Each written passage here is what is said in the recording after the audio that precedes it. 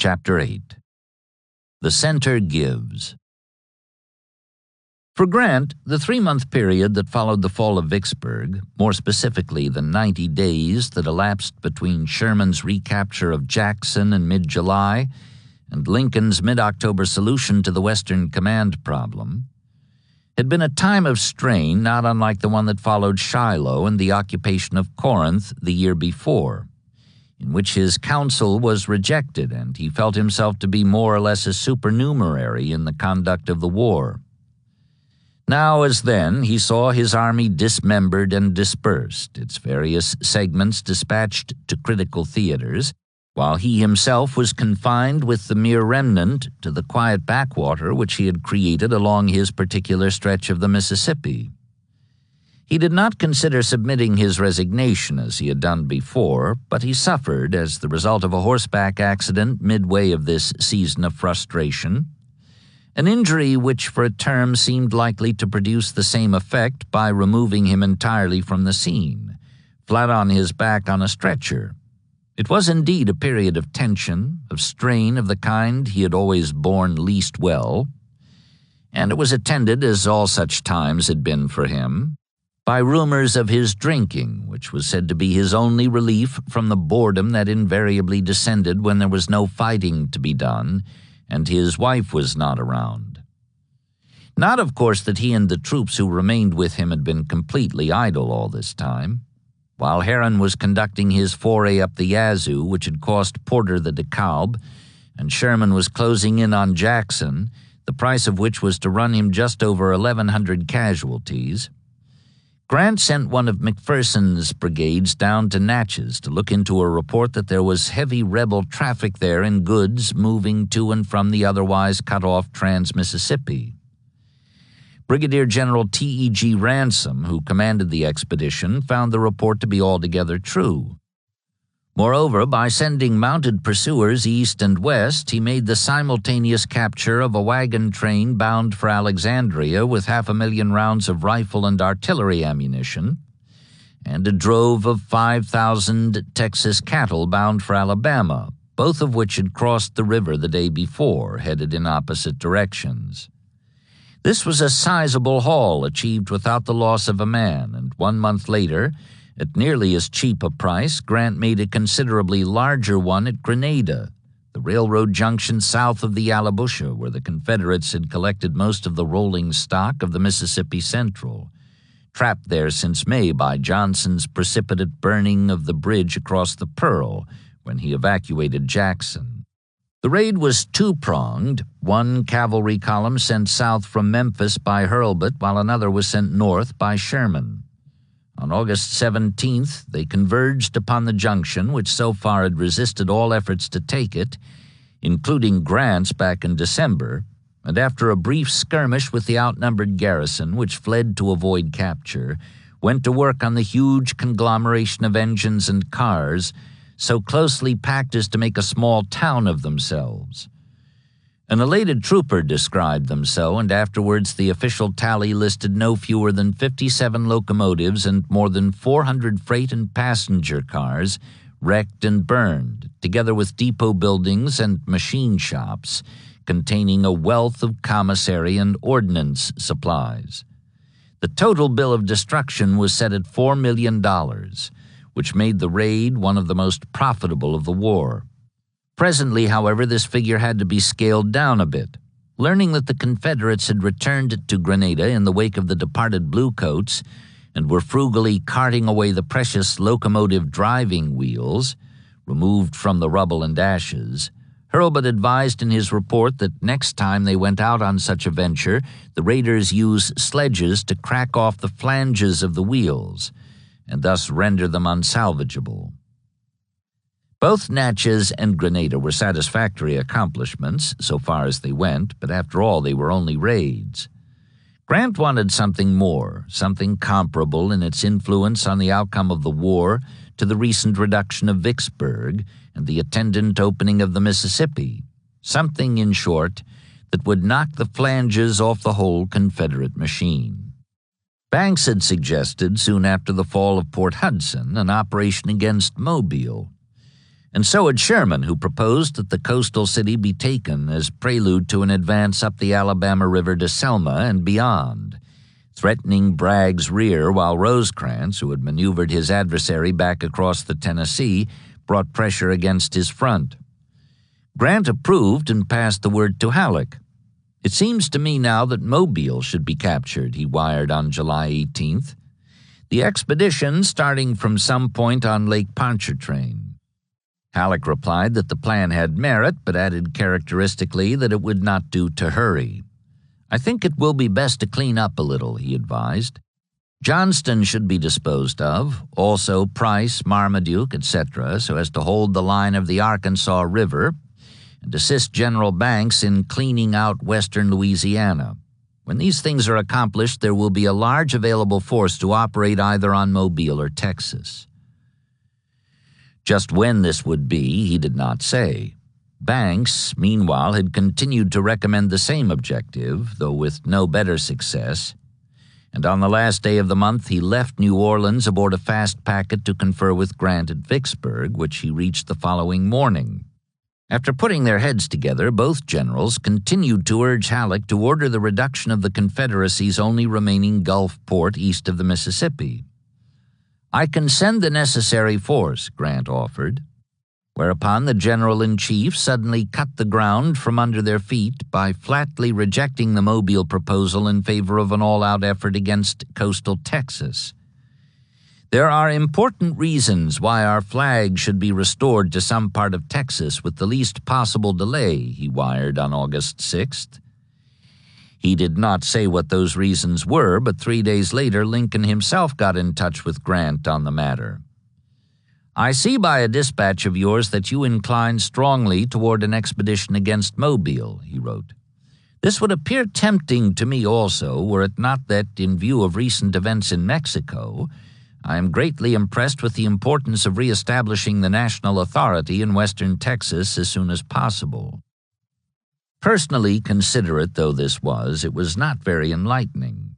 Nor was Halleck's explanation, which he made in a covering letter to Banks, that the decision in favor of a Lone Star expedition had been of a diplomatic rather than of a military character, and resulted from some European complications, or, more properly speaking, was intended to prevent such complications. In point of fact, the matter was more complex than anyone outside the State Department knew, including Old Brains himself, who was a student of international affairs.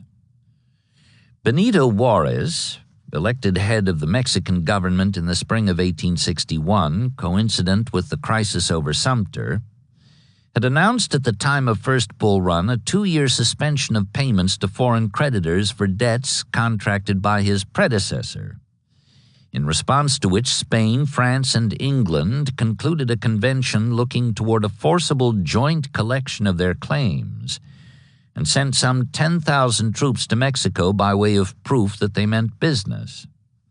By May of the following year, in the period between Shiloh and the 7 Days, while Stonewall Jackson was on the rampage in the Shenandoah Valley, England and Spain had obtained satisfaction from Juarez on the debt, and they withdrew their soldiers. France did not. Napoleon III, attracted by Mexico's wealth and weakness, had plans designed to rival in the New World those of his illustrious uncle in the Old. He stepped up his demands, including insistence on indemnity and payment of certain shady claims advanced by Swiss-French bankers, rapidly increased his occupation force to 35,000 men, and began a march inland from Veracruz and Tampico, which was resisted fitfully and ineffectually by guerrillas operating much as they had done against Cortes and Winfield Scott over the same route of conquest. In June of 1863, with Lee on the march for Pennsylvania and Vicksburg under siege, Mexico City fell to the invaders and a pro-French government was set up. Such was the situation Lincoln faced when Banks and Grant proposed the Mobile expedition the following month. Entirely aside from the violation of the Monroe Doctrine, which he was willing to overlook until the present larger troubles on his hands were cleared away, He knew only too well the pro-Confederate sympathies Napoleon embraced for his own reasons. If foreign intervention came, as the Emperor had been urging for the past 2 years, Lincoln wanted to be ready to defend the line of the Rio Grande against the imperial forces now in occupation of the capital to the south. That, in brief, was why Mobile had gone by the board. He wanted Union troops in Texas, where none now were, and he did not believe that Banks and Grant were strong enough to accomplish both objectives at the same time.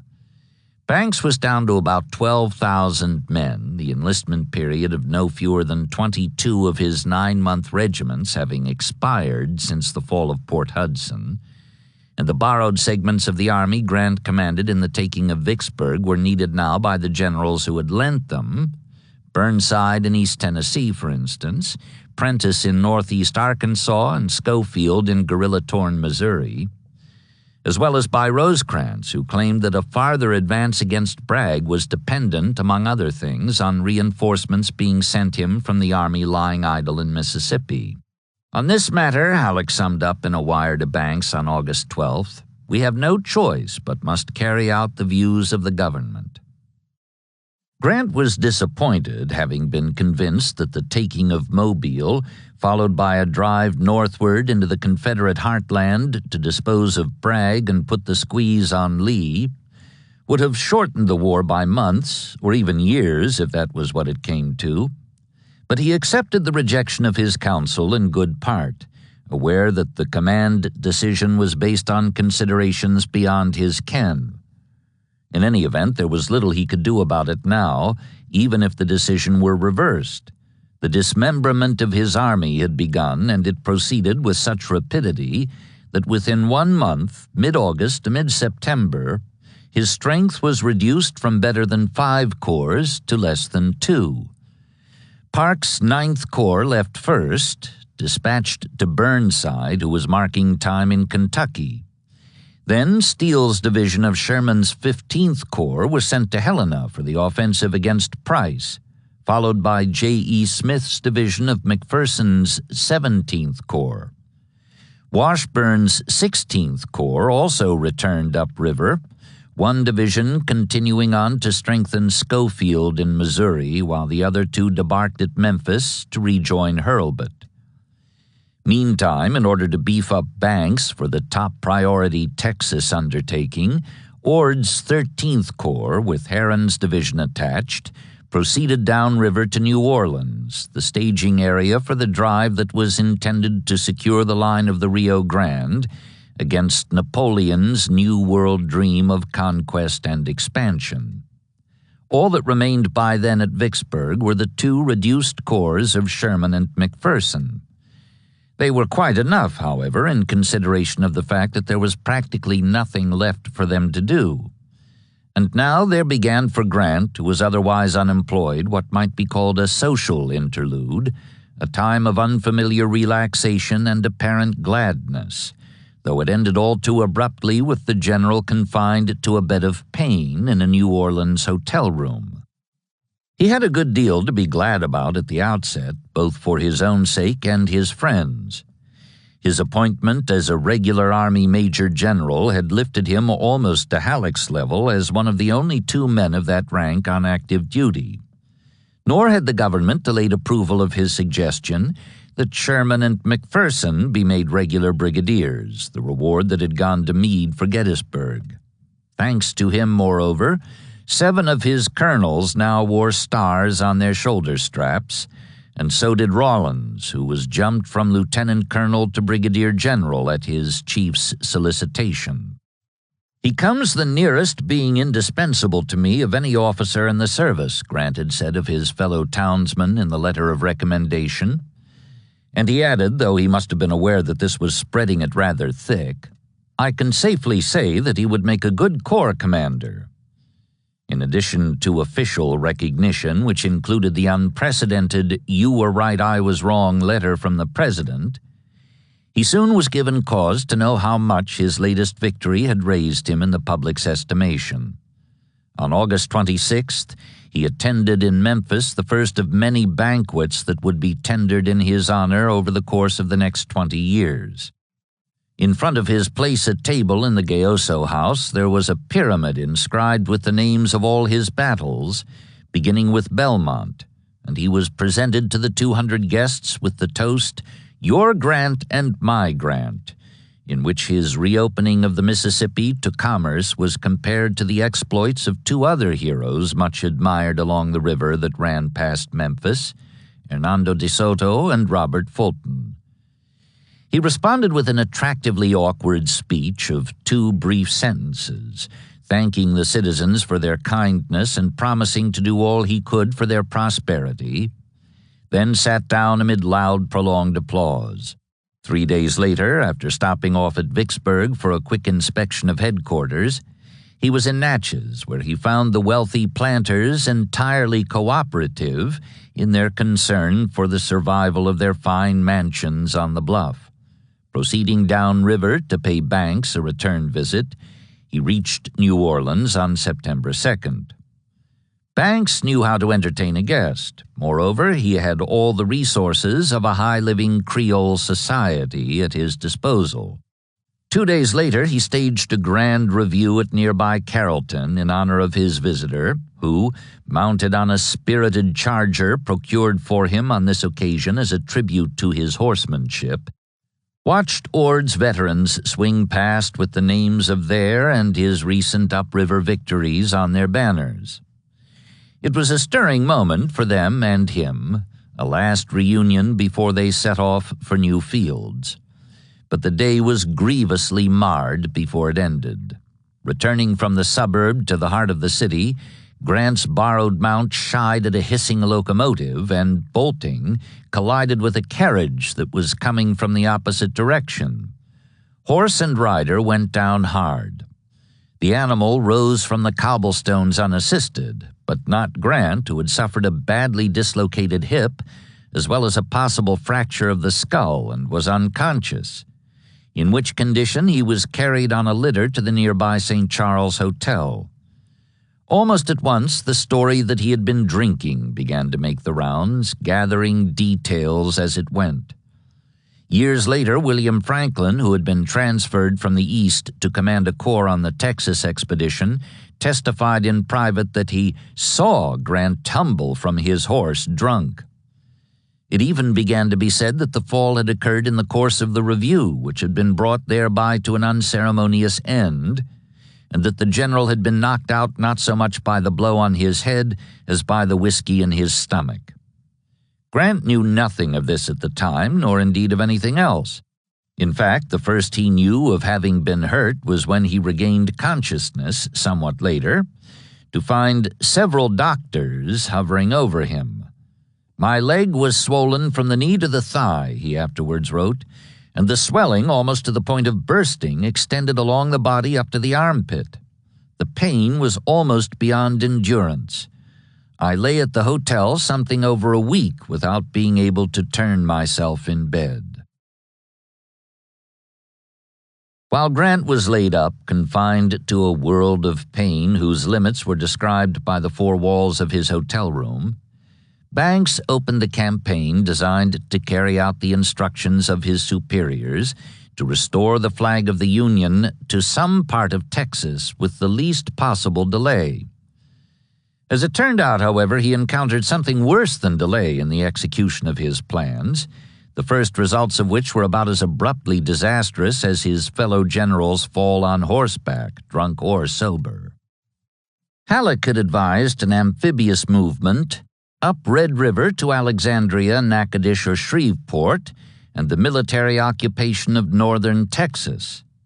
"Nevertheless," he added, "your choice is left unrestricted." Banks replied with numerous logistical objections, not the least of which was that the Red was nearly dry at this season of the year.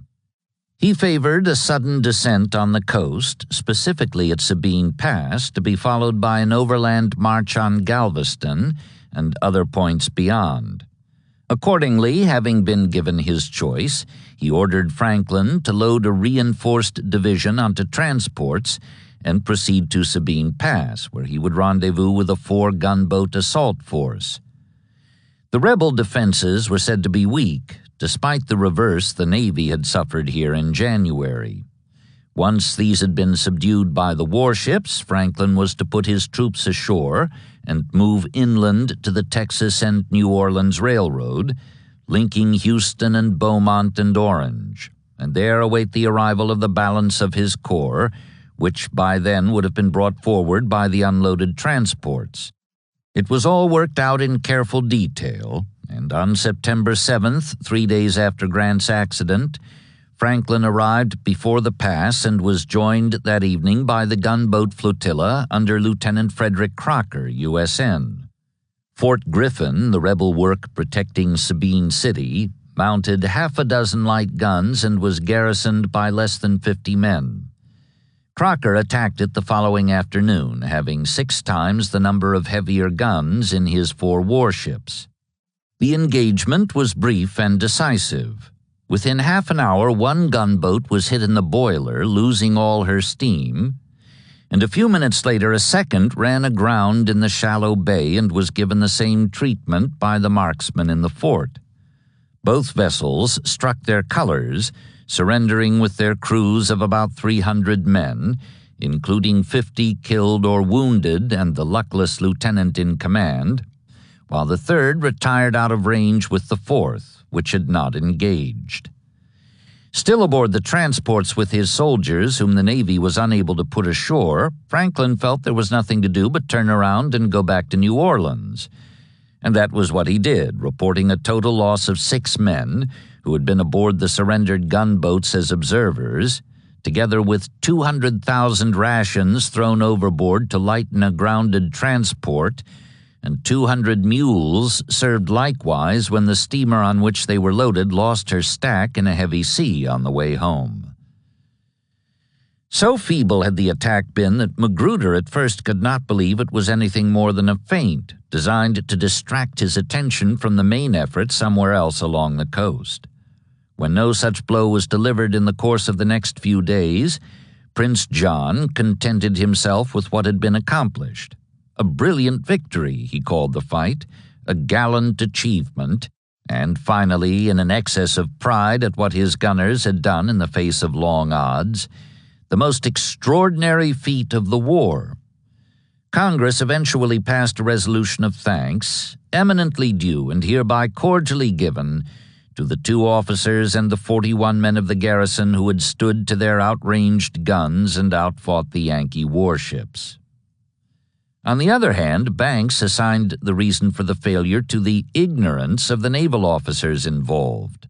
One of his chief regrets, no doubt, was that Farragut was not around to blister them a bit, having returned to New York for badly overdue repairs to his flagship Hartford in the Brooklyn Navy Yard.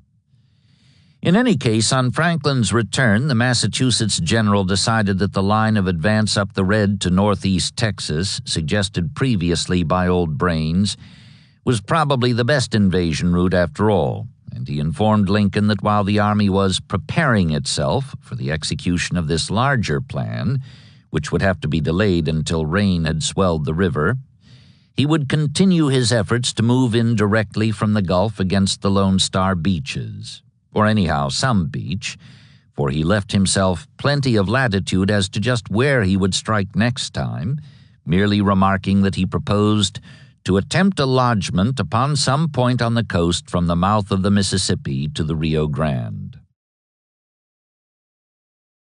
By then the year was well into October, and 2 other federal commanders in the trans-Mississippi region, James Blunt and John Schofield, had unexpected problems on their hands in the departments of the frontier and Missouri. William Steele and Pap Price had been driven from Fort Smith and Little Rock, the former deep into Indian territory and the latter beyond the line of the Arkansas. Schofield could breathe easier, so he thought, until Joe Shelby came riding northward all the way to the Missouri River, and Quantrill, while crossing the southeast corner of Kansas on his way to winter in Texas, gave Blunt an opportune demonstration that he had a talent for something more than murdering civilians in or under their beds. From Arkadelphia, where he ended his retreat in mid-September, Price launched Shelby on a raid into his home state, hoping thus to discourage Schofield from reinforcing Fred Steele for a follow-up push from the Arkansas River to the Washita. 3 months short of his 33rd birthday, the Missouri cavalryman was still a colonel, despite outstanding service in practically every major engagement fought in the region since Wilson's Creek. Even now, he was nursing an unhealed wound he had suffered in his sword arm during the Helena repulse 12 weeks ago.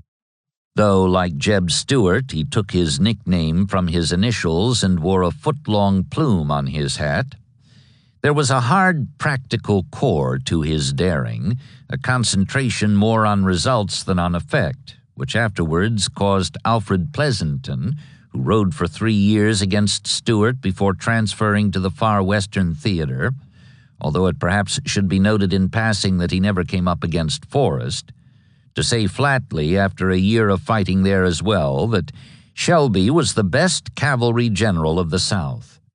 Part of the evidence in support of this contention was put on record during the present raid, which lasted longer and covered a greater distance than any undertaken by any body of horsemen from either army in the whole course of the war, including Morgan's famous raid into Ohio, which ended in disaster, whereas Shelby returned with a stronger force than he had had at the outset. He set out with 600 troopers on September 22nd, passing next day through Caddo Gap, 40 miles northwest of Arkadelphia, and 5 days later crossed the Arkansas River 100 miles above Little Rock, midway between Clarksville and Fort Smith. Riding north through Huntsville and Bentonville, he crossed the state line to reach Neosho on October 4th and promptly forced the surrender of 400 Union cavalry who had holed up in the stout brick courthouse, former capital of the short-lived Confederate Allied Republic of Missouri, which the Bluecoats had converted into a fort and were determined to hold, at any rate until the rebel cannon started knocking it to pieces. Along with the men, the victors took their horses, their fine Sharps rifles and Navy revolvers, and their clothes, which were used as an effective disguise, so far at least as they went round, by the former gray-clad raiders. Next day, the ride north continued, still with the stockily built and heavily bearded colonel in the lead.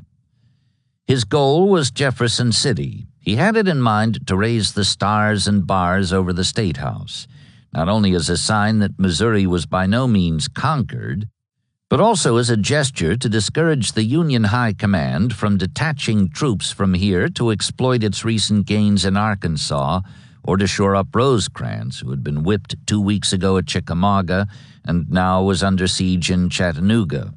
In furtherance of which intention, Shelby sent out parties left and right of his line of march to cut telegraph wires, burn installations and depots of supply, attack outlying strong points, and in general spread confusion as to his strength and destination. On north he rode, through Sarcoxie and Bowers Mill, Greenfield and Stockton, Humansville and Warsaw, to Tipton on the Missouri Pacific, which he struck on October 10th. Jefferson City was less than 40 miles away, due east on the railroad, but his enemies were thoroughly aroused by now, expecting him to move in that direction. Instead, after tearing up track on both sides of Tipton, burning the depot, and setting fire to a large yard of freight cars, he pressed on north to Boonville, where he was greeted next day by the mayor and a delegation of citizens who came out to assure him of their Southern loyalty and ask that he spare their property. This he did, except for the new $400,000 bridge across the nearby Lamine River, which he wrecked. Now the broad bosom of the grand old Missouri lay unveiled before us in the red beams of the autumn sun, his adjutant later wrote, and the men, forgetting all their privations and dangers, broke out in one long, loud, proud hurrah. The hurrah could indeed have been a loud one, for Shelby's strength had grown by now to more than 1,000 troopers by the addition of recruits who had flocked to join him on the way. Moreover, the column was lengthened by 300 captured wagons, drawn not by mules or draft horses, but by the hundreds of cavalry mounts he had taken in the series of surrenders that had marked his line of march.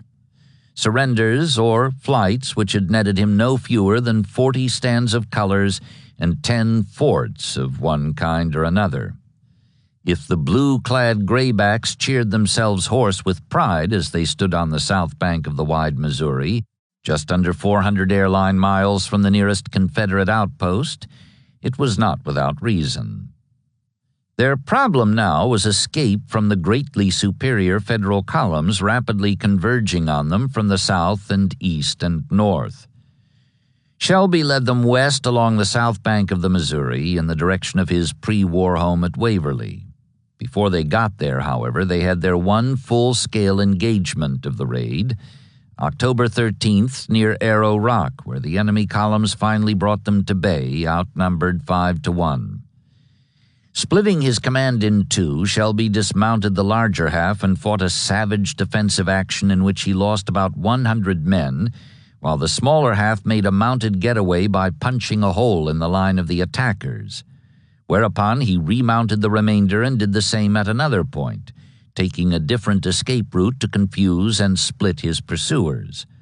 On through Waverly he rode that night, still accompanied by his train, which he had brought out with him. At nearby Hawkins Mill, however, he was later to report, "Finding my wagons troublesome and having no ammunition left except what the men could carry, I sunk them in the Missouri River, where they were safe from all capture." This done, he turned south, bypassing Lexington, Harrisonville, and Butler to skirt the Burnt District. He reached Carthage on October 17th and turned east next day through Sarcoxie, which he had visited 2 weeks before on his way north. Laying ambushes all the while to delay pursuers, he re-entered Arkansas on October 19th and was joined next day on the Little Osage River by the smaller force that had split off at Arrow Rock a week ago. From the Little Osage, he moved by what he called easy stages to Clarksville, where he recrossed the Arkansas River on October 26th and made his way south through the Ouachita Mountains to Washington. There at last he called a halt November 3rd, 40 miles southwest of his starting point at Arkadelphia. In the 41 days he had been gone, he had covered a distance of 1,500 miles, an average of better than 36 miles a day, and though he had suffered a total loss of about 150 killed and wounded, he had also picked up 800 recruits along the way, so that he returned with twice the number of men he had had when he set out.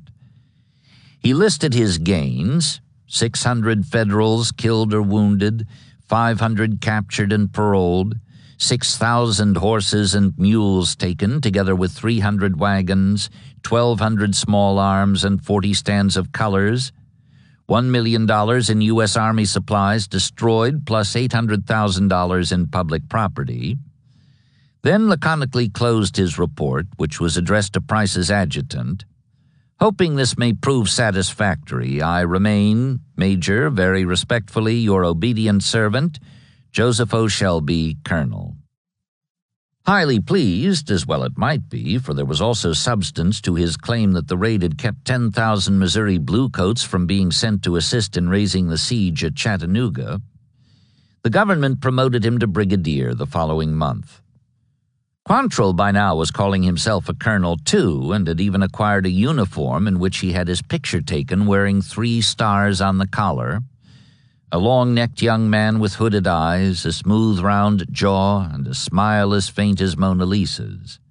But the government, much to its credit, most historians were to say, declined to sanction his self-promotion, even after he scored a second victory in Kansas, one far more impressive militarily than the first, which he had scored 6 weeks before at Lawrence. While Shelby was preparing to set out from Arkadelphia, Quantrill was reassembling his guerrillas on familiar Blackwater Creek, intending to take them to Texas for the winter. In early October, the two columns passed each other east and west of Carthage, Shelby and his 600 going north, Quantrill with about 400 going south, neither aware of the other's presence some 20 miles away. On October 6th, when the former passed through Warsaw, the latter drew near Fort Baxter, down in the southeast corner of Kansas at Baxter Springs, which was held by 2 companies of Wisconsin cavalry and 1 of Kansas infantry. Quantrill decided to take it. While the attack was in progress, however, he learned that a train of 10 wagons was approaching from the north, attended by 2 more companies of Wisconsin and Kansas troops. So he pulled back half his men and went to take that too. His luck was in. The train and troops were the baggage and escort of James Blunt, lately appointed commander of the District of the Frontier, on his way to establish headquarters at Fort Baxter. When Blunt saw the horsemen in line across the road ahead, he assumed they were an honor guard sent out from the fort to meet him. He halted to have his escort dress its ranks, then proceeded at a dignified pace to receive the salute of the waiting line of horsemen.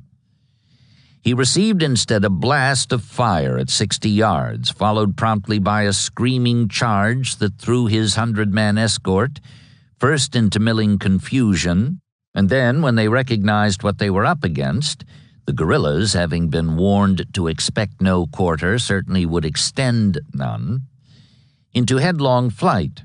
This last availed all but a handful of them nothing. 79 of the 100 were quickly run down and killed, including Major Henry Curtis, Blunt's adjutant and the son of the former department commander. Blunt himself made his escape, though he was nearly unhorsed in taking a jump across a ravine. Thrown from his saddle and onto his horse's neck by the rebound, he clung there and rode in that unorthodox position for a mile or more, outdistancing his pursuers, who turned back to attend to the business of dispatching the prisoners and the wounded. Quantrill called off the attack on the fort. Its garrison had suffered 19 casualties to bring the Federal total to 98, as compared to 6 for the guerrillas, and proceeded to rifle the abandoned wagons. Included in the loot was all of Blunt's official correspondence, his dress sword, 2 stands of colors, and several demijohns of whiskey. Quantrill was so pleased with his exploit that he even took a drink or 2, something none of his companions had seen him do before. Presently he became talkative, which was also quite unusual.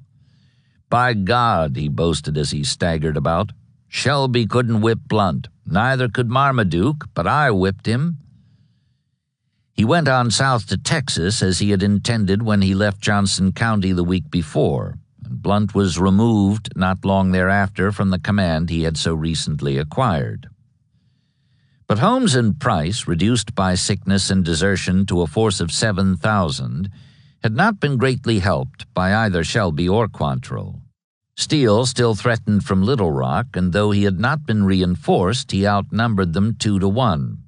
On October 25th, the day before Shelby recrossed the Arkansas River on his way back from Missouri, Holmes ordered a withdrawal of the troops left at Pine Bluff, thus loosening his last tenuous grasp on the south bank of that stream in order to prepare for what Kirby Smith believed was threatening deep in his rear. Banks had begun another ascent of the Teche and the Atchafalaya, which could take him at last to the Red and into Texas. Once this happened, Smith's command, already cut off from the powder mills and ironworks of the East, would be cut off from the flow of goods coming in through Mexico. "The Fabian policy is now our true policy," he declared, and he advised that if further retreat became necessary, Holmes could move by Monticello along Bayou Bartholomew to Monroe through a country abundant in supplies. Grant by then had left for other fields. In mid-September, after 10 days of confinement to the New Orleans hotel room, unable even to sit up in bed, he had himself carried aboard a steamboat bound for Vicksburg. And there, although, as he said later, he remained unable to move for some time afterwards, he was reunited with his wife and their 4 children, who came down to join him in a pleasant, well-shaded house which his staff had commandeered for him on the bluff overlooking the river. Under these circumstances, satisfying as they were to his uxorious nature, His convalescence was so comparatively rapid that within a month he was hobbling about on crutches. McPherson kept bachelor quarters in town, boarding with a family in which, according to Sherman, there were several interesting young ladies. Not that his fellow Ohioan had neglected his own comfort. Like Grant, Sherman had his family with him. It too included 4 children, camped in a fine old grove of oaks beside the Big Black River, near the house from whose gallery, several weeks ago, the dozen weeping women had reviled him for the death of one of their husbands at Bull Run. He had been discomfited then, but that was all behind him now, together with his doubts about the war and his share in it. Grant had given his restless spirit a sense of direction and dedication. He could even abide the present idleness, feeling that he and his troops had earned a decent period of rest. The time passed very agreeably, he would recall years later, diversified only by little events of not much significance. That he was in favor of vigorous efforts at an early date, however, was shown in a letter he wrote Halleck on September 17th, the day after Grant's return from New Orleans, in response to one from the General-in-Chief requesting his opinions as to the question of Reconstruction in Louisiana, Mississippi, and Arkansas. "Write me your views fully," Halleck urged him, "as I may wish to use them with the President." Never one to require much encouragement for an exposition of his views, the red-haired general replied with a letter that was to fill 8 close-spaced pages in his memoirs. He had done considerable thinking along these lines based on his experiences in the region before and during the war, and if by Reconstruction Halleck meant a revival of any civil government in which the local people have much say, then Sherman was against it. "I know them well and the very impulses of their nature," he declared, "and to deal with the inhabitants of that part of the South which borders on the great river, we must recognize the classes into which they have divided themselves. First, there were the planters. They are educated, wealthy, and easily approached. I know we can manage this class, but only by action, by pure military rule. Second were the smaller farmers, mechanics, merchants, and laborers. The Southern politicians who understand this class use them as the French do their masses, seemingly consult their prejudices while they make their orders and enforce them. We should do the same. Third, there were the Union men of the South. I must confess that I have little respect for this class. I account them as nothing in this great game of war. Fourth and last, he narrowed his sights on the young bloods of the South, sons of planters, lawyers about town, good billiard players and sportsmen, men who never did work and never will. War suits them, and the rascals are brave, fine riders, bold to rashness, and dangerous subjects in every sense. They care not a sou for niggers, land, or anything." His solution to the problem they posed as the most dangerous set of men that this war has turned loose upon the world was easily stated. These men must all be killed or employed by us before we can hope for peace. Just how they were to be employed by the government they were fighting, Sherman did not say, but having sketched the various classes to be dealt with, he proceeded to give his prescription for victory over them all. "I would banish all minor questions, assert the broad doctrine that as a nation the United States has the right and also the physical power to penetrate to every part of our national domain, and that we will do it in our own time and in our own way, that it makes no difference whether it be in 1 year or 2 or 10 or 20, that we will remove and destroy every obstacle if need be, take every life, every acre of land, every particle of property, everything that to us seems proper, that we will not cease till the end is attained, that all who do not aid us are enemies, and that we will not account to them for our acts."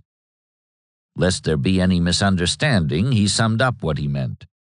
"I would not coax them or even meet them halfway, but make them so sick of war that generations would pass away before they would again appeal to it.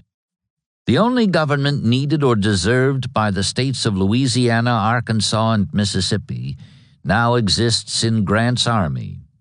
He closed by asking Halleck to excuse so long a letter, but in sending it to Grant for forwarding to Washington, he appended a note in which he added, "I would make this war as severe as possible and show no symptoms of tiring till the South begs for mercy. The South has done her worst, and now is the time for us to pile on our blows thick and fast."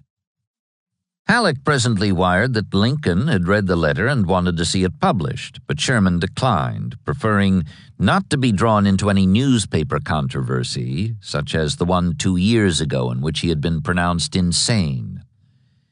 "If I covet any public reputation," he replied, "it is as a silent actor.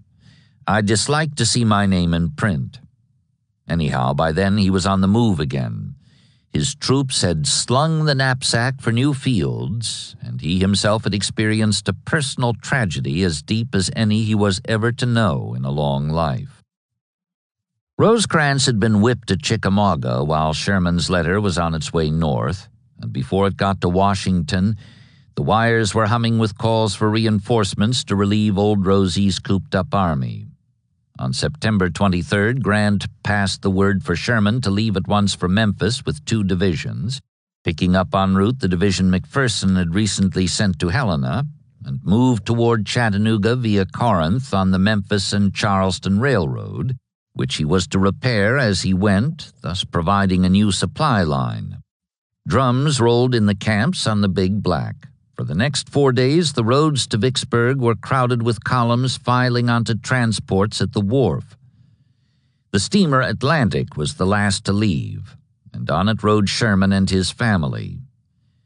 He was showing the 2 girls and the 2 boys his old camp as the boat passed Young's Point, when he noticed that 9-year-old Willie, his firstborn son and namesake, that child on whose future I based all the ambition I ever had, was pale and feverish.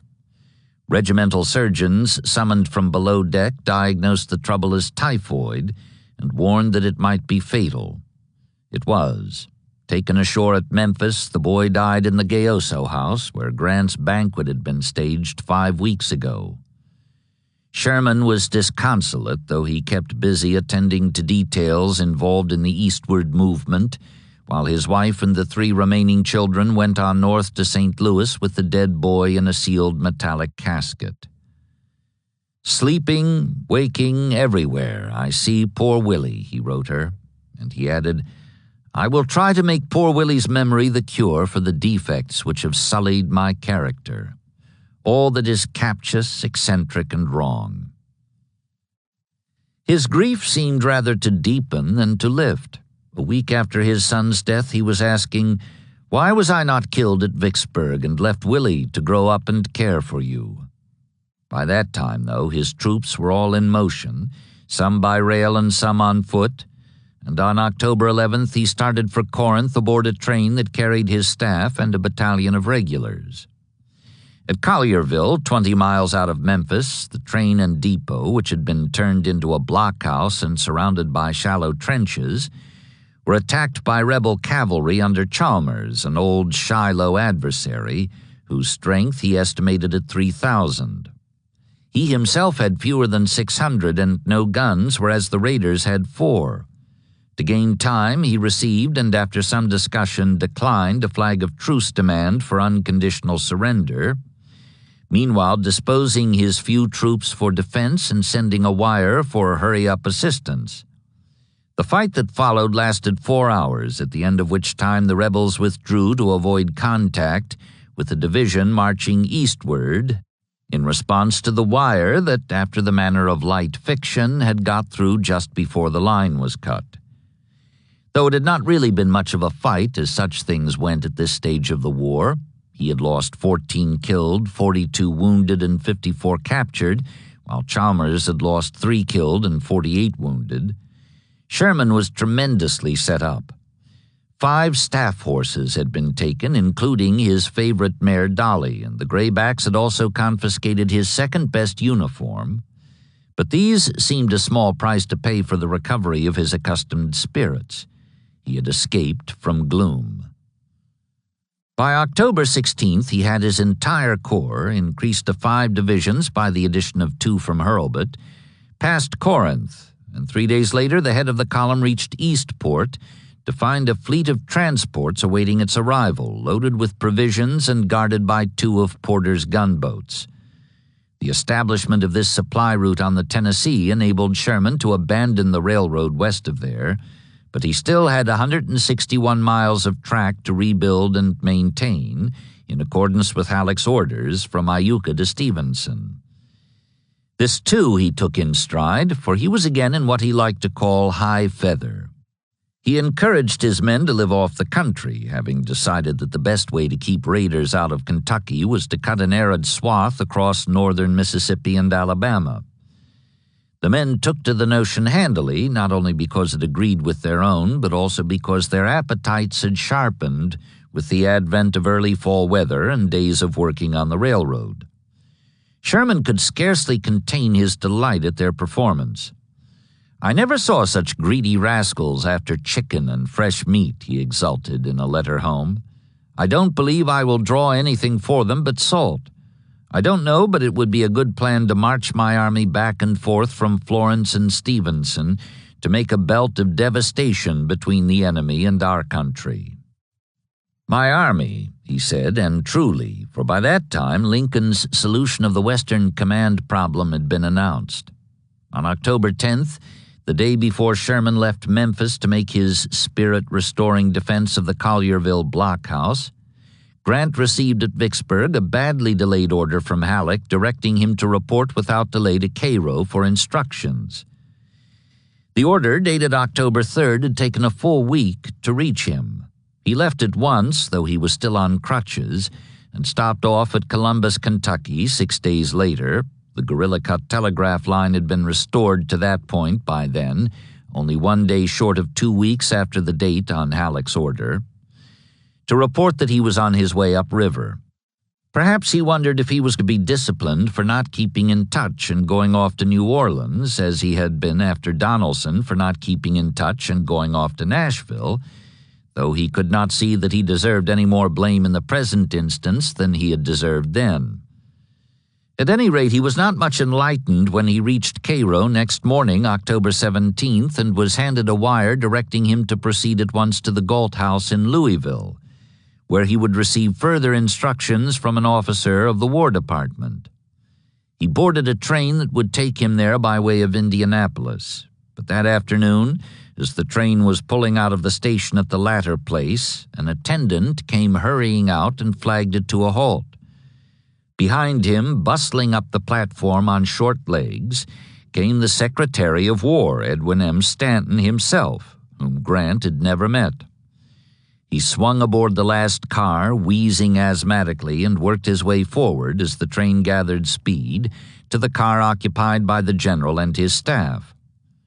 "How are you, General Grant?" he said, grasping the hand of Dr. Edward Kiddo, the staff surgeon. "I knew you at sight from your pictures."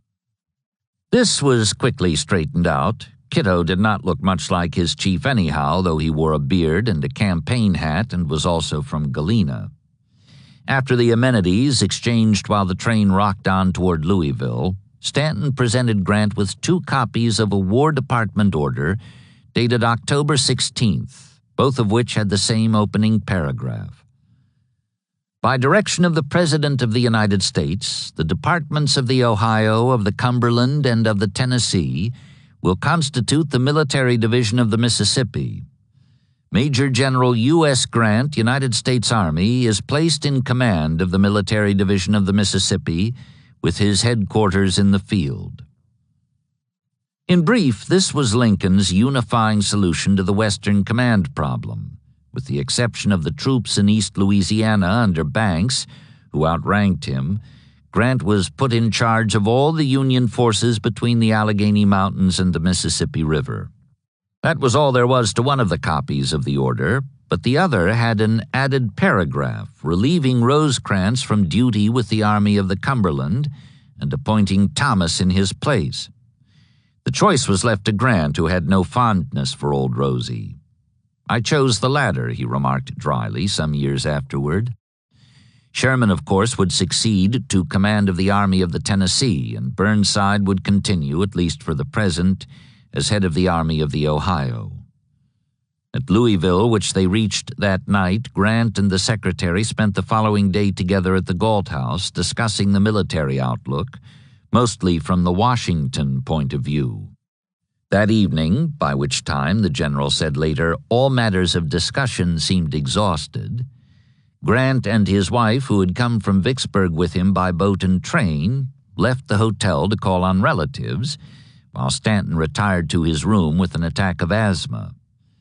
It had been decided to defer issuance of the War Department order until the general and his staff had had time to attend to various preparatory details.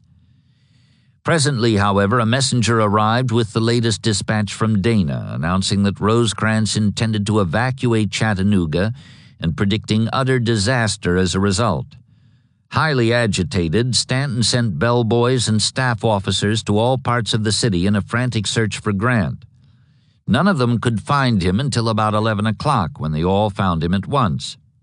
As he returned to the hotel from his call on relatives, it seemed to him that every person I met was a messenger from the secretary, apparently partaking of his impatience to see me. Upstairs, he found Stanton pacing about in his dressing gown and clutching the fatal dispatch, which he insisted called for immediate action to prevent the loss of Chattanooga and the annihilation of the troops besieged there. Grant agreed and at once sent 2 dispatches of his own, one informing Rosecrans that he was relieved of command, the other instructing Thomas to hold on to Chattanooga at all hazards. Thomas replied promptly with a message that indicated how aptly he had been characterized as the Rock of Chickamauga. "We will hold the town till we starve," he told Grant. 2. All quiet on the Potomac. Nothing to disturb autumnal slumbers, Stanton had wired the Chattanooga quartermaster on October 4th, proud of his management of the transfer west of 2 corps from the Army down in Virginia, which apparently had been accomplished under Lee's very nose without his knowledge, or at any rate without provoking a reaction on his part. 3 days later, however, Meade's signalman intercepted wigwag messages indicating that the rebels were preparing for some sort of movement in their camps beyond the Rapidan, and 2 days after that, on October 9th, word came from the cavalry outposts that Lee was on the march, heading west and north around Meade's flank, much as he had done when he maneuvered bold John Pope out of a similar position 14 months ago, and brought him to grief on the plains of Manassas. Presently, things were anything but quiet on the Potomac, deep in the Federal rear, for Meade was headed in that direction too, and the indications were that there was going to be a third Bull Run. Lee had been wanting to take the offensive ever since his return from Pennsylvania. "If General Meade does not move, I wish to attack him," he told Davis in late August. The detachment of Longstreet soon afterward had seemed to rule this out, however, since it reduced Lee's strength to less than 50,000, whereas the Federals had nearly twice that number in his immediate front. Also, there was the problem of his health, a recurrence of the rheumatic malady that had racked him in early spring. Then had come the news of Chickamauga, which was like a tonic to him. "My whole heart and soul have been with you and your brave corps in your late battle," he wrote old Peter.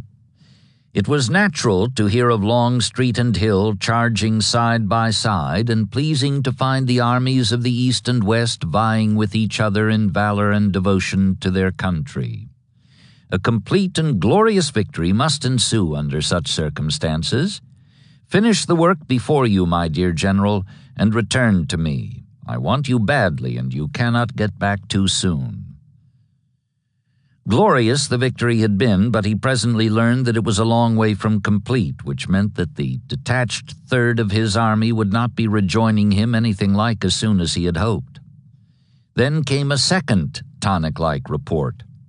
2 of Meade's corps had been sent west to reinforce Rosecrans, with the result that the odds against Lee were reduced from 2 to 1 to only a bit worse than 8-5. He had taken the offensive against longer odds in the past, and now he prepared to do so again, not only for the same reasons, to relieve the pressure on Richmond, to break up enemy plans in their formative stage, and to provide himself with more room for maneuver, but also by much the same method. What he had in mind when reports of the Union reduction were confirmed in early October was a repetition of the tactics he had employed against Pope in a similar confrontation on this same ground. That is, a march around the enemy flank, then a knockout blow delivered as the blue mass drew back to avoid encirclement. Once he had decided, he moved quickly. On October 9th, the 2 corps of the Army of Northern Virginia began their march up the south bank of the Rapidan, westward beyond the Union right, then north across the river. The last time Lee had done this, just over a year ago, he had also had only 2 corps in his army. Longstreet and Jackson had led them then. Now it was Ewell and A.P. Hill, 2 very different men. Another difference was in Lee himself. He had ridden Traveler then. Now he rode in a wagon, so crippled by rheumatism that he could not mount a horse. Stuart's cavalry had been organized into 2 divisions, one under Wade Hampton and the other under Fitzhugh Lee, both of whom were promoted to major general. Hampton was still recuperating from his Gettysburg wounds. Stuart led his division himself, covering the right flank of the infantry on the march, and left Fitz Lee to guard the river crossings while the rest of the army moved upstream. After 2 days of swinging wide around Cedar Mountain, rich with memories for A.P. Hill, not only because he was a native of the region and had spent his boyhood in these parts, but also because it was here that he had saved Jackson from defeat in early August a year ago. The Gray Column entered Culpeper from the southwest on the 11th. Meade had had his headquarters here, and 3 of his corps had been concentrated in the vicinity, with the other 2 advanced southward to the north bank of the Rapidan. Now he was gone, and his 5 corps were gone with him.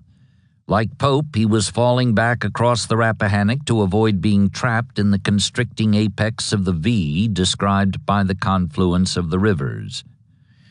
Beyond Culpeper, however, Stuart came upon the cavalry rear guard, drawn up at Brandy Station to fight a delaying action on the field where most of the troopers of both armies had fought so savagely 4 months before.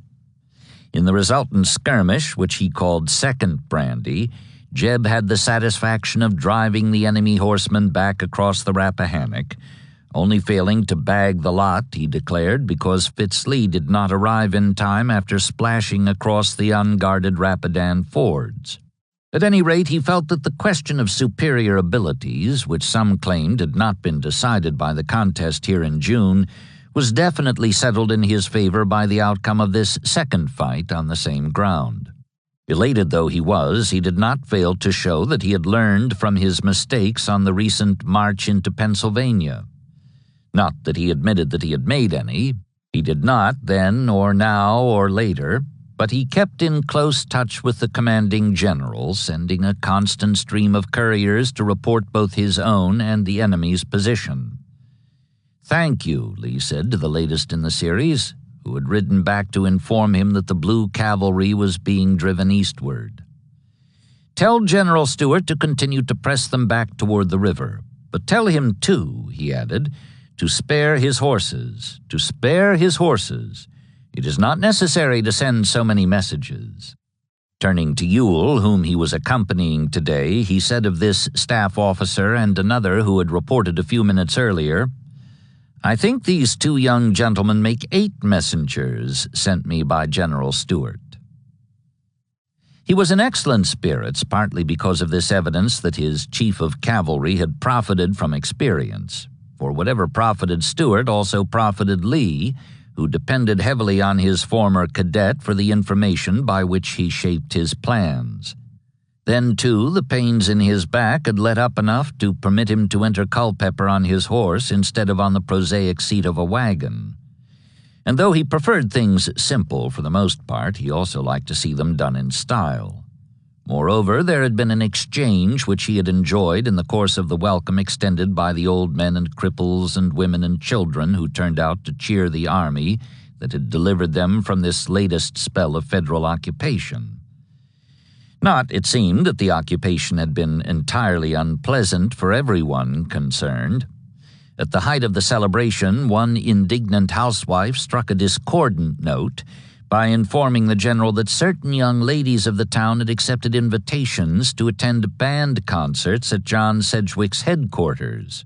And there, according to reports, they had given every sign of enjoying not only the Yankee music, but also the attentions of the blue-coated staff officers who were their escorts. Lee heard the super-patriot out, then looked sternly around at several girls whose blushes proved their guilt of this near treason. "I know General Sedgwick very well," he replied at last, replacing his look of mock severity with a smile. "It is just like him to be so kindly and considerate, and to have his band there to entertain them. So, young ladies, if the music is good, go and hear it as often as you can, and enjoy yourselves. You will find that General Sedgwick will have none but agreeable gentlemen about him." Whatever effect these words had on the woman who lodged the complaint, and whose fate after the general's departure can only be guessed at, they served by their vindication of youth to heighten the gaiety of the occasion. Nor was Culpeper the only scene of rejoicing for deliverance. Bragg's great victory in North Georgia, Lee's northward march, the repulse of the Union flotilla at Sabine Pass, the apparent disinclination of the Federals to follow up their Vicksburg conquest, Beauregard's continuing staunchness under amphibious assault, all were hailed in the Richmond Whig on this same October 11th under the heading "The Prospect," as evidence that the South, whose resilience after admittedly heavy setbacks had now been demonstrated to all the world, could never be defeated by her present adversary. As the campaigning season of the third year of the war approaches its close, the editor summed up, the principal army of the enemy, bruised, bleeding, and alarmed, is engaged with all its might at Chattanooga, digging into the earth for safety. The second largest force, the once grand Army of the Potomac, is fleeing before the advancing corps of General Lee. The third, under Banks, a portion of which has just been severely chastised by a handful of men, is vaguely and feebly attempting some movement against Texas. The fourth, under Grant, has ceased to be an army of offense. The fifth, under Gilmore, with a number of ironclads to aid him, lays futile siege to Charleston. Nowhere else have they anything more than garrisons or raiding forces. At all points, the Confederate forces are able to defy them. Lee had it in mind to brighten his share of the prospect still further by intercepting Meade's withdrawal up the Orange and Alexandria Railroad. He could not divide his army as he had done against Pope, using half of it to fix the enemy in place while the other half swung wide for a strike at the rear. He lacked both the transport and the strength, and besides, with the Bluecoats already in motion, there wasn't time.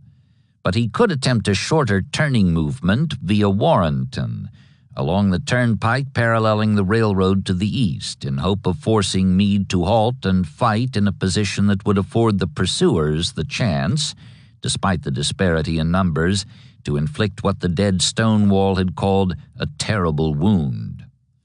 Accordingly, the Culpeper pause was a brief one. Little Powell had time for no more than a quick look at his hometown as he passed through in the wake of Ewell, who in turn pushed his men hard to close the gap between them and the cavalry up ahead, beyond Brandy and the Rappahannock crossings. Stuart skirmished with the blue rear guard all the rest of that day and the next, banging away with his guns and gathering stragglers as he went. Lee, still riding with Ewell, reached Warrenton on the 13th to receive a report from Jeb that the Federals were still at Warrenton Junction, due east on the main line, burning stores. There seemed an excellent chance of cutting them off somewhere up the line. Perhaps at Bristow Station, where Jackson had landed with such explosive effect that other time. Next morning, Hill's lean marchers took the lead. Remembering the rewards of that other strike, they put their best foot forward, if for no other reason than the hope of getting it shod. Shoes, warm clothes, food, and victory, all these lay before them 15 miles away at Bristow, if they could only arrive in time to forestall a Yankee getaway. As they marched, their hopes were heightened by the evidence that Meade, though clearly on the run, had no great head start in the race. "We found the campfires of the enemy still burning," one of Hill's men would recall. Guns, knapsacks, blankets, etc., strewn along the road showed that the enemy was moving in rapid retreat, and prisoners sent in every few minutes confirmed our opinion that they were fleeing in haste. Another of the marchers cheered at the outset because he had eaten a whole pot of boiled cabbage for breakfast, perhaps by way of distending his stomach for the feast he hoped to enjoy before nightfall, recorded the satisfaction he and his comrades felt at reliving the glad August days of 1862, when they had tramped these roads with the same goal ahead. "We all entered now fully into the spirit of the movement," he declared. "We were convinced that Meade was unwilling to face us, and we therefore anticipated a pleasant affair if we should succeed in catching him." Little Powell, it was observed, had put on his red wool hunting shirt, as he generally did at the prospect of a fight, and that seemed highly appropriate today on a march which the first soldier said was almost like boys chasing a hare. Meade had been prodded these past 3 months since his recrossing of the Potomac, more by the superiors in his rear than by the rebels in his front. Lincoln was giving Halleck strategy lectures, and Old Brains was passing them along with interlinear comments which, to Meade at least, were about as exasperating as they were banal. As a result, he had become more snappish than ever. Staff officers quailed nowadays at his glance. If Lee had caught him somewhat off balance in his reaction to the sudden advance across the Rapidan, it was small wonder.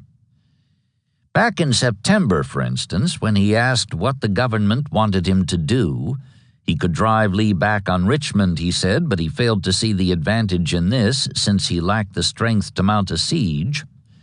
Halleck referred the question to the president, who replied that Meade should move upon Lee at once in the manner of general attack, leaving to developments whether he will make it a real attack. The general-in-chief rephrased and expanded this.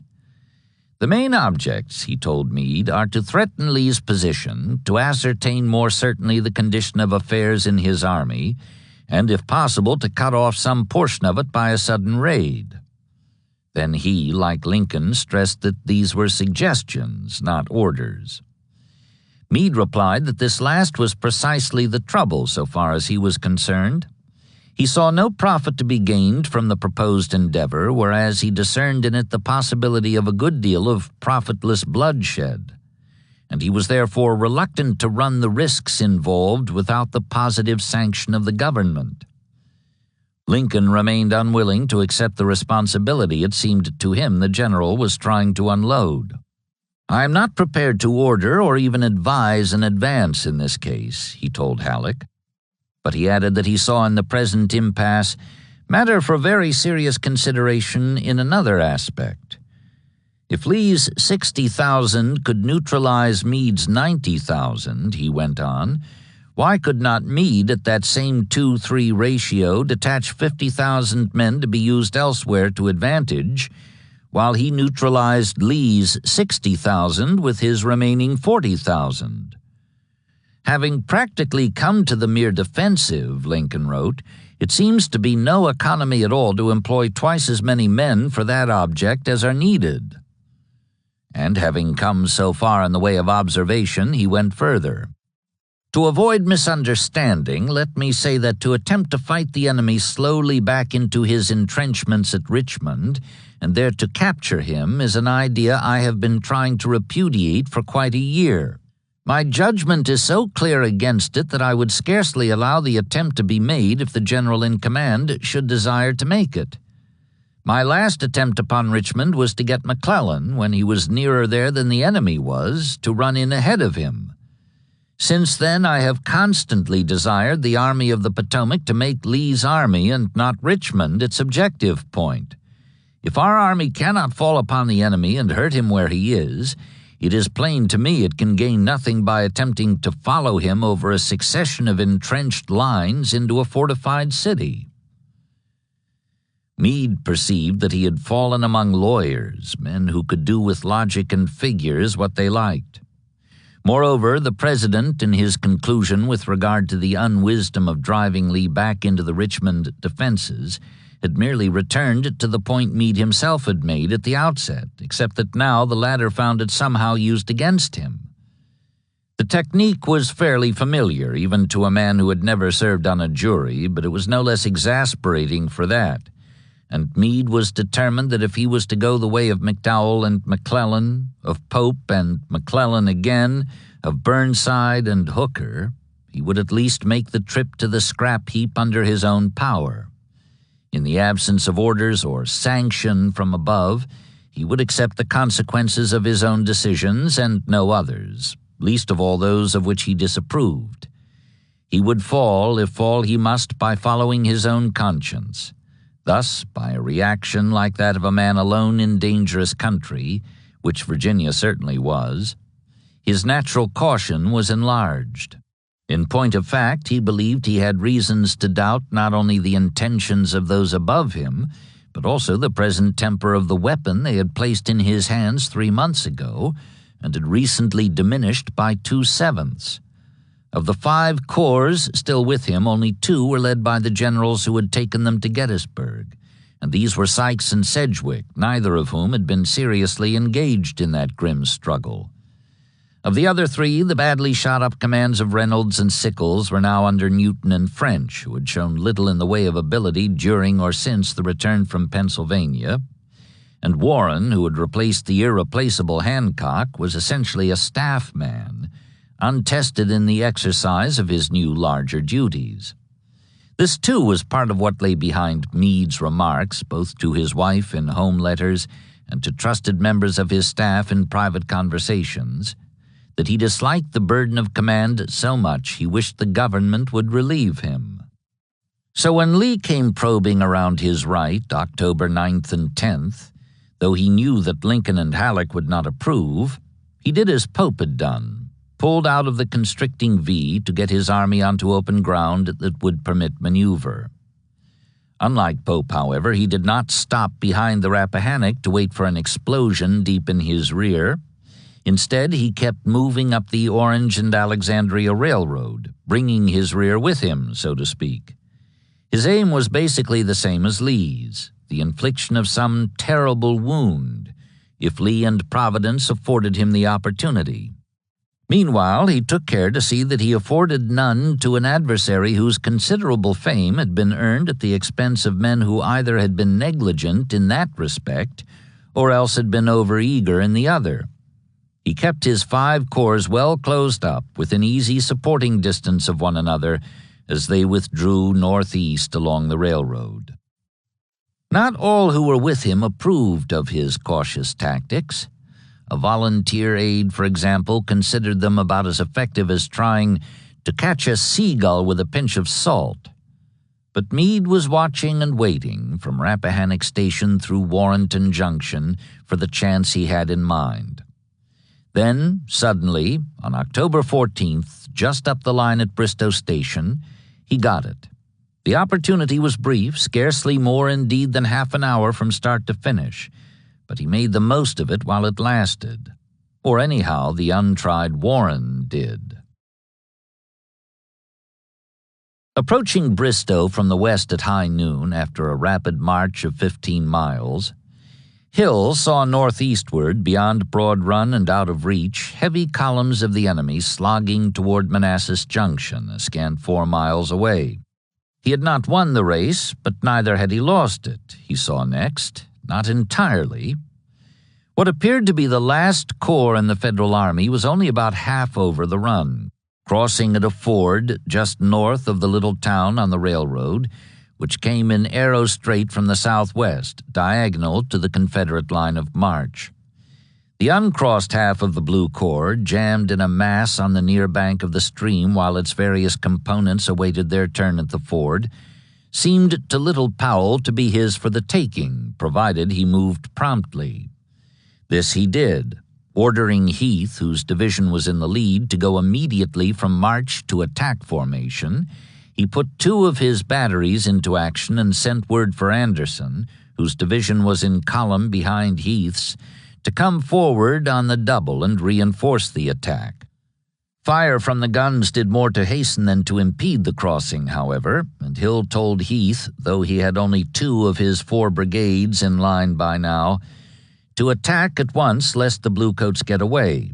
Heath obeyed, but as his men started forward, he caught a glint of bayonets to their right front, behind the railroad embankment. When he reported this to Hill, asking whether he would not do better to halt for a reconnaissance, Hill told him to keep going. Anderson would be arriving soon to cover his flank. So the 2 brigades went on. It presently developed, however, that what they were going on to was by no means the quick victory their commander had intended, but rather a sudden and bloody repulse at the hands of veterans who had stood fast on Cemetery Ridge 15 weeks ago tomorrow to serve Pickett in much the same fashion, except that here the defenders had the added and rare advantage of surprise. They made the most of it. Behind the embankment, diagonal to the advancing line, was the 2nd Corps under Warren, the former chief of engineers, who, demonstrating here at Bristow as sharp an eye for terrain as he had shown in saving Little Round Top, had set for the unsuspecting rebels what a later observer called as fine a trap as could have been devised by a month's engineering. His, not Sykes', as Hill had supposed from a hurried look at the crowded ford and the heavy blue columns already beyond Broad Run, was the last of the 5 Federal corps, and when he saw the situation up ahead, he improvised the trap that now was sprung. As the 2 gray brigades came abreast of the 3 cached divisions, the Bluecoats opened fire with devastating effect. Back up the slope, little Powell watched in dismay as his troops, reacting with soldierly but misguided instinct, wheeled right to charge the embankment wreathed in smoke from the enfilading blasts of musketry. This new attempt by 2 stunned brigades against 3 confident divisions could have but one outcome. The survivors who came stumbling back were pitifully few, for many of the startled graybacks chose surrender, preferring to remain with their fallen comrades rather than try to make the return journey up the bullet-torn slope they had just descended. Elated, the Federals made a quick sortie that netted them 5 pieces of artillery and 2 stands of colors, which they took with them when they drew off unmolested across the run. The worst loss to the Confederates, though, was men. Both brigade commanders were shot down, along with nearly 1,400 killed or wounded and another 450 captured. The total thus was close to 1,900 casualties, as compared to a Union total of about 300, only 50 of whom were killed. In the particular, the results were even sadder from the Southern point of view. A North Carolina regiment on the exposed flank lost 290 of its 416 enlisted men, or just under 70%, plus all but 3 of its 36 officers. Here, too, fell Carnot Posey, who was struck in the thigh by a fragment of shell when he brought up his Mississippi Brigade near the close of the action. The wound, though ugly, was not thought to be grave, but infection set in and he died 1 month later. Indignation swept through the Gray Army when the rest of it arrived in the course of the afternoon and learned of what had happened at midday down in the shallow valley of Broad Run. No segment of the Army of Northern Virginia had suffered such a one-sided defeat since Mechanicsville, which had also been the result of little Powell's impetuosity. There was no earthly excuse for it, a member of Lee's staff declared, as all our troops were well in hand and much stronger than the enemy. One North Carolinian, still angered years later by the sudden and useless loss of so many of his friends, said flatly, "A worse managed affair than this did not take place during the war." Hill's only reply to such critics was included in the report he submitted within 2 weeks. "I am convinced that I made the attack too hastily," he wrote, "and at the same time that a delay of half an hour and there would have been no enemy to attack. In that event, I believe I should equally have blamed myself for not attacking at once." Seddon and Davis both endorsed the report. "The disaster at Bristow Station seems due to a gallant but over-hasty pressing on of the enemy," the former observed, while the latter added, "There was a want of vigilance." These comments stung the thin-skinned Virginian, but worse by far had been Lee's rebuke next morning when Hill conducted him over the field, where the dead still lay in attitudes of pained surprise, and explained what had occurred. Lee said little, knowing as he did that his auburn-haired lieutenant's high-strung impetuosity, demonstrated in battle after battle, but most profitably at Sharpsburg, of which he himself had written, and then A.P. Hill came up, had gained the army far more than it cost. "Well, well, General," he remarked at last, "bury these poor men, and let us say no more about it." He was distracted by the possibility of much heavier bloodshed 4 miles up the line, where so much blood had been shed twice already. It seemed to him that Meade, encouraged by Warren's coup the day before, would call a halt and prepare to fight a third Manassas. That was very much what Lee himself wanted, despite the disparity in numbers, and when someone expressed regret that so historic a field should be widely known by the unromantic name Bull Run, he replied that with the blessings of God they would make it another Cowpens.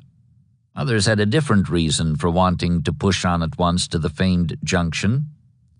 According to one of Stuart's men, "We were looking forward to Manassas with vivid recollections of the rich haul we had made there just prior to the Second Battle of Manassas, and everybody was saying, 'We'll get plenty when we get to Manassas.'" As it turned out, though, Meade wanted no part of a third fight on that unlucky ground. He marched rapidly beyond it without even a rest halt for his army. There was no battle, and there was no rich haul either. "We were there before we knew it," the hungry trooper wrote. "Everything was changed. There was not a building anywhere. The soil, enriched by debris from former camps, had grown a rich crop of weeds that came halfway up the sides of our horses, and the only way we recognized the place was by our horses stumbling over the railroad tracks." This dreary vista was repeated all around. "Never have I witnessed as sad a picture as Prince William County now presents," a young staff colonel noted in a letter home. "'Tis desolation made desolate indeed. As far as the eye can reach on every side there is one vast barren wilderness. Not a fence, not an acre cultivated, not a living object visible, and but for here and there a standing chimney on the ruins of what was once a handsome and happy home, one would imagine that man was never here and that the country was an entirely new one without any virtue except its vast extent." Under such circumstances, with an inadequate wagon train and the railroad inoperable because the Federals had blown the larger bridges as they slogged northward, for Lee to remain where he was meant starvation for his men and horses, nor could he attack except at a prohibitive disadvantage. Meade had taken a position of great natural strength, which he promptly improved with entrenchments, along the Centerville-Chantilly Ridge. Lee was confident he could turn him out of this, but that would be to drive him back on Washington with its 50,000-man garrison and its 589 guns. Richmond, by contrast, had just over 5,000 men in its defenses and 42 guns, which plainly would not do, even if the poorly shod and thinly clad Confederates had been in any condition for pursuit, now that the weather was turning colder, along the rocky pikes of Fairfax County. Next day, October 16th, a heavy rain seemed more or less to settle the question of any movement in any direction whatever, by drenching the roads and fields, swelling the unbridged streams, and confining the Southern commander to his tent with an attack of what was diagnosed as lumbago. His decision, reached before the downpour stopped that night, was to withdraw as he had come, back down the railroad, completing the destruction his opponent had begun. The march south got underway next morning, despite the mud. Stuart, assigned the task of covering the rear, did so with such zest and skill that he won another of those handy and sometimes laugh-provoking victories by which he justified his plume and his fox hunt manner. Meade did not pursue except with his cavalry, and he soon had cause to regret that he had done even that much. Stuart withdrew by way of Gainesville down the Warrenton Pike, Fitz Lee by way of Bristow down the railroad. The arrangement was that the two would combine if either was faced with more than he could handle. Pressed by superior numbers of blue troopers, Pleasanton had 3 divisions under Buford, Gregg, and Kilpatrick. Jeb fell back across Broad Run on the night of the 18th and, sending word for Fitz to reinforce him, took up a position on the south bank to contest a crossing at Buckland Mills. He was having little trouble doing this next morning, banging away with his guns at the bridge he had purposely left intact as a challenge, when a courier arrived with a suggestion from Fitz Lee, who had heard the firing and ridden ahead to assess the situation. If Stuart would fall back down the turnpike, pretending flight in order to draw the Yankees pell-mell after him, the courier explained, Fitz would be able to surprise them when they came abreast of a hiding place he would select for that purpose, some distance south, behind one of the low ridges adjoining the pike.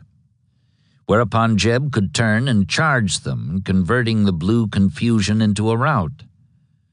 Stuart liked the notion and proceeded at once to put it into effect. The Bluecoats, Judson Kilpatrick's division with Custer's brigade in the lead, snapped eagerly at the bait, pounding across the run in close pursuit of the fleeing graybacks, who led them on a 5-mile chase to Chestnut Hill. At that point, only 2 miles short of Warrenton, the chase ended. Hearing Fitz Lee's guns bark suddenly from ambush, Jeb's horsemen whirled their mounts and charged the head of the now halted and badly rattled column in their rear. There followed another 5-mile pursuit, much like the first, except that it was in the opposite direction and was not a mock chase as the other had been, but a true flight for life, all the way back to Buckland Mills, where Stuart finally called a halt, laughing as he watched the Federals scamper across to the north bank of Broad Run. He had captured something over 200 of them, along with several ambulances, Custer's headquarters wagon, and a good deal of dropped equipment. One regret he had, however, and this was that Kilpatrick had not kept his artillery near the front as prescribed by the tactics manual, in which case, Jeb was convinced, it would undoubtedly have fallen into our hands. Lee congratulated his chief of cavalry along with his nephew Fitz for achieving this handsome success, an action known thereafter to Confederates as the Buckland Races, though he was also prompt to deny the permission sought by Stuart in his elation at the outcome of the ruse to undertake a raid behind Meade's lines while the blue troopers were trying to pull themselves together. In truth, Jeb and his men had done quite enough in the past 10 days. Not only did the Buckland farce help to restore the Army's morale, damaged 5 days ago by the Bristow fiasco, but at a cost of 408 casualties, most of them only slightly injured, he had inflicted 1,251 on the enemy cavalry, all but about 300 of them killed or captured, and had assisted in the taking of some 600 infantry prisoners, mostly stragglers encountered during the movement north. Meade's losses totaled 2,292, which was only a bit lower than Lee's for the same period, including those suffered at Bristow. Except for that unfortunate engagement, the Gray Army could congratulate itself on another highly successful, if necessarily brief, campaign. With no more than 48,402 effectives as compared to Meade's 80,789, Lee had maneuvered his adversary into a 60-mile withdrawal from the Rapidan to beyond Bull Run. And now, though he himself was obliged to withdraw in turn for lack of subsistence, he did what he could to ensure that the inevitable Union follow-up would be a slow one. Meade had burned only the bridges on the Orange and Alexandria, Now Lee burned the cross ties too and warped the rails beyond salvation by piling them atop the burning ties. The Federals, unable to feed themselves without the use of the railroad now that the autumnal rains were turning the roads to quagmires, would advance no faster than their work gangs could lay track. Recrossing the Rappahannock, Lee called a halt and gave his men some badly needed rest while waiting for the Blue Army to arrive. This took even longer than he had supposed it would do, not only because of the thorough job the Blue and Butternut Wreckers had done on the Orange and Alexandria, but also because the Federal commander was involved again in a distractive telegraphic skirmish with the authorities in his rear. The President had been distressed by what seemed to him the supine attitude of Meade in falling back under pressure from Lee's inferior force.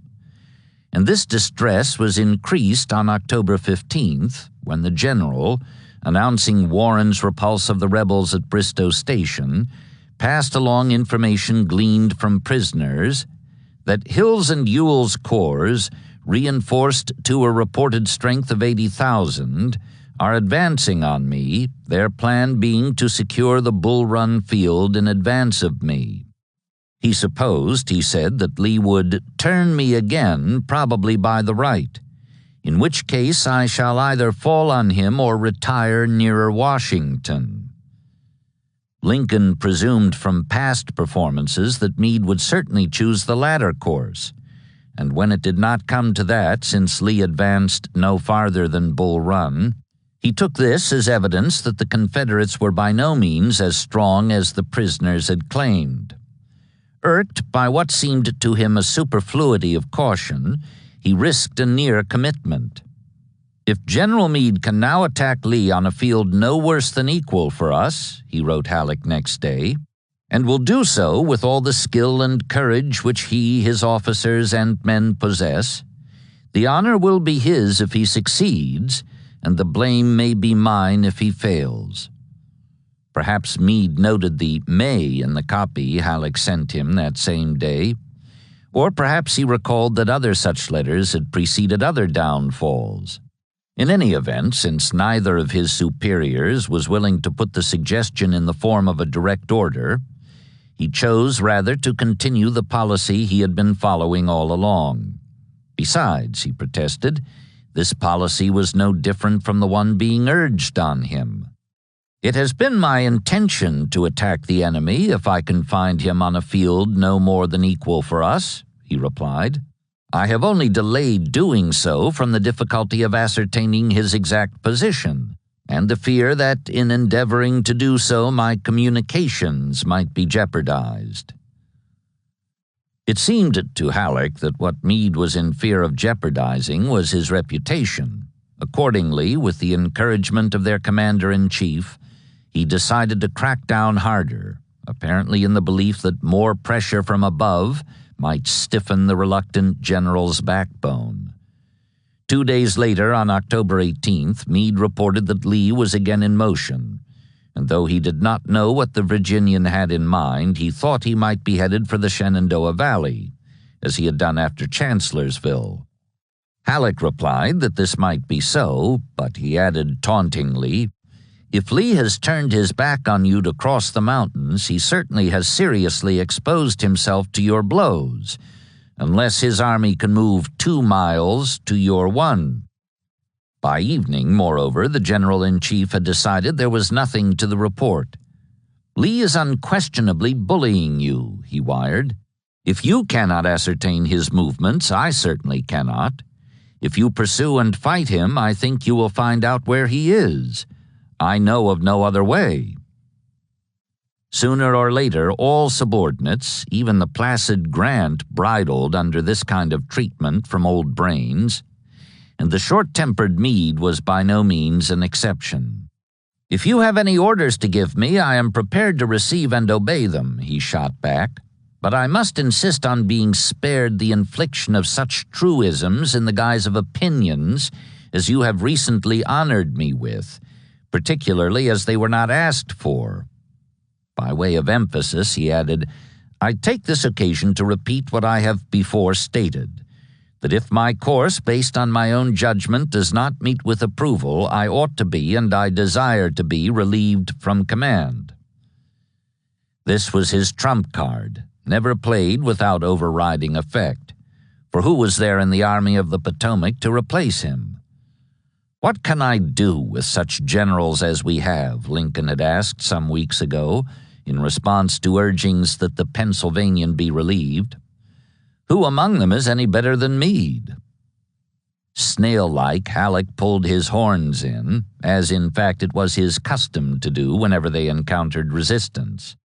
"If I have repeated truisms," he wired the general next morning, "it has not been to give offense but to give you the wishes of the government. If, in conveying these wishes, I have used words which were unpleasing, I sincerely regret it." Now it was Meade's turn to be high-handed. "Your explanation of your intentions is accepted," he replied, "and I thank you for it."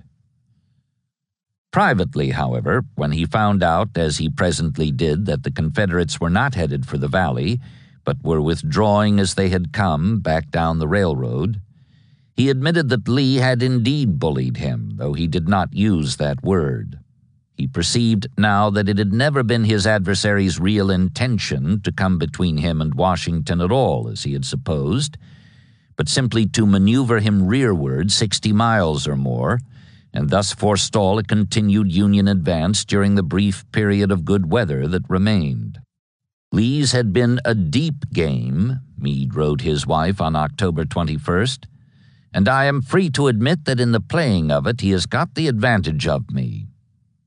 Accordingly, after his cavalry failed to intercept or indeed scarcely even trouble the retiring enemy, he put his repair gangs to work on the wrecked supply line and followed with his infantry. The advance was necessarily slow, being regulated to the speed with which the rails were laid and the bridges reconstructed. There was even time for a quick visit to the capital, at Halleck's urging, for a conference with the president. This was held on October 23rd, and Meade reported to his wife that he found Lincoln kind and considerate, though obviously disappointed that he had not got a battle out of Lee. At one point, though, the talk shifted to Gettysburg and the touchy subject of the pursuit of the rebels to the Potomac. "Do you know, General, what your attitude toward Lee for a week after the battle reminded me of?" Lincoln asked. And when Meade replied, "No, Mr. President, what is it?" Lincoln said, "I'll be hanged if I could think of anything else than an old woman trying to shoo her geese across a creek." For once, Meade kept his temper under control, but he was glad to return next day to his army, away from the Washington atmosphere. Though the advance was proceeding about as fast as could be expected, with the railroad as thoroughly smashed as it was, he dispensed with none of his previous caution, wanting no part of a battle on such terms as he believed Lee, not Lincoln, would be willing to offer him. Finally, by the end of the month, he was back on the Rappahannock, whose crossings he found defended. He had been reinforced to a strength of 84,321 effectives, whereas Lee was down to 45,614 as a result of sickness brought on by exposing his thin-clad veterans to cold and rainy weather on the march. Unaware that the odds had lengthened again to almost 2-1, Meade took a long look at the rebel defenses and, finding them formidable, Lee's soldiers had apparently been as hard at work as his own, but with shovels rather than sledges, proposed on November 2nd a change of base downstream to Fredericksburg, which he said would not only put him back on the direct route to Richmond, but would also avoid the need for crossing a second river immediately after the first. Lincoln was prompt to disapprove. He had been willing to have the army fight a third Bull Run, but it seemed to him only a little short of madness to invite a second Fredericksburg. So Meade looked harder than ever at what faced him here on the upper Rappahannock, where, if anywhere, he would have to do his fighting. Despite the nearly 2-1 odds his army faced in its risky position within the constricting V of the rivers, Lee awaited Meade's advance with confidence and as much patience as his ingrained preference for the offensive would permit. "If I could only get some shoes and clothes for the men," he said, "I would save him the trouble." In electing to stand on the line of the Rappahannock, shown in the past to be highly vulnerable at Kelly's Ford, where the south bank was lower than the north, he had evolved a novel system of defense. Massing his troops in depth near the danger point, he prepared to contest a crossing there only after the Blue Infantry had moved beyond the effective range of its artillery on the dominant north bank, and in furtherance of this plan, patterned so far after the one he had used with such success at Fredericksburg just short of 11 months ago, he maintained at Rappahannock Station, 5 miles upstream, a bridgehead on the far side of the river, fortified against assault by the labor-saving expedient of turning the old federal works so that they faced north instead of south. A pontoon bridge near the site of the wrecked railroad span, safely beyond the reach of enemy batteries, made possible a quick withdrawal or reinforcement of the troops who, by their presence, were in a position to divide Meade's forces or attack him flank and rear in case he massed them for a downstream crossing. Ewell's corps guarded all these points, with Early in occupation of the Tete de Pont, Rhodes in rear of Kelly's Ford, and Johnson in reserve. Hill's was upstream beyond Rappahannock Station. For more than 2 weeks, October 20th to November 5th, Lee waited in his Brandy headquarters for Meade's arrival. On the latter date, his outpost scouts sent word that blue reconnaissance patrols were probing at various points along the river. And 2 days later, the whole Union Army was reported to be approaching in 2 main columns, one headed for the North Bank bridgehead, the other for Kelly's Ford. This report, which was just what he had expected and planned for, reached him about noon. After notifying Hill to be on the alert for orders to reinforce Ewell, he rode from Brandy to Early's headquarters near the south end of the pontoon bridge affording access to the works on the north bank. When Early explained that he was sending another of his brigades to join the one already across the river, Lee approved, but he also took the precaution of ordering Hill to shift his right division over to the railroad so that it would be available as an additional reserve. Similarly, when he learned a bit later that the Bluecoats had crossed in force at Kelly's Ford, he instructed Edward Johnson to move in closer support of Rhodes. Old Jubal went over to the North Bank late in the afternoon and returned to report that the Yankees had made so little impression there that one of his brigade commanders had assured him that, if need be, he could hold the position against the whole Federal Army. Dusk came down, and presently, in the gathering darkness beyond the river, Lee and Early saw muzzle flashes winking close to the works on the north bank. A south wind carried the noise away, and anyhow the pinkish-yellow flashes soon went out. Convinced that this brief twilight action had been no more than a demonstration, probably to cover the advance on Kelly's Ford, in any event, no enemy had ever made a night attack on his infantry in a fortified position, Lee rode back to Brandy under the growing light of the stars, well satisfied with the results so far of the reception he had planned for Meade along the Rappahannock. Unwelcome news awaited him at headquarters in the form of a dispatch from Ewell. The greater part of 2 regiments assigned by Rhodes to picket duty at Kelly's Ford had been gobbled up by the Federals, who then had laid a pontoon bridge and were sending substantial reinforcements across to the south bank. A loss of 349 veterans was not to be taken lightly, but aside from this, the situation was about what Lee had expected. The thing to do now was make threatening gestures from within the bridgehead, which should serve to hold a major portion of Meade's force on the north bank, and shift 2 divisions of Hill's corps eastward to strengthen Rhodes and Johnson for an all-out fight in rear of Kelly's Ford. That was the preconceived plan, whereby Lee intended to fall on a segment of the Blue Army, as he had done so often in the past, with the greater part of his own. Before this could be ordered, however, still worse news, indeed almost incredible news, arrived from Early.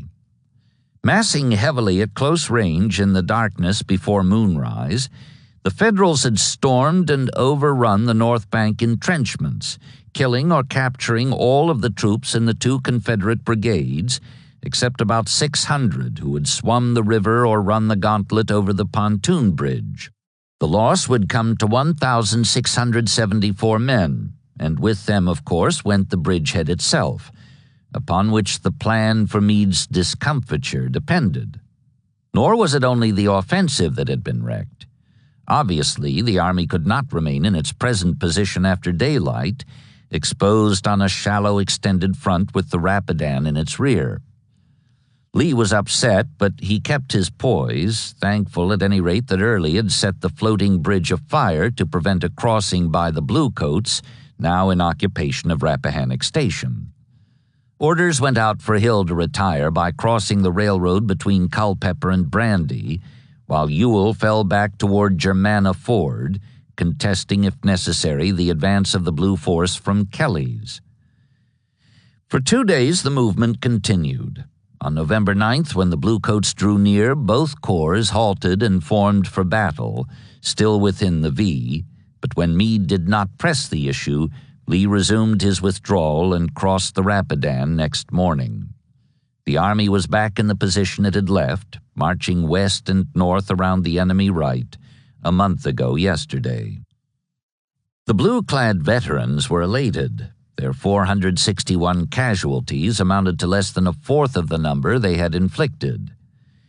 French had moved with speed and precision on the left, seizing Kelly's Ford before the rebel pickets even had time to scamper rearward out of reach, and Uncle John Sedgwick on the right with his own and Sykes's corps had performed brilliantly, improvising tactics which resulted in the capture not only of the fortified Tête de Pont, supposed impregnable by its defenders, but also of the largest haul of prisoners ever secured by the army in one fell offensive swoop.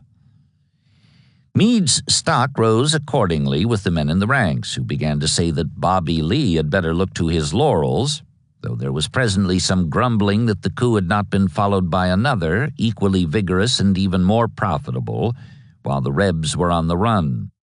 Conversely, there was chagrin in the Confederate ranks. The double blow had cost a total of 2,033 men, more even than Bristow Station, and in some ways even worse than that fiasco, which at least had not been followed by an ignominious retreat. Now it was Ewell's turn to be excoriated, as Hill had been 3 weeks before. "It is absolutely sickening," one of his young staff officers, a holdover from Stonewall's day, lamented. "I feel personally disgraced, as does everyone in the command. Oh, how each day is proving the inestimable value of General Jackson to us."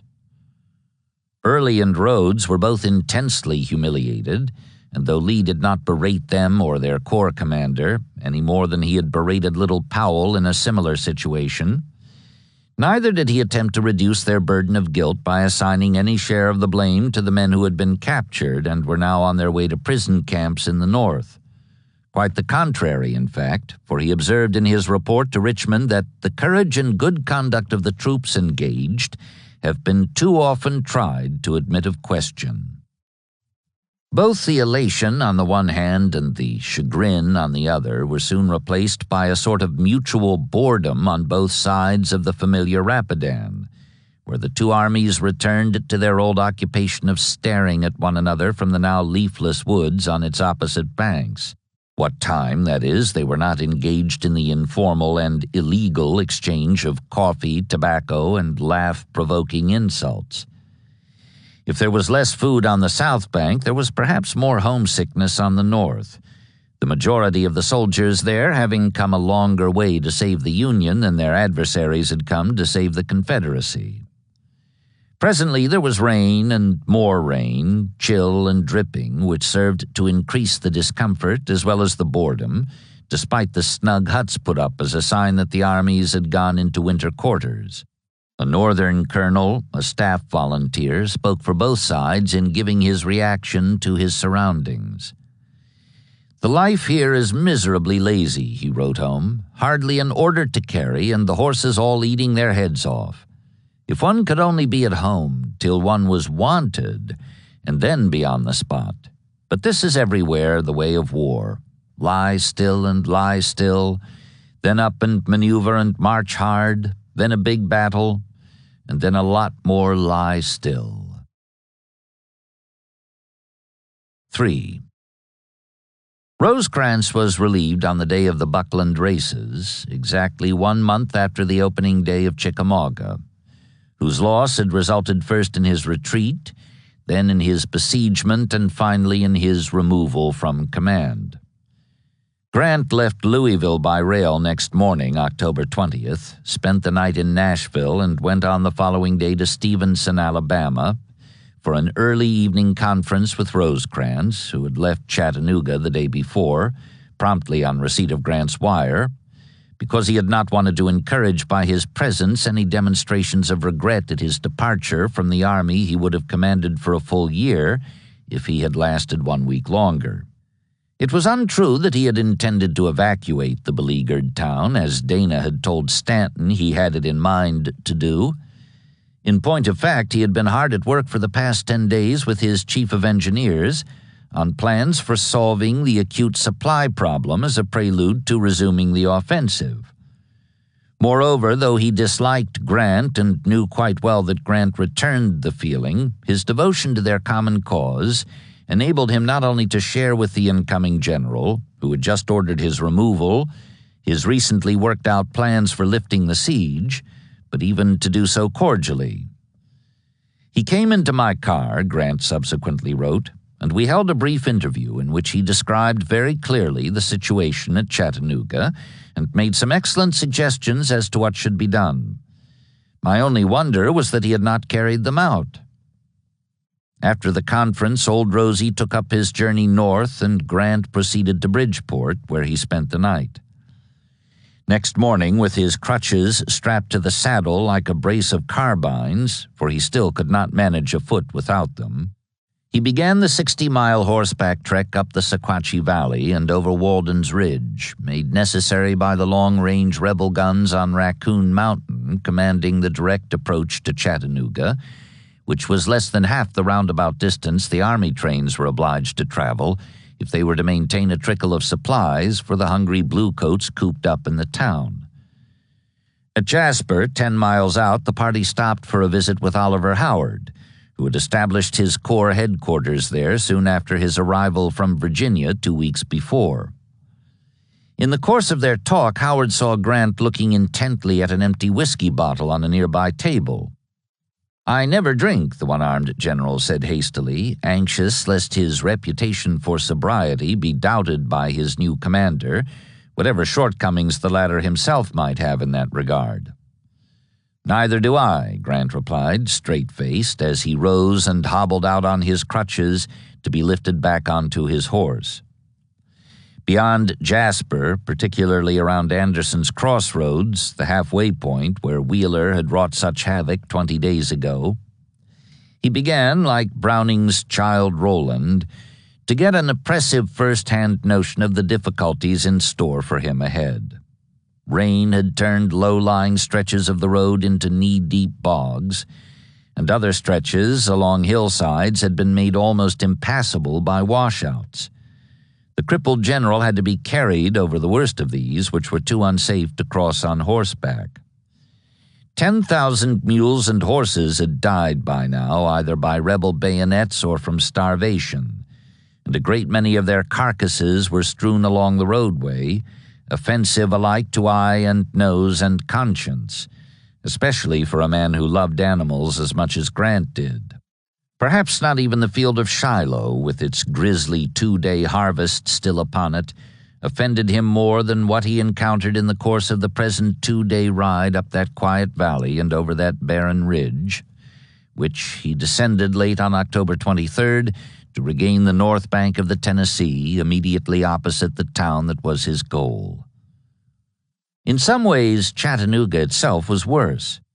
For there, in addition to more dead and dying horses, you saw the faces of the soldiers, which showed the effects not only of their hunger. One of the regiments of our brigade, a Kansas infantryman was to testify, caught, killed, and ate a dog that wandered into camp, but also the dejection proceeding from their month-old defeat at Chickamauga and the apparent hopelessness of their present tactical situation, ringed as they were by the rebel victors on all the surrounding heights. Grant crossed the river just before dark, riding carefully over the pontoon bridge, and went at once to see Thomas, who had promised 4 days ago to hold the town till we starve. This was something quite different, Grant now discerned, from saying that the army would be able to live there, let alone come out of the place victorious. I appreciated the force of this dispatch when I witnessed the condition of affairs which prompted it, he afterwards declared. The night was cold and rainy. He could see the campfires of the Confederates, gleaming like stars against the outer darkness, above and on 3 sides of him, as if he stood in the pit of a darkened amphitheater, peering up and out, east and west and south. Chattanooga was said to be an Indian word meaning mountains looking at each other, and next morning Grant perceived the aptness of the name. He saw on the left the long reach of Missionary Ridge, a solid wall that threw its shadow over the town until the sun broke clear of its rim, and on the right the cumulus bulge of Raccoon Mountain. Dead ahead, though, was the dominant feature of this forbidding panorama. Its summit, 1,200 feet above the surface of the river at its base, Lookout Mountain rose, a Union correspondent had remarked, like an everlasting thunderstorm that will never pass over. Seen as Grant saw it now, wreathed in mist, the journalist continued, it looms up and recedes, but when the sun shines strongly out, it draws so near as to startle you. Grant was to see it that way, too, in time, but for the present, what impressed him most were the guns posted high on the slopes and peaks and ridges, all trained on the Blue Army here below. With the help of glasses, he could even see the cannoneers lounging about in careless attitudes, as if to emphasize by their idleness the advantage they enjoyed. I suppose, he said years later, they looked upon the garrison of Chattanooga as prisoners of war, feeding or starving themselves, and thought it would be inhuman to kill any of them except in self-defense. With 2/3 of his practically useless cavalry sent away, Thomas had about 45,000 effectives in his Army of the Cumberland, and though nothing had yet been done to relieve the most pressing of their problems, the hunger that came from trying to live on quarter rations, Dana at least had been quick to inform Stanton on the day of Grant's arrival, wet, dirty, and well, that the change at headquarters here, under Thomas, is already strikingly perceptible. Order prevails instead of universal chaos. For one thing, there had been a complete reorganization, a top-to-bottom shake-up, in the course of which regiments were consolidated, brigades reformed, and divisions redistributed. Formerly there had been 11 of these last. Now there were 6, assigned 3 each to 2 instead of the previous 4 corps. Palmer had succeeded Thomas, and Granger had been placed at the head of a new corps formed by combining his own with those of the departed Crittenden and McCook. Sheridan, Wood, and Brigadier General Charles Cruft, Palmer's successor, commanded the 3 divisions under Palmer. Johnson, Davis, and Baird, the 3 under Granger. The other 5 division commanders had been disposed of or employed in various ways. Negley was sent north, ostensibly for his health, while Steedman and Van Cleve were made post commanders of Chattanooga and Murfreesboro, and Reynolds and Brannan were respectively appointed to be chiefs of staff and artillery directly under Thomas. Grant approved of all these arrangements, some of which had been effected by Rosecrans, but as he examined the tactical situation confronting the reorganized army, including the alarming discovery that there was not enough ammunition for one hard day of fighting, he found it altogether bleak. It looked indeed as if but 2 courses were open, he afterwards remarked. one to starve, the other to surrender or be captured. Not only did the Confederates have the tactical advantage of gazing down on their opponents with something of the complacency of marksmen contemplating fish in a rain barrel, they also had a numerical advantage. Bragg had close to 70,000 veterans on those heights and in the intervening valleys. This would be considerably overmatched, of course, when and if the Federal reinforcements arrived. Hooker was already standing by near Bridgeport with some 16,000 effectives, exclusive, that is, of service personnel, in the 4 divisions he had brought from the Army of the Potomac, while Sherman was working his way east along the Memphis and Charleston Railroad with another 20,000 in the 5 divisions of his Army of the Tennessee, and Burnside had about 25,000 around Knoxville in the 4 divisions of his Army of the Ohio. This gave a total of well over 100,000 men in the 4 commands, even without Burnside, who now definitely was not coming, though he was strategically useful where he was as a bait or a menace hovering eastward off Bragg's flank. The combination of Thomas, Hooker, and Sherman would give Grant nearly half again as many troops as stood in the ranks of his gray besiegers. First, though, he must get them into Chattanooga, and before he could do that, he would have to find a way to feed them when they got there, since otherwise they would only increase the number of hungry mouths and speed the garrison's already rapid progress toward starvation. That was what it came to every time, no matter how many angles the problem was seen from. The question of how to open a new supply line, supplementing or replacing the inadequate, carcass-littered one that led back over Walden's Ridge and down the Sequatchie Valley to the railhead depots bulging with food and ammunition at Stevenson and Bridgeport. The answer came out of a conference with Thomas and his chief engineer, W.F. Smith, who had served in the same capacity under Rosecrans. This was that same Baldy Smith who had led a corps at Fredericksburg but had been transferred out of the Virginia Army. As a result, it was said, of his inability to get along with Hooker any better than he had with Burnside, and had commanded the Pennsylvania militia that stood off Jeb Stuart at Carlisle during the Gettysburg campaign, after which he had been given his present assignment with the Army down in Tennessee. A Vermont-born West Pointer, short and portly, 39 years old and described by a fellow staffer as having a light brown imperial and shaggy mustache, a round military head, and the look of a German officer altogether. Smith was still a brigadier, despite the lofty posts he had filled, because Congress refused to confirm his promotion on grounds that he had been deeply involved in the machinations against Burnside. As indeed he had, for he was by nature contentious, ever quick to spot and carp at the shortcomings of his superiors.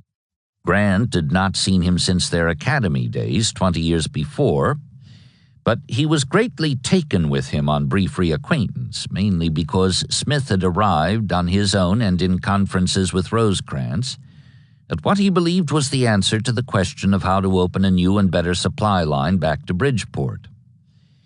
It was based, of course, on geography, but it was also based on daring. The Tennessee River, which flowed due west past Chattanooga, turned abruptly south just beyond the town, then swung back north as if by rebound from the foot of Lookout Mountain. 2 miles upstream, on the western side of the point of land enclosed by this narrow bend, Moccasin Point it was called, from its resemblance when seen from above to an Indian shoe, was Brown's Ferry, an excellent site for a crossing because it was beyond the reach of all but the longest-range guns on lookout, and only a mile from the pontoon bridge already in use north of the town. From Brown's Ferry, the river flowed on north, then turned south again, around the long northwestern spur of Raccoon Mountain, to describe a second and longer bend, along whose base a road led westward through Cummings Gap to another Tennessee crossing known as Kelly's Ferry, and from there along the right bank of the river down to Bridgeport.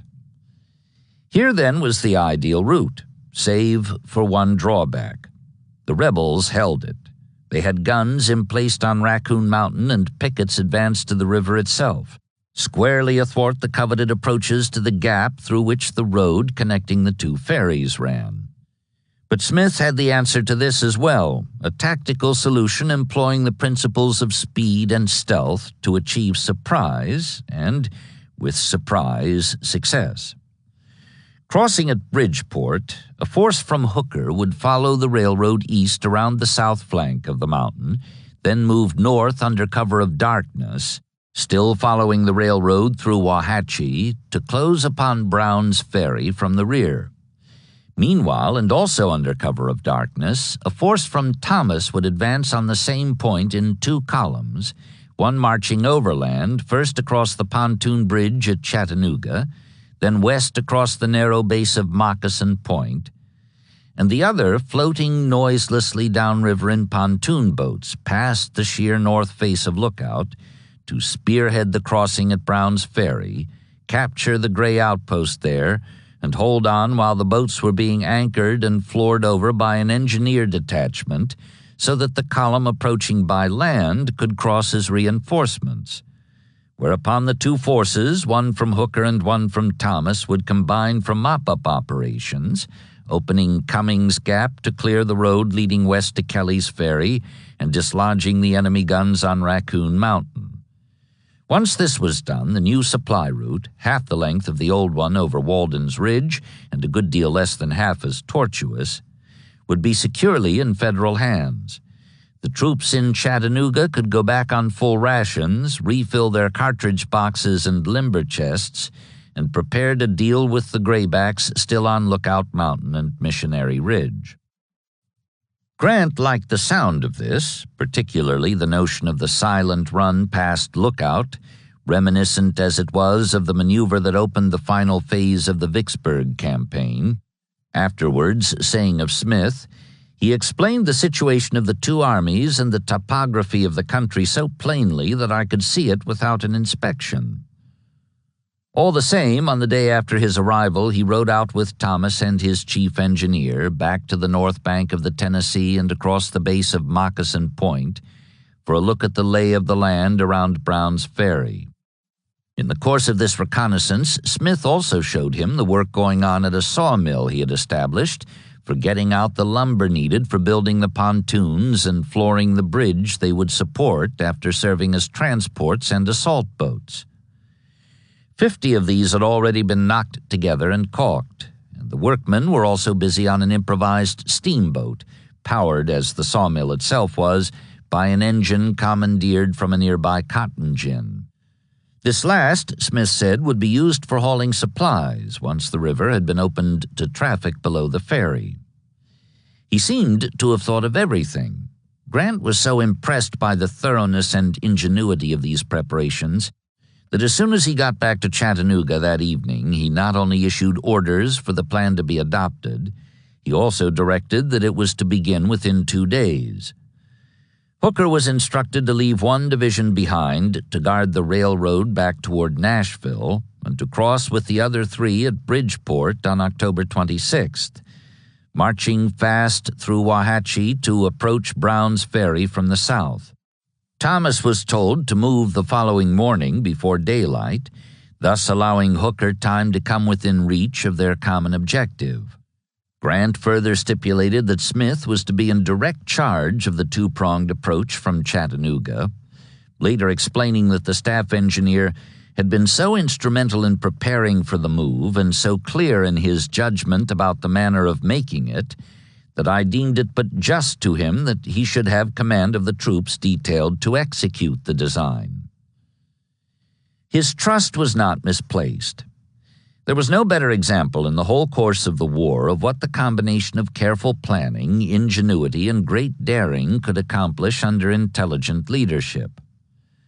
Hooker crossed on schedule at Bridgeport, leaving Slocum and one of his divisions behind to guard the Nashville and Chattanooga Railroad against saboteurs and raiders, and proceeded eastward along the Memphis and Charleston with Slocum's other division and Howard's 2, a force of about 11,000 effectives. That night, Smith set out across Moccasin Point with 2 brigades of infantry and a battalion of engineers, numbering in all about 3,500 men, and at 3 o'clock the following morning, October 27th, a selected group of 1,500 others who had been loaded aboard the improvised fleet of 60 pontoon transports cast off and started downstream from the Chattanooga wharves, 24 men and 1 officer in each boat. The current was strong. There was no need for oars except to steer with during the nearly circuitous 6-mile run. Screened by a light mist, they hugged the right bank and made the trip in just 2 hours, undetected by rebel lookouts, despite the frantic cries of one unfortunate soldier who fell overboard and was left to drown, as he had been warned beforehand would be done if he got careless. Reaching Brown's Ferry at 5 o'clock, half an hour before dawn, the troops in the first boats swarmed ashore and captured the drowsy pickets, while oarsmen in the unloaded transports began their task of ferrying Smith's overland marchers across from the right bank, where they had waited all this time under cover of the brush and darkness. One dispersed brigade of Confederates, for as it turned out this was all the force the enemy had west of Lookout Mountain, attempted to assault the beachhead in the gray dawn, but was quickly thrown into retreat by the superior blue force, which then proceeded to fortify and entrench a defensive perimeter while the engineers went hard to work on the bridge. By mid-morning, the pontoons had been moored and floored. Reinforcements from Thomas could march across in almost any numbers Smith or Grant decided might be needed. Few would be, apparently, for those graybacks who had not been captured at the time of the landing or knocked out during the quick repulse that followed, had withdrawn eastward across Lookout Valley, leaving Raccoon Mountain and Cummings Gap in Federal hands. Moreover, dispatches sent forward that afternoon by Hooker announced that he was approaching Wauhatchie and would arrive in person the next day. This he did together with 2 of his divisions, the 3rd having been posted as a rear guard at Wauhatchie. And now, for the first time here on the south bank of the Tennessee River near Brown's Ferry, Union soldiers of the East and West shook hands and congratulated each other on the success of their combined operation, by which a new supply route into besieged Chattanooga was about to be opened. The Cracker Line, they dubbed it. Hooker had had no share in anything so obviously exciting as a 6-mile run downriver through misty darkness. But the fact was he and his troops had had perhaps the most nerve-wracking time of all, if only because of the duration of the strain. And in the end, they did the only real fighting involved in the operation. As he marched eastward by daylight on his first and second days away from Bridgeport, Lookout Mountain loomed nearer and taller with every mile. Rebels up there in untold numbers were watching him, alone, so to speak, in their own backyard, and he knew it. He counted himself fortunate when he reached Wauhatchie without being attacked, and he took the precaution of dropping John Geary's division off at that point as a safeguard for his rear, while he continued his march north with Howard's 2 divisions under von Steinwehr and Carl Schurz. Presently, though, on the night of the day he made contact with Smith at Brown's Ferry, October 28th, Fighting Joe had cause to believe that what he had thought was a precautious act had in fact been an extremely rash one that might cost him no less than 1/3 of the force he had brought across the Tennessee, and possibly much more. A sudden midnight booming of guns, loud not only at the ferry but also in the town across the way, informed him that Geary was under assault in his isolated position 3 miles off. What was worse, if the attack was in sufficient force, it might be launched for the purpose of overwhelming the bridgehead, in which case there would be nothing for Howard's men to do but retreat with Smith's across the river and into Chattanooga, where they would have to share the hungry garrison's meager rations and thus hasten its progress towards starvation or surrender. Determined to do what he could to avert such a fate, along with further damage to the reputation he had been given a chance to retrieve in a new theater, Hooker put Schurz on the march to reinforce the embattled Geary, the flashes of whose guns were playing fitfully on the southern horizon, despite the brightness of a moon only 2 nights past the full, and alerted Steinwehr to stand ready to come too if he was needed. The trouble, as it turned out, was by no means as serious as he had feared, not only because Geary's men gave an excellent account of themselves in defending the position at Wauhatchie, but also because the Confederates, 4 brigades from the absent Hood's division, became confused in their first attempt at a night attack and were unable to coordinate their efforts. Though the soldiers on both sides had traveled 1,000 miles or more from Virginia to come to grips here in the darkness near the Tennessee-Georgia line, neither could distinguish the presence of the other, except by the flashes of the shots they fired. In this sort of situation, the advantage lay with the defenders, who remained in one place and at least knew where they themselves were, whereas the attackers did not even know that much for a good part of the time. Moreover, the element of surprise was by no means altogether with the latter. Geary's teamsters, for example, became frightened by the uproar and deserted their picketed mules, whereupon the mules, left to their own devices in the flame-stabbed pandemonium, broke loose from their tethers and stampeded toward the rebels, who in turn became frightened, thinking a cavalry charge had been launched at them, and stampeded too. Just as Southerners liked to celebrate such affairs as the Buckland races with rollicking verses, generally in parody of something at once hackneyed and heroic, so did an anonymous Ohio infantryman immortalize this charge of the Mule Brigade. Half a mile, half a mile, half a mile onward, right toward the Georgia troops, broke the 200. Forward the Mule Brigade, charge for the Rebs, they neighed, straight for the Georgia troops, broke the 200. 5 stanzas later came the envoy. When can their glory jade? Oh, the wild charge they made. All the world wondered. Honor the charge they made. Honor the Mule Brigade. Long-eared 200. In any event, aside, that is, from the disconcerting, not to say unnerving effect on the graybacks of having some 200 fear-crazed mules come bearing down on them out of the clattering darkness, shirts came up soon to even the odds, and the confused engagement broke off about as suddenly as it had begun.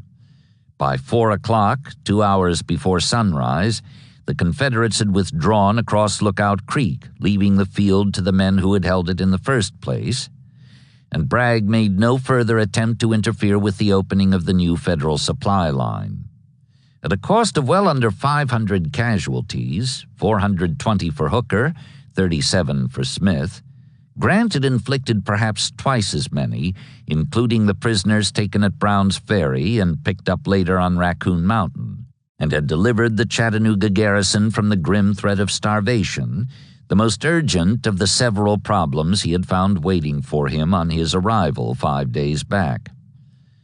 On October 30th, exactly 1 week after he rode into town, wet, dirty, and well, the little steamboat Smith had built tied up at Kelly's Ferry, completing a run from Bridgeport with a cargo of 40,000 rations for the troops at the opposite end of Cummings Gap. According to an officer aboard her, an orderly sent on horseback to announce the steamer's arrival returned to report that the news went through the camps faster than his horse, and the soldiers were jubilant and cheering, "The cracker line's open! Full rations, boys! 3 cheers for the cracker line!" as if we had won another victory. And we had. So far as Grant himself was concerned, the issue had been decided as soon as the pontoon bridge was thrown and the bridgehead secured at Brown's Ferry. His mind had moved on to other matters even before the night action at Wauhatchie seemed for a moment to threaten the loss of what had been won. "The question of supplies may now be regarded as settled," he wired Halleck that evening, 4 hours before Geary came under attack. "If the rebels give us 1 week more time, I think all danger of losing territory now held by us will have passed away, and preparations may commence for offensive operations." 4. Pleased though he was by the prospect, as he saw it from his Chattanooga headquarters, now that the Cracker line was open, Grant would have felt even more encouraged if he somehow had been able to sit in on the councils across the way, on Lookout Mountain and Missionary Ridge, and thus acquire first-hand knowledge of the bitterness that had prevailed for the past month in the camps of his adversaries. Bragg's dissatisfaction with several of his ranking lieutenants for their shortcomings during the weeks that preceded Chickamauga, willful ineptitudes as he saw it, which had cost him the opportunity to destroy the Federal Army piecemeal in McLemore's Cove and elsewhere, was matched, if not exceeded, by their dissatisfaction with his failure, as they saw it, to gather the fruits of their great victory during the weeks that followed. Resentment bred dissension. Dissension provoked criminations. Recriminations led to open breaks. Polk and Hindman had departed, and Harvey Hill was about to follow, relieved of duty by the Army commander, while still another top subordinate, more nearly indispensable, some would say, than all the rest combined, had left under his own power. This was Forrest. His contention that we ought to press forward as rapidly as possible, having been ignored on the morning after the battle, the Tennessee cavalryman was sent northwest with his division 4 days later to head off or delay a supposed Union advance from Knoxville. No such threat existed, but Forrest did encounter enemy cavalry hovering in that direction and drove them helter-skelter across the Hiwassee, then through Athens and Sweetwater, slashing at their flanks and rear to Loudon, where the survivors managed to get beyond his reach by crossing the Tennessee, 80 miles above Chattanooga and less than half that far from Knoxville. Having determined that no bluecoats were advancing from the latter place, he was on his way back across the Hiwassee, September 28th, when he received a dispatch signed by an assistant adjutant on Bragg's staff. The general commanding desires that you will without delay turn over the troops of your command previously ordered to Major General Wheeler. There was no explanation, no mention of the raid that Wheeler was about to make on the Federal supply line, just the peremptory order to turn over the troops of your command. Forrest complied, of course, but then, having done so, dictated and sent through channels of fiery protest. Bragg never got such a letter as that before from a brigadier, he told the staffer who took it down. A couple of days later, during an interview with the Army commander, he was assured that he would get his men back as soon as they returned from over the river, and he was granted in the interim a 10-day leave to go to LaGrange, Georgia, to see his wife for the first time since his visit to Memphis to recuperate from his Shiloh wound a year and a half ago.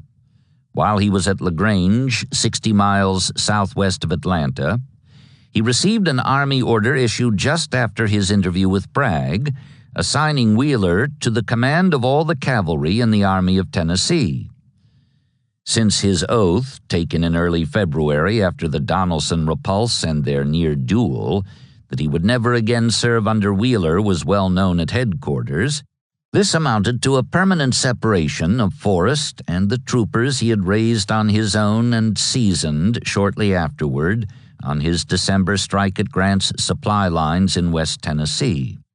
Moreover, he took the order as a personal affront, and he reacted in a characteristically direct manner. Interrupting his leave, he went at once to see the commanding general, accompanied by his staff surgeon as a witness. Bragg received him in his tent on Missionary Ridge, rising and offering his hand as the Tennessean entered. Forrest declined it. "I am not here to pass civilities or compliments with you, but on other business," he said. And he launched without further preamble into a heated denunciation, which he punctuated by stabbing in Bragg's direction with a rigid index finger. "I have stood your meanness as long as I intend to. You have played the part of a damned scoundrel, and are a coward, and if you were any part of a man, I would slap your jaws and force you to resent it. You may as well not issue any more orders to me, for I will not obey them. And I say to you that if you ever again try to interfere with me or cross my path, it will be at the peril of your life." And having thus attended to what he had called his other business, he turned abruptly and stalked out of the tent. "Well, you are in for it now," his doctor companion said as they rode away. Forrest disagreed. "He'll never say a word about it. He'll be the last man to mention it. Mark my words, he'll take no action in the matter. I will ask to be relieved and transferred to a different field, and he will not oppose it." Forrest was right in his prediction. Bragg neither took official notice of the incident nor disapproved the cavalryman's request for transfer, which was submitted within the week. He was wrong, though, in his interpretation of his superior's motives. Braxton Bragg was no coward. He was afraid of no man alive, not even Bedford Forrest. Rather, he was willing to overlook the personal affront, as the hot-tempered Tennessean, with far less provocation, had not been, for the good of their common cause. He knew and valued Forrest's abilities up to a point, and by not pressing charges for insubordination, which would certainly have stuck, he saved his services for the country. Partly, no doubt, this was because he saw him as primarily a raider, not only a non-professional but an irregular, and as such less subject to discipline for irregularities, even ones so violent as this. Others of higher rank in his army were less direct in their denunciations, but he exercised no such forbearance where they were concerned. Polk and Hindman and Hill, for instance. These he saw as regulars, and he treated them as such, writing directly to the commander-in-chief of their want of prompt conformity to orders, as well as of their having taken steps to procure my removal in a manner both unmilitary and unofficer-like. He had particular reference to Hill in this, and he was right. In fact, there existed in the upper echelon of his army a cabal whose purpose was just that, to procure his removal, and to do so by much the same method he himself had been employing, that is, by complaining individually and collectively to the President and the Secretary of War. Davis had received by now Polk's letter stigmatizing Bragg for palpable weakness and mismanagement, and had also read Longstreet's note to Seddon, protesting that nothing but the hand of God can save us or help us as long as we have our present commander. These he sought to deal with indirectly on October 3rd by explaining at some length to Bragg why he had recommended that the charges against the departed Polk not be pressed.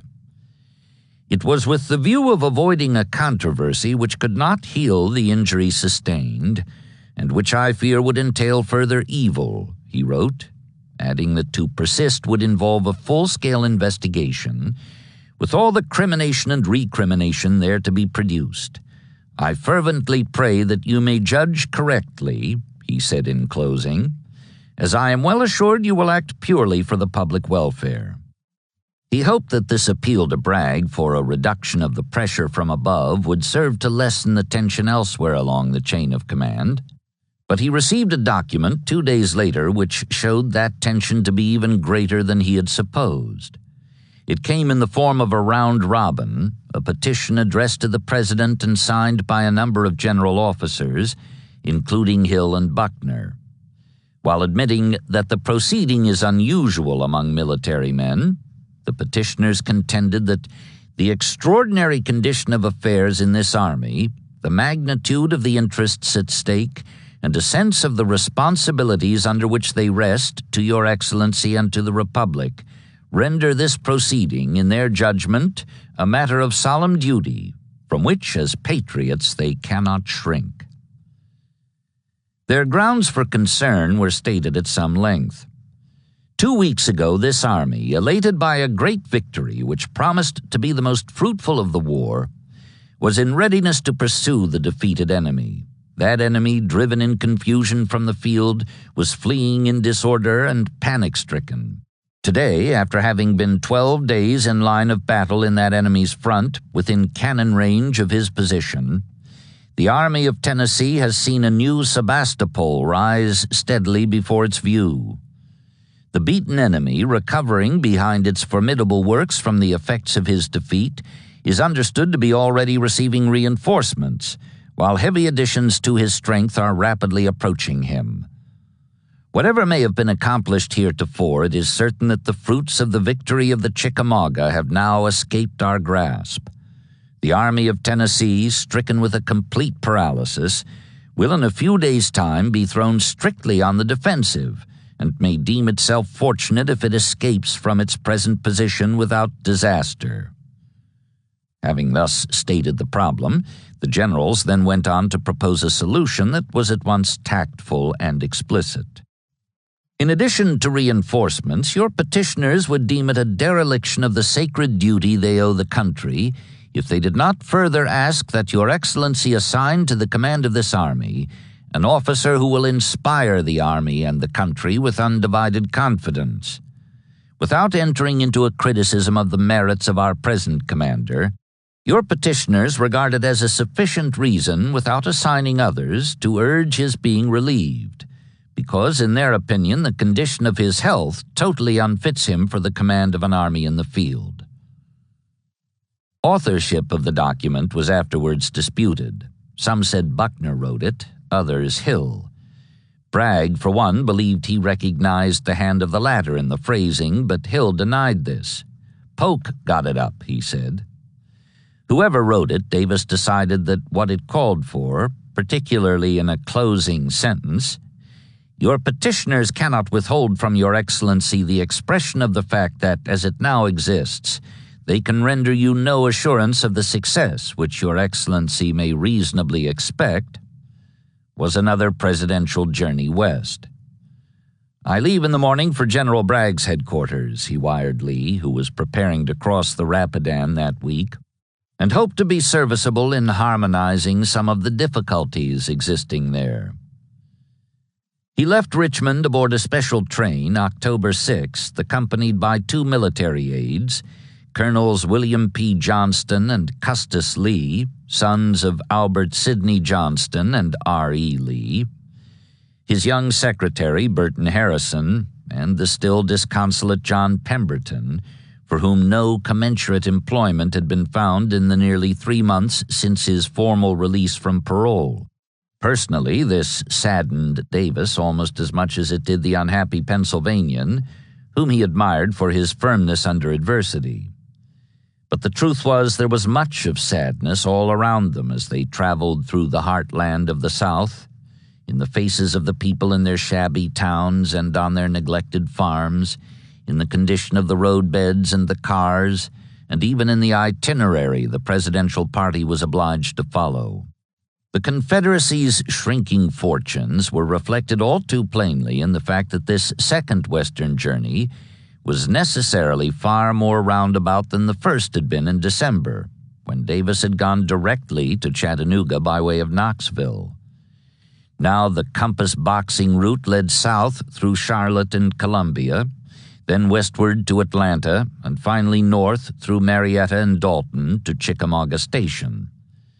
That other time, moreover, he had extended his trip to include what he called the further west, but this would not be possible now, the area thus referred to having fallen, like Knoxville and Chattanooga itself, under federal occupation.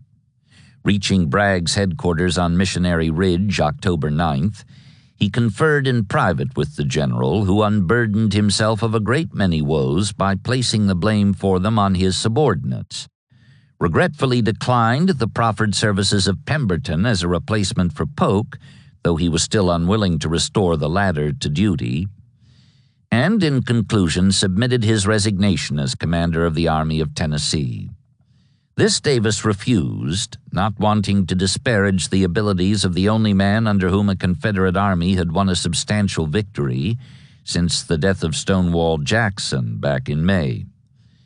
That evening he presided over a council of war attended by Bragg and his corps commanders, Longstreet, Hill, Buckner, and Cheatham, who had taken over from Polk, pending the outcome of the bishop's current set-to with his chief. After what Davis later described as a discussion of various programs, mingled with retrospective remarks on the events attending and succeeding the Battle of Chickamauga, in the course of which he continued his efforts to be serviceable in harmonizing some of the difficulties. He inquired whether anyone had any further suggestions. Whereupon Longstreet spoke up. Bragg, he said, could be of greater service elsewhere than at the head of the Army of Tennessee. An embarrassing silence followed, embarrassing at any rate to Bragg, who looked neither left nor right, as well as to Davis, who after all had come here to compose differences, not to create scenes that would enlarge them. After a time, however, he asked the other generals how they felt about the matter, and all replied that they agreed with what had just been said, particularly Hill, who seemed to relish the opportunity this afforded for an airing of his views. Bragg sat immobile through the painful scene, his dark-browed face expressionless. Without giving any opinion of his own, Davis at last adjourned the council. But next day, when he sounded Longstreet on his willingness to accept the command in place of Bragg, the Georgian declined. "In my judgment," he explained later, "our last opportunity was gone when we failed to follow the success at Chickamauga and capture or disperse the Union Army, and it could not be just to the service or myself to call me to a position of such responsibility." He had, however, a suggestion: Joseph E. Johnston. Davis bridled at the name, which Longstreet said only served to increase his displeasure and his severe rebuke. This in turn caused old Peter to tender his resignation, but Davis, as he said, was not minded to accept that solution to the premise. At the close of the interview, Longstreet afterwards wrote, "The President walked as far as the gate, gave me his hand in his usual warm grasp, and dismissed me with his gracious smile. But a bitter look lurking about its margin and the groundswell admonished me that the clouds were gathering about headquarters of the First Corps even faster than those that told the doom of the Southern cause." If Davis was pained, if a bitter look did lurk, in fact, about the margin of his smile, it was small wonder. For he was being required to deal with a problem which came more and more to seem insoluble. Though Bragg's subordinates or former subordinates all agreed that he should be removed, none of those who were qualified was willing to take his place. First Longstreet, then Hardee, on being questioned, replied that they did not want the larger responsibility, while Polk and Hill, Buckner and Cheatham, either through demonstrated shortcomings in the case of the former pair or lack of experience in the latter, were plainly unqualified.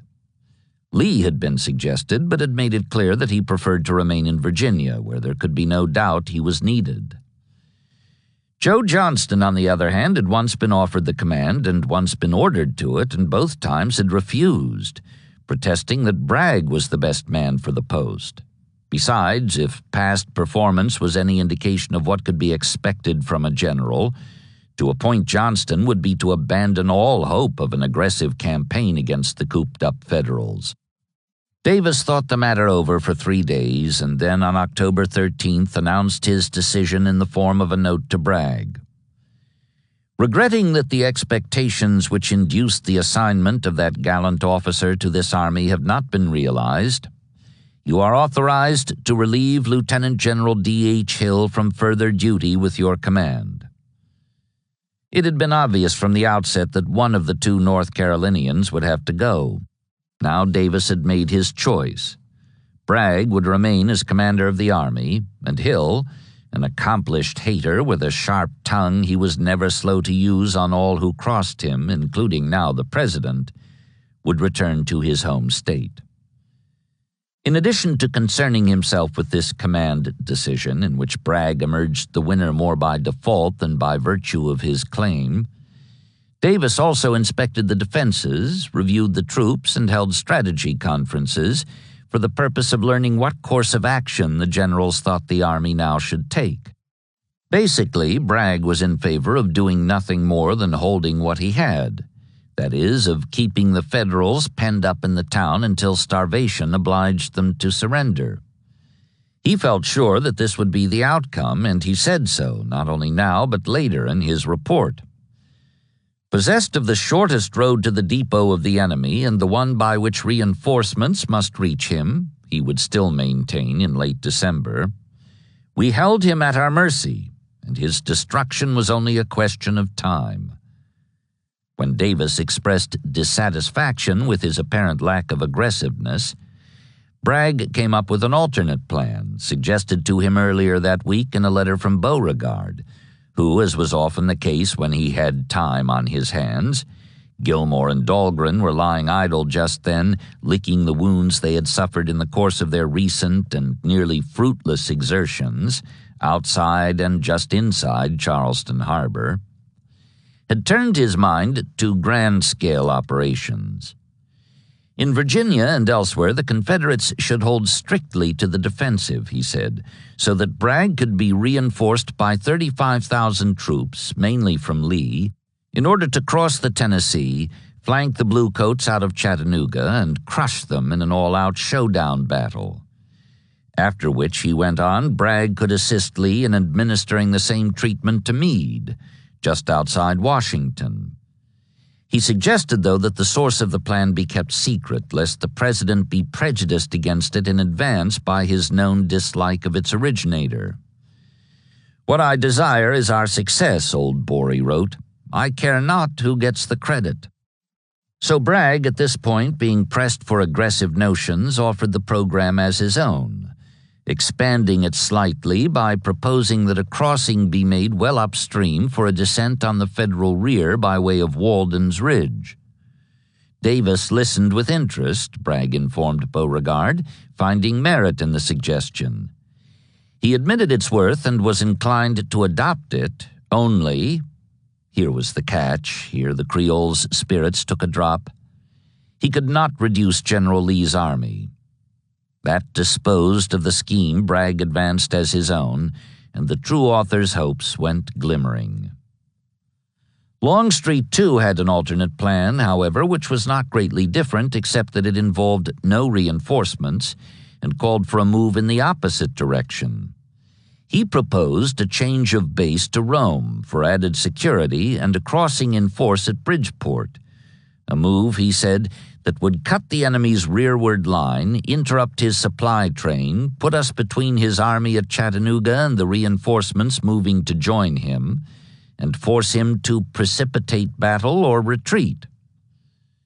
Davis liked the sound of this much better, largely because it had the virtue of economy in attempting the same purpose.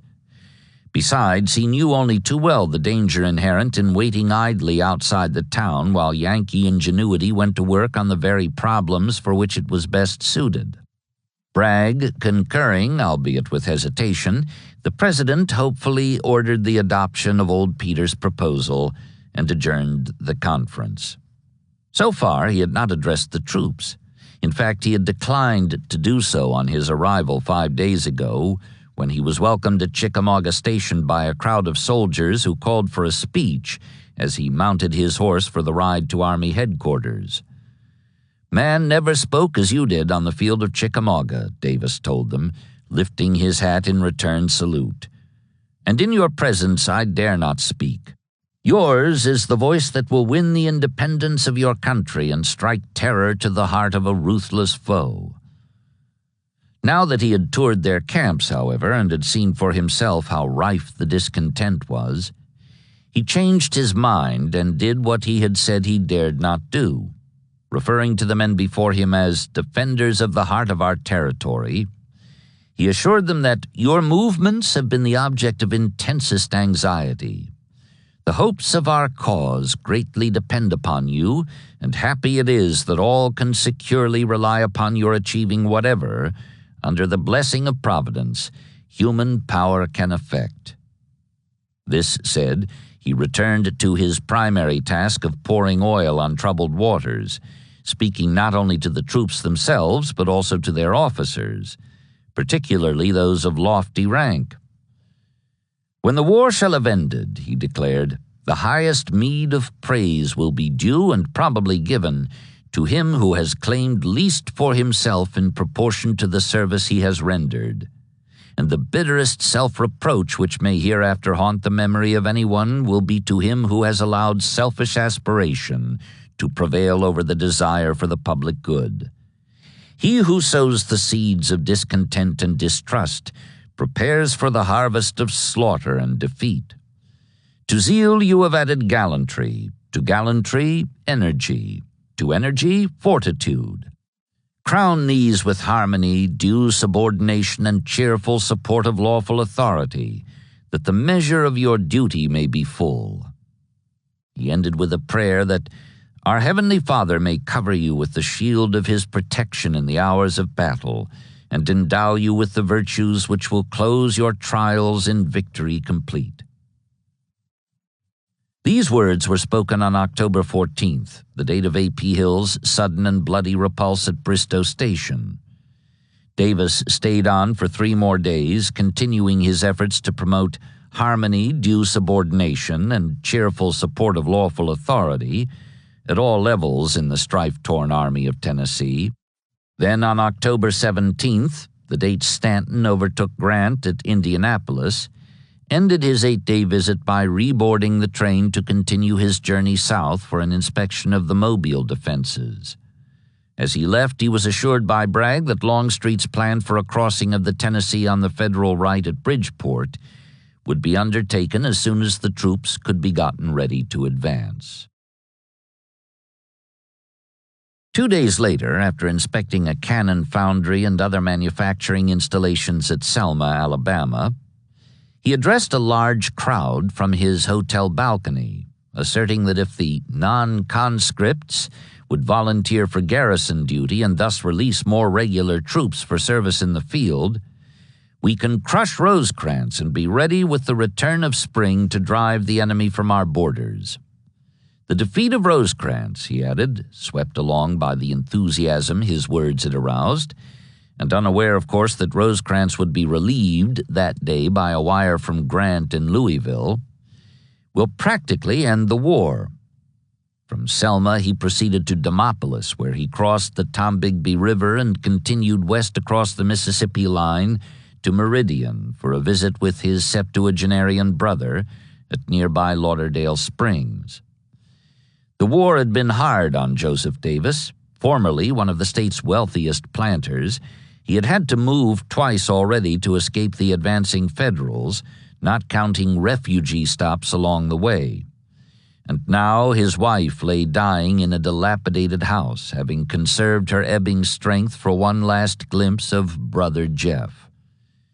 The weary president was distressed by what he saw here, for to him it represented what was likely to happen to all his people, kin and unkin, if the South failed in its bid for independence.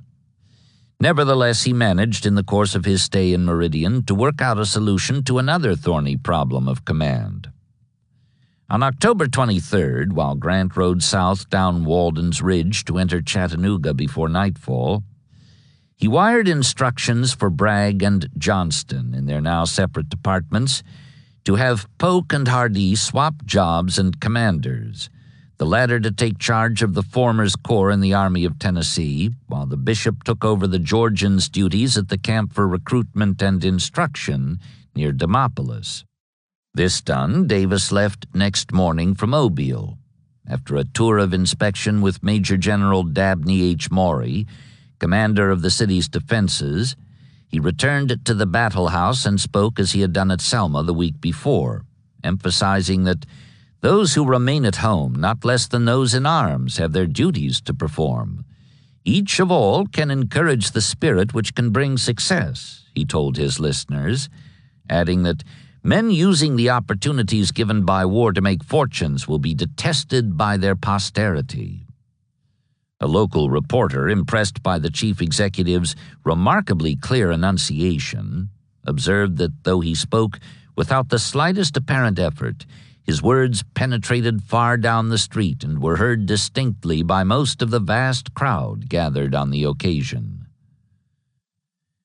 Davis remained in Mobile over Sunday, October 25th, cheered by news of the Buckland races which Stuart had staged on Monday.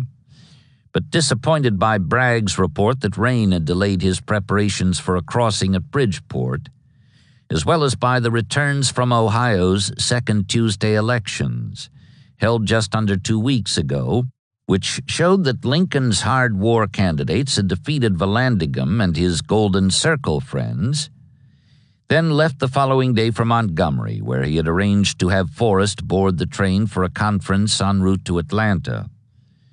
Valuing the Tennessean's abilities, the commander-in-chief not only approved his transfer to North Mississippi, where he would have authority to raise and organize as many troops for the Confederate service as he finds practicable, but also directed that Bragg send the cavalrymen a 2-battalion cadre of his veteran troopers, plus Morton's battery, and recommended to Congress his promotion to Major General.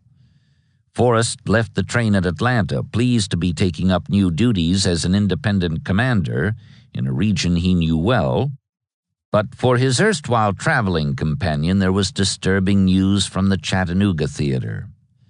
While Bragg had been waiting for the weather to clear before he moved against the enemy right, the Federals, with no apparent concern for mud and rain, had anticipated him in that direction by crossing the river themselves. Aggressive as always, Davis saw in this a chance for offensive action.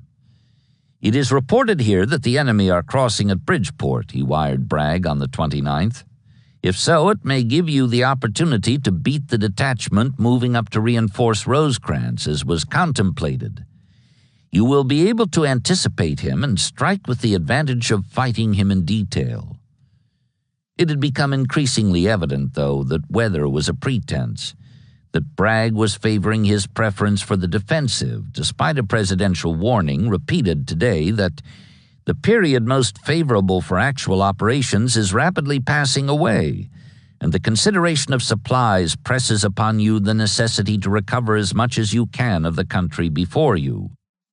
Anxious that something be done at once in Middle or East Tennessee to justify Longstreet's prolonged absence from Virginia, where Lee was facing grievous odds, having fallen back to the line of the Rappahannock and might need him at any moment, Davis added, "In this connection it has occurred to me that if the operations on your left should be delayed or not be of prime importance, that you might advantageously assign General Longstreet with his 2 divisions to the task of expelling Burnside, and thus place him in position, according to circumstances, to hasten or delay his return to the army of General Lee."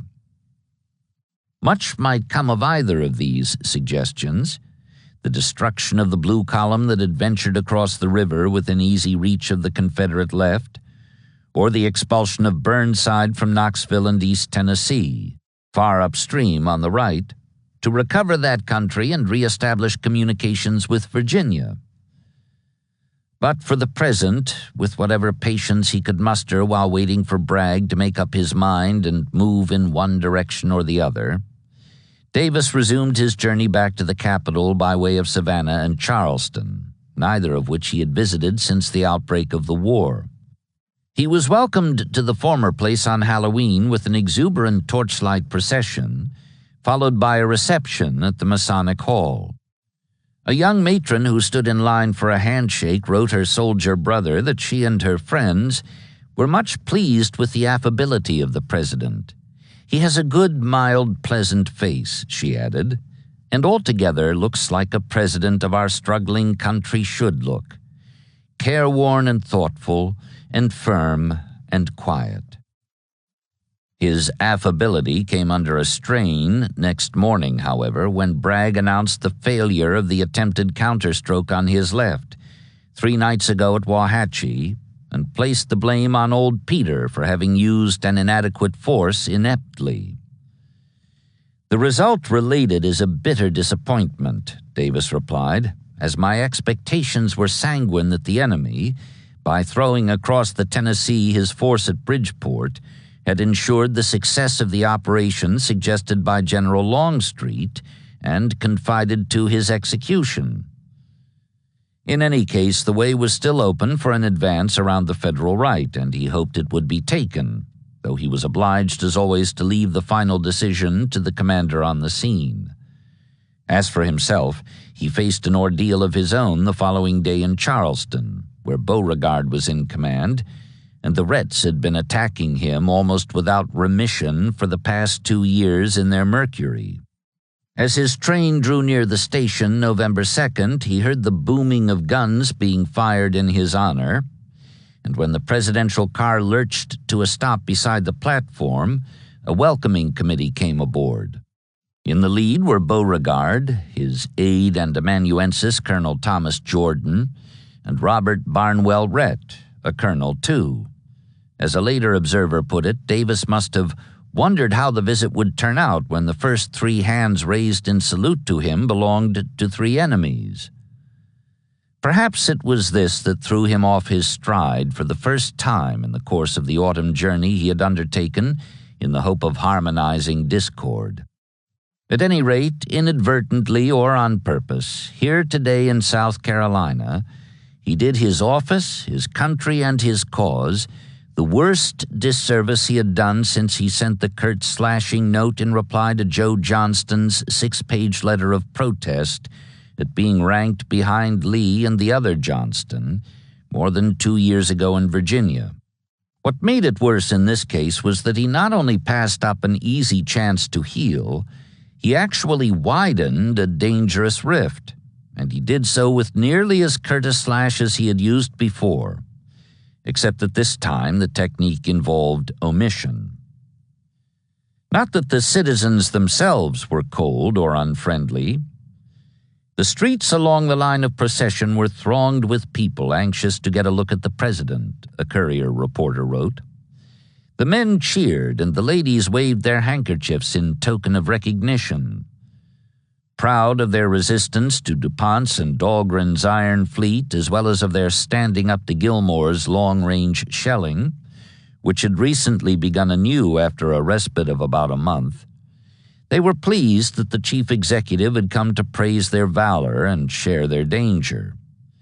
Flags were draped across the fronts of homes and buildings, and garlands of laurel stretched from the city hall to the courthouse, supporting a large banner that bid him welcome.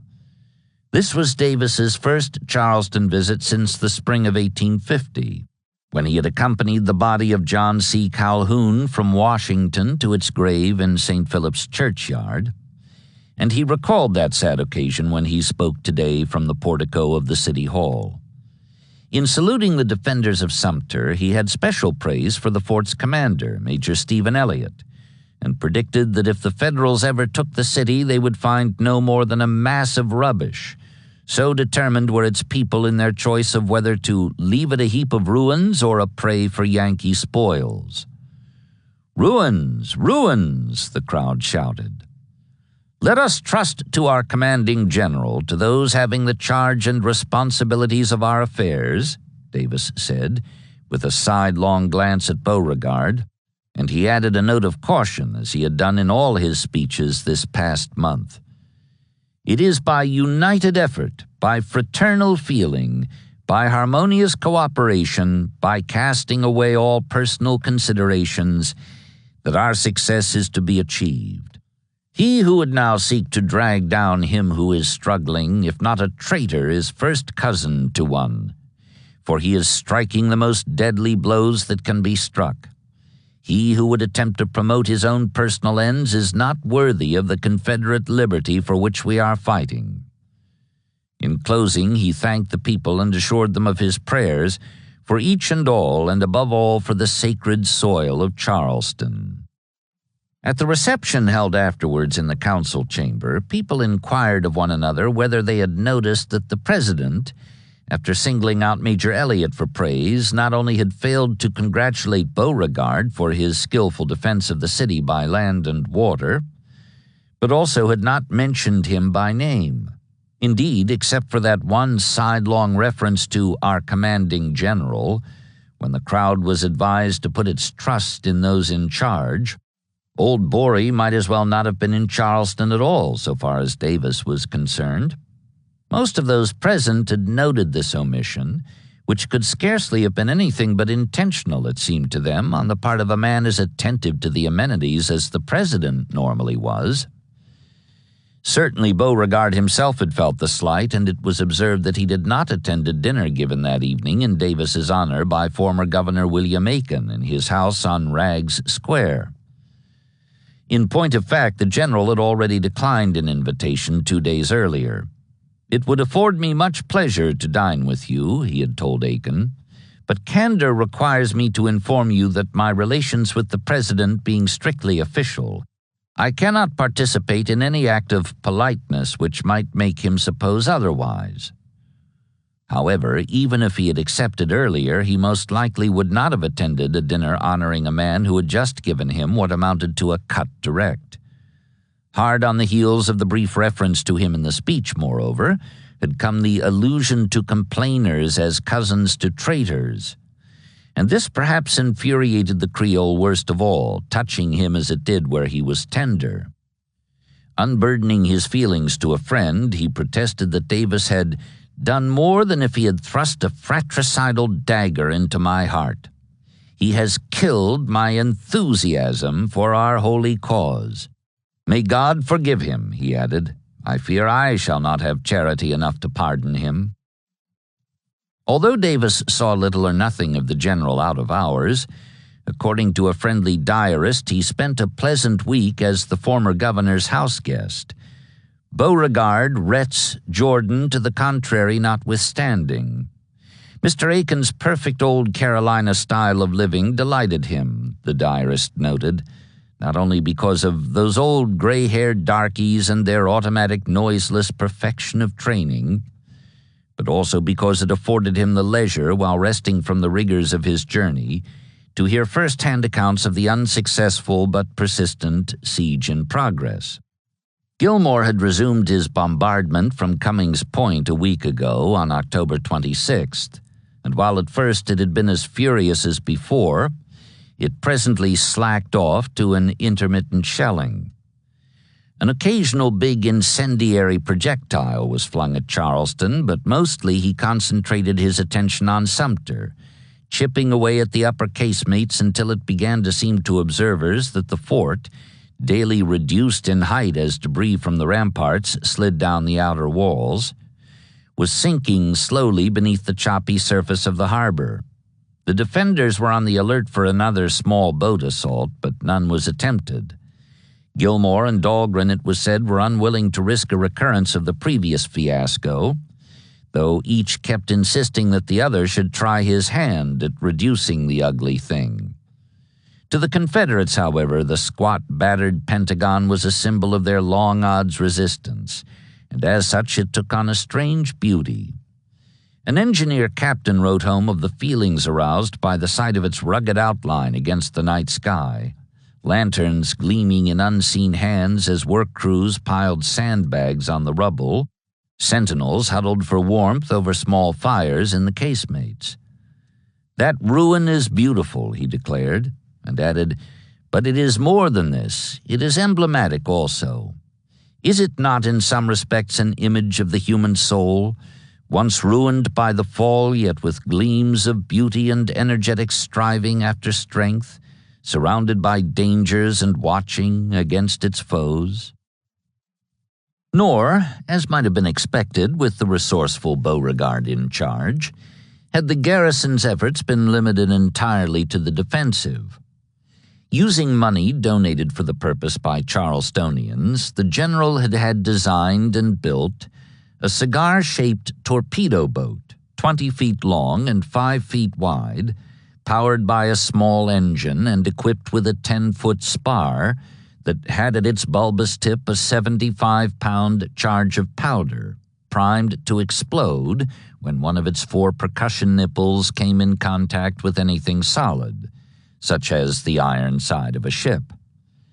Manned by a crew of 4, captain and pilot, engineer and fireman, she was christened David and sent forth after sunset October 5th to try her luck on the blockading squadron just across the bar.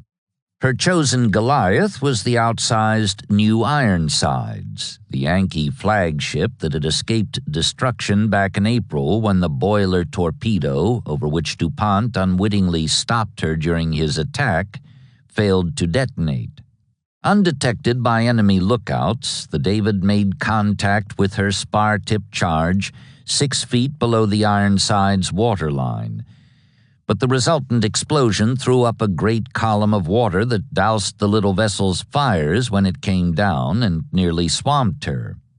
As she drifted powerless out to sea, the jolted bluejackets on the ironclad's deck opened on her with a heavy fire of musketry and grape, prompting all 4 of her crew to go over the side.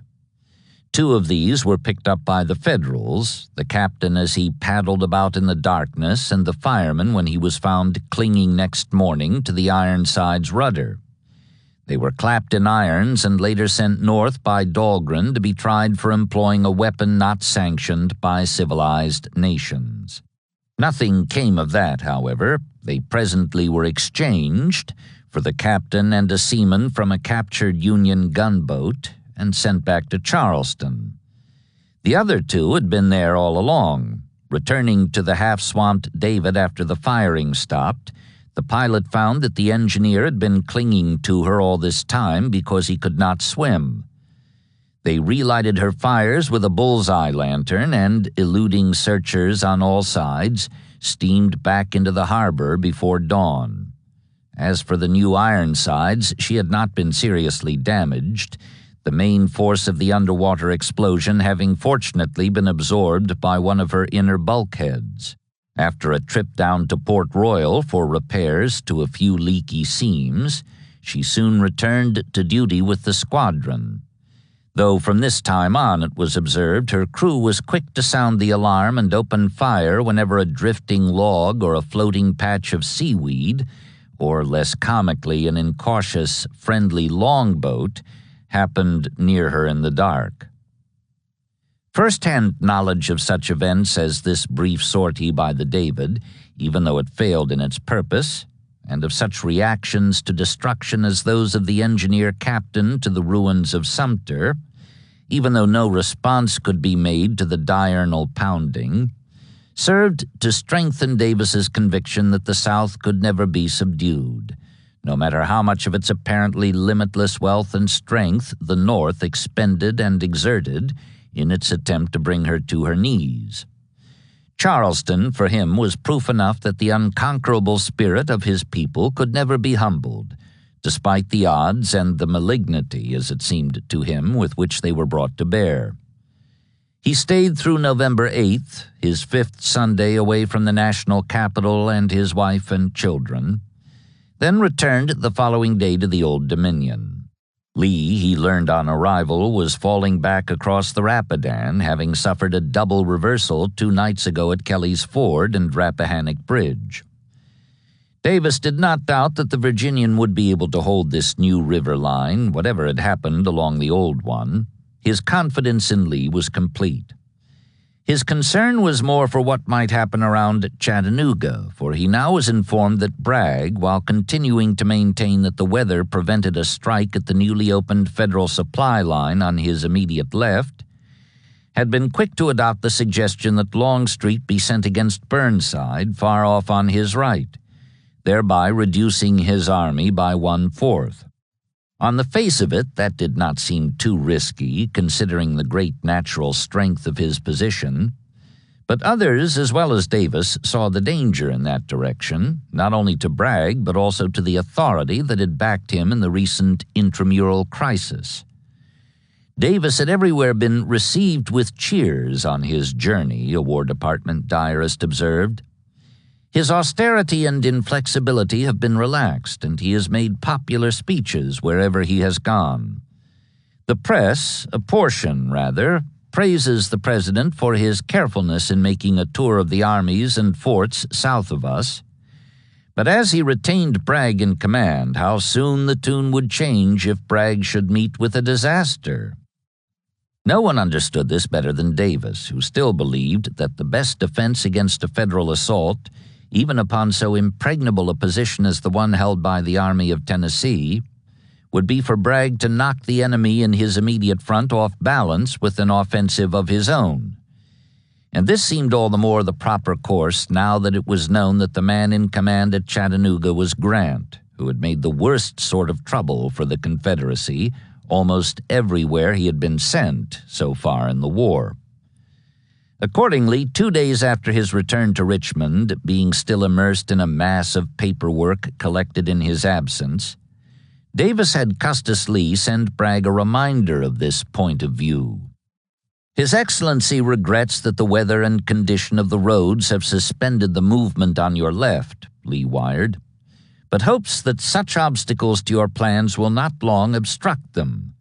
He feels assured that you will not allow the enemy to get up all his reinforcements before striking him if it can be avoided. The President, Lee added, stressing by repetition the danger and delay, does not deem it necessary to call your attention to the importance of doing whatever is to be done before the enemy can collect his forces, as the longer the time given him for this purpose, the greater will be the disparity in numbers. Unlike Davis, who twice in the past 11 months had visited every Confederate state east of the Mississippi except Florida and Louisiana, addressing crowds along the way and calling for national unity in them all, Lincoln, in 2.5 years, aside, that is, from 4 quick trips on Army business, once to confer with Winfield Scott at West Point, twice to see McClellan on the James and the Antietam, and once to visit with Joe Hooker on the Rappahannock line, had been no farther than a carriage ride from the White House. He had made no speeches on any of the exceptional occasions, being strictly concerned with military affairs, and for the most part even the citizens of Washington had not known he was gone until after he returned. This was not to say that he had not concerned himself with national unity or that he had made no appeals to the people in his efforts to achieve it. He had indeed, and repeatedly, in messages to Congress, in proclamations, and in public and private letters to individuals and institutions. One of the most successful of these had been his late August letter to James Conkling, ostensibly an expression of regret that he was unable to attend a rally of unconditional Union men in his hometown of Springfield, but actually a stump speech to be delivered by proxy at the meeting. John Murray Forbes, a prominent Boston businessman, had been so impressed with the arguments therein advanced in support of the government's views on the Negro question, a plain letter to plain people, he called it, that he wrote directly to Lincoln in mid-September, suggesting that he also set the public mind aright on what Forbes considered the true issue of the war. "Our friends abroad see it," he declared. "John Bright and his glorious band of European Republicans see that we are fighting for democracy, or, to get rid of the technical name, for liberal institutions. My suggestion, then, is that you should seize an early opportunity and any subsequent chance to teach your great audience of plain people that the war is not North against South, but the people against the aristocrats. If you can place this in the same strong light that you have the Negro question, you will settle it in men's minds as you have that." Lincoln filed the letter in his desk and in his mind, and 7 weeks later, on November 2nd, acting on the suggestion that he seize an early opportunity, accepted an invitation to attend the dedication of a new cemetery at Gettysburg for the men who had fallen there in the July battle.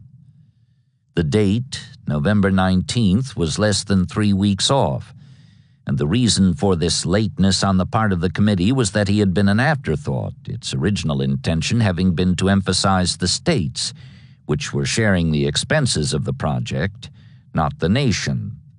Besides, even after the thought occurred that it might be a good idea to invite the president, some doubt had been expressed as to his ability to speak upon such a grave and solemn occasion.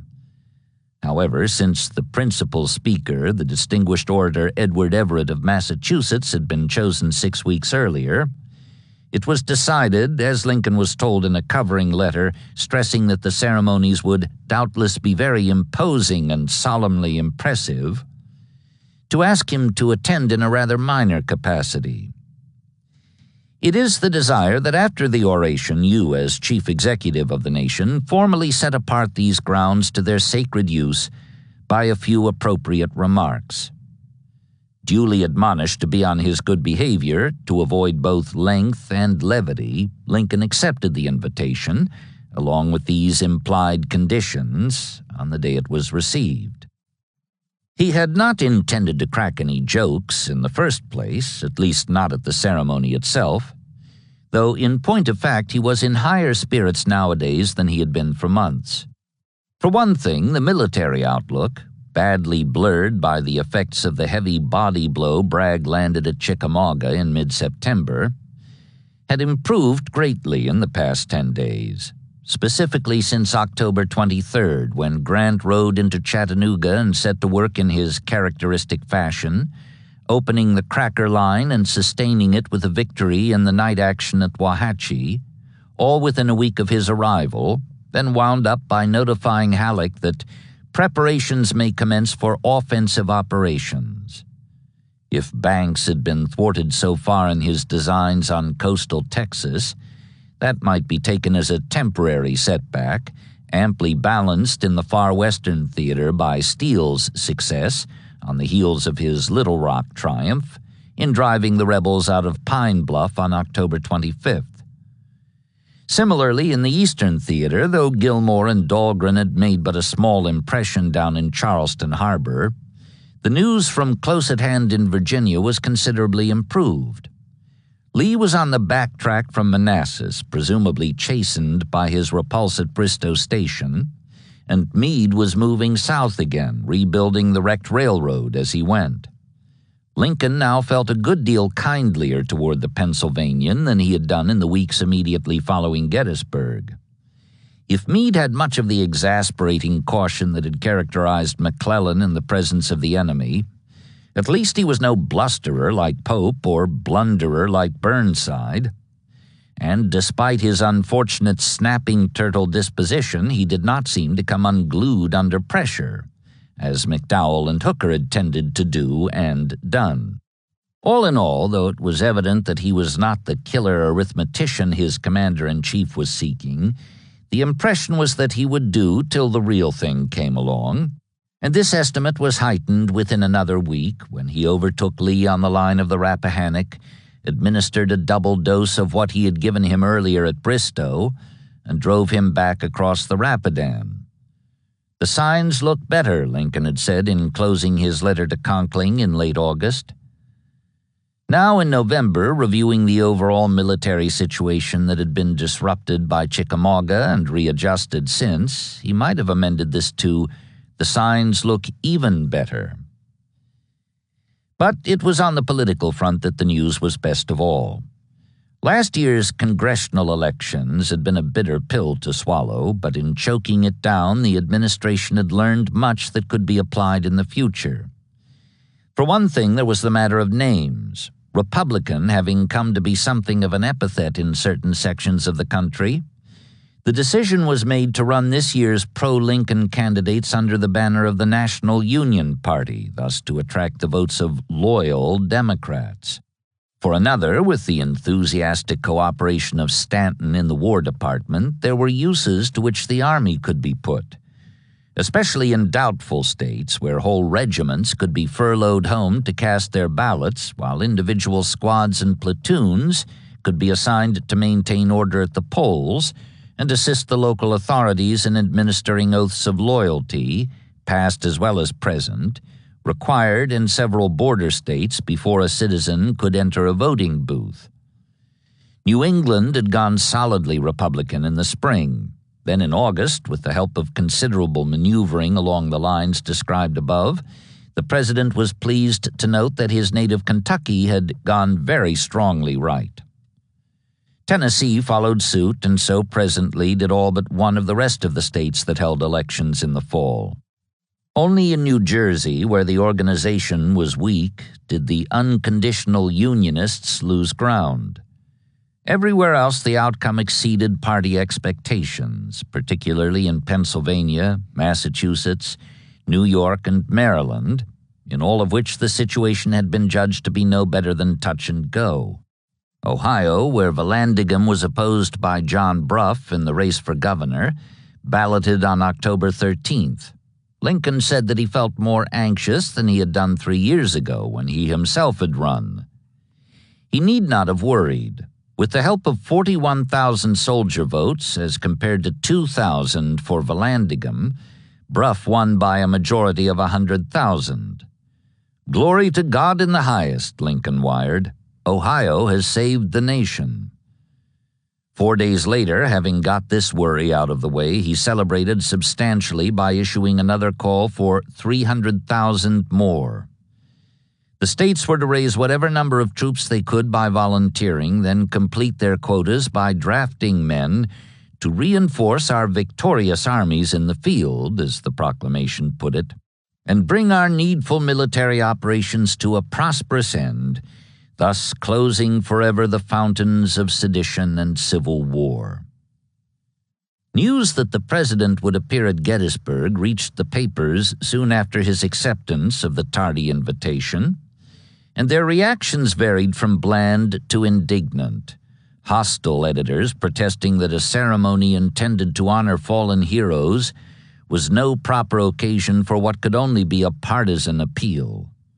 Certain prominent Republicans, on the other hand, professed to believe it was no great matter one way or the other, since Lincoln was by now a political cipher anyhow, a dead card in the party deck. "Let the dead bury the dead," Thaddeus Stevens quipped when asked for an opinion on what was about to happen just outside the little college town where he once had practiced law and still owned property. Lincoln held to his intention to attend the ceremonies despite the quips and adverse comments in and out of print. He was, he remarked in another connection this week, not much upset by anything said about him, especially in the papers. "These comments constitute a fair specimen of what has occurred to me through life. I have endured a great deal of ridicule without much malice, and have received a great deal of kindness not quite free from ridicule. I am used to it." Meanwhile, in the scant period between the tendering of the invitation and the date for his departure, there was not much time for composing his thoughts, let alone for setting them down on paper. In addition to the usual encroachments by job and favor seekers, there was the wedding of Chase's sprightly daughter Kate to wealthy young Senator William Sprague of Rhode Island, the most brilliant social affair to be held in Washington in the nearly 3 years since the Southerners left the district. There was an urgent visit by the high-powered New York politician Thurlow Weed, who came with a plan for ending the war by means of a 90-day armistice, a scheme that had to be heard in full and then rejected tactfully, lest Weed be offended into an enmity the cause could not afford. There was the necessity for day-to-day work on the annual year-end message to Congress, which it would not do to put off till the last minute, though the last minute was in fact about at hand already. All this there was, and more, much more, with the result that by the time the departure date came round, November 18th, Lincoln had done little more than jot down a few notes on what he intended to say next day in Pennsylvania.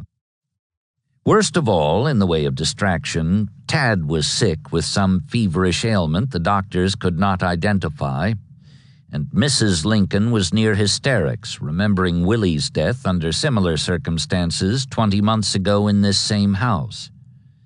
But Lincoln did not let even this interfere with his plans and promise. The 4-car special carrying the president and 3 of his cabinet members, Seward, Blair, and Usher, the others had declined, pleading the press of business, his 2 secretaries, officers of the Army and Navy, his friend Ward Lamon, and the French and Italian ministers, left the capital around noon. Lincoln sat for a time with the others in a drawing room at the back of the rear coach, swapping stories for an hour or so, and then as the train approached Hanover Junction, excused himself to retire to the privacy of his compartment at the other end of the car. "Gentlemen, this is all very pleasant," he said, "but the people will expect me to say something to them tomorrow, and I must give the matter some thought."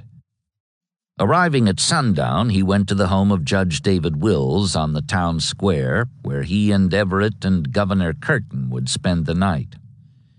The streets and all the available beds were crowded, visitors having come pouring in for tomorrow's ceremonies, notables and nondescripts alike, many of them with no place to sleep and most of them apparently past caring. Accompanied by a band, a large group roamed about in the early dark to serenade the visiting dignitaries, including the president.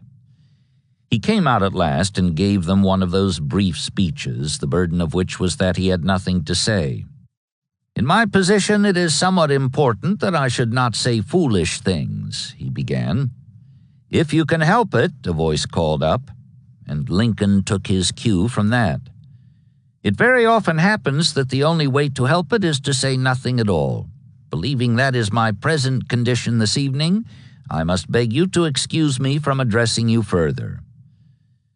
Unsatisfied, the crowd proceeded next door and called for Seward, who did better by them, though this still was evidently far from enough, since they serenaded 5 more speakers before calling it a night. Lincoln by then had completed the working draft of tomorrow's address and gone to bed, greatly relieved by a wire from Stanton passing along a message from Mrs. Lincoln that Tad was much improved.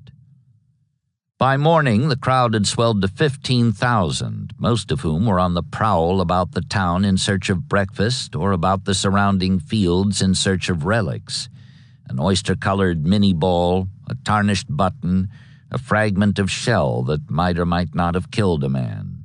In any event, whatever disappointments there were for the hungry, the pickings were good for the souvenir hunters, for it was later calculated that 569 tons of ammunition had been expended in the course of the 3-day battle. Coffins were much in evidence, too, though the work of reinterring the dead, at $1.59 a body, had been suspended for the solemn occasion now at hand. At 10 o'clock, the procession began to form on the square, marshaled by Lamon and led by the president on horseback. An hour later, it began to move in what one witness referred to as an orphanly sort of way toward Cemetery Hill, where the ceremonies would be held. Lincoln sat erect at first, wearing a black suit, a high silk hat, and white gloves. But presently he slumped in the saddle, arms limp and head bent forward in deep thought, while behind him rode or walked the governors of 6 of the 18 participating states, several generals, including Doubleday and Gibbon, and a number of congressmen, as well as the officials who had come up with him on the train. Within 15 or 20 minutes, these various dignitaries had taken their places on the crowded platform. And after a wait for Everett, who was late, the proceedings opened at noon with a prayer by the House chaplain, following which the principal speaker was introduced. "Mr. President," he said with a bow, tall and white-haired, just under 70 years of age, a former governor of Massachusetts, minister to England for John Tyler, president of Harvard, successor to Daniel Webster as Secretary of State under Millard Fillmore, and in 1860 John Bell's running mate on the Constitutional Union ticket, which had carried Virginia, Kentucky, and Tennessee. "Mr. Everett," Lincoln replied, and the orator launched forthwith into his address. Standing beneath this serene sky, with the mighty Alleghanies dimly towering before him, Everett raised his poor voice to break the eloquent silence of God and nature. He did so for 2 hours by the clock, having informed the committee beforehand that the occasion was not to be dismissed with a few sentimental or patriotic commonplaces. Nor was it. He outlined the beginning of the war, reviewed the furious 3-day action here, discussed and denounced the doctrine of state sovereignty, lacing his eloquence with historical and classical allusions, and came at last to a quotation from Pericles. "The whole earth is the sepulchre of illustrious men." Recognizing the advent of the peroration because he had been given advance proofs of the address, Lincoln took from his coat pocket a fair copy he had made of his own speech that morning, put on his steel-bowed spectacles, and read it through while Everett drew to a close, head back-flung, and pronounced the final sentence in a voice that had not faltered once in the whole 2 hours. Down to the latest period of recorded time in the glorious annals of our common country, there will be no brighter page than that which relates the battles of Gettysburg. Amid prolonged applause, he took his seat, and after the Baltimore Glee Club had sung an ode composed for the occasion, Lamon pronounced the words, "The President of the United States." Lincoln rose and, as a photographer began setting up his tripod and camera in front of the rostrum, delivered in what a reporter called a sharp, unmusical treble voice, but with what John Hay considered more grace than is his wont, the few appropriate remarks which the committee had said it desired of him after the oration.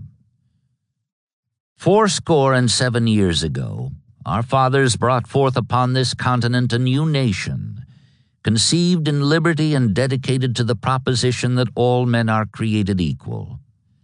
Now we are engaged in a great civil war, testing whether that nation, or any nation so conceived and so dedicated, can long endure. We are met on a great battlefield of that war. We are met to dedicate a portion of it as the final resting place of those who here gave their lives that that nation might live. It is altogether fitting and proper that we should do this. But in a larger sense, we cannot dedicate, we cannot consecrate, we cannot hallow this ground. The brave men, living and dead, who struggled here, have consecrated it far above our poor power to add or detract. A polite scattering of applause was overridden at this point as Lincoln continued. The world will little note nor long remember what we say here, but it can never forget what they did here. It is for us, the living rather, to be dedicated here to the unfinished work that they have thus far so nobly carried on. It is rather for us to be here dedicated to the great task remaining before us, that from these honored dead we take increased devotion to that cause for which they here gave the last full measure of devotion, that we here highly resolve that these dead shall not have died in vain, that the nation shall, under God, have a new birth of freedom, and that government of the people, by the people, for the people, shall not perish from the earth. He finished before the crowd, a good part of whose attention had been fixed on the photographer anyhow, realized that he was fairly launched on what he had to say. In reaction to what a later observer described as the almost shocking brevity of the speech, especially by contrast with the one that went before, the applause was delayed, then scattered and barely polite. Moreover, the photographer missed his picture. Before he had time to adjust his tripod and uncap the lens, Lincoln had said, "Of the people, by the people, for the people," and sat down, leaving the artist with a feeling that he had been robbed. Apparently many of those present felt the same, agreeing in advance with what the Chicago Times would say tomorrow about the president's performance here today. The cheek of every American must tingle with shame as he reads the silly, flat, and dishwatery utterances of the man who has to be pointed out to intelligent foreigners as the President of the United States.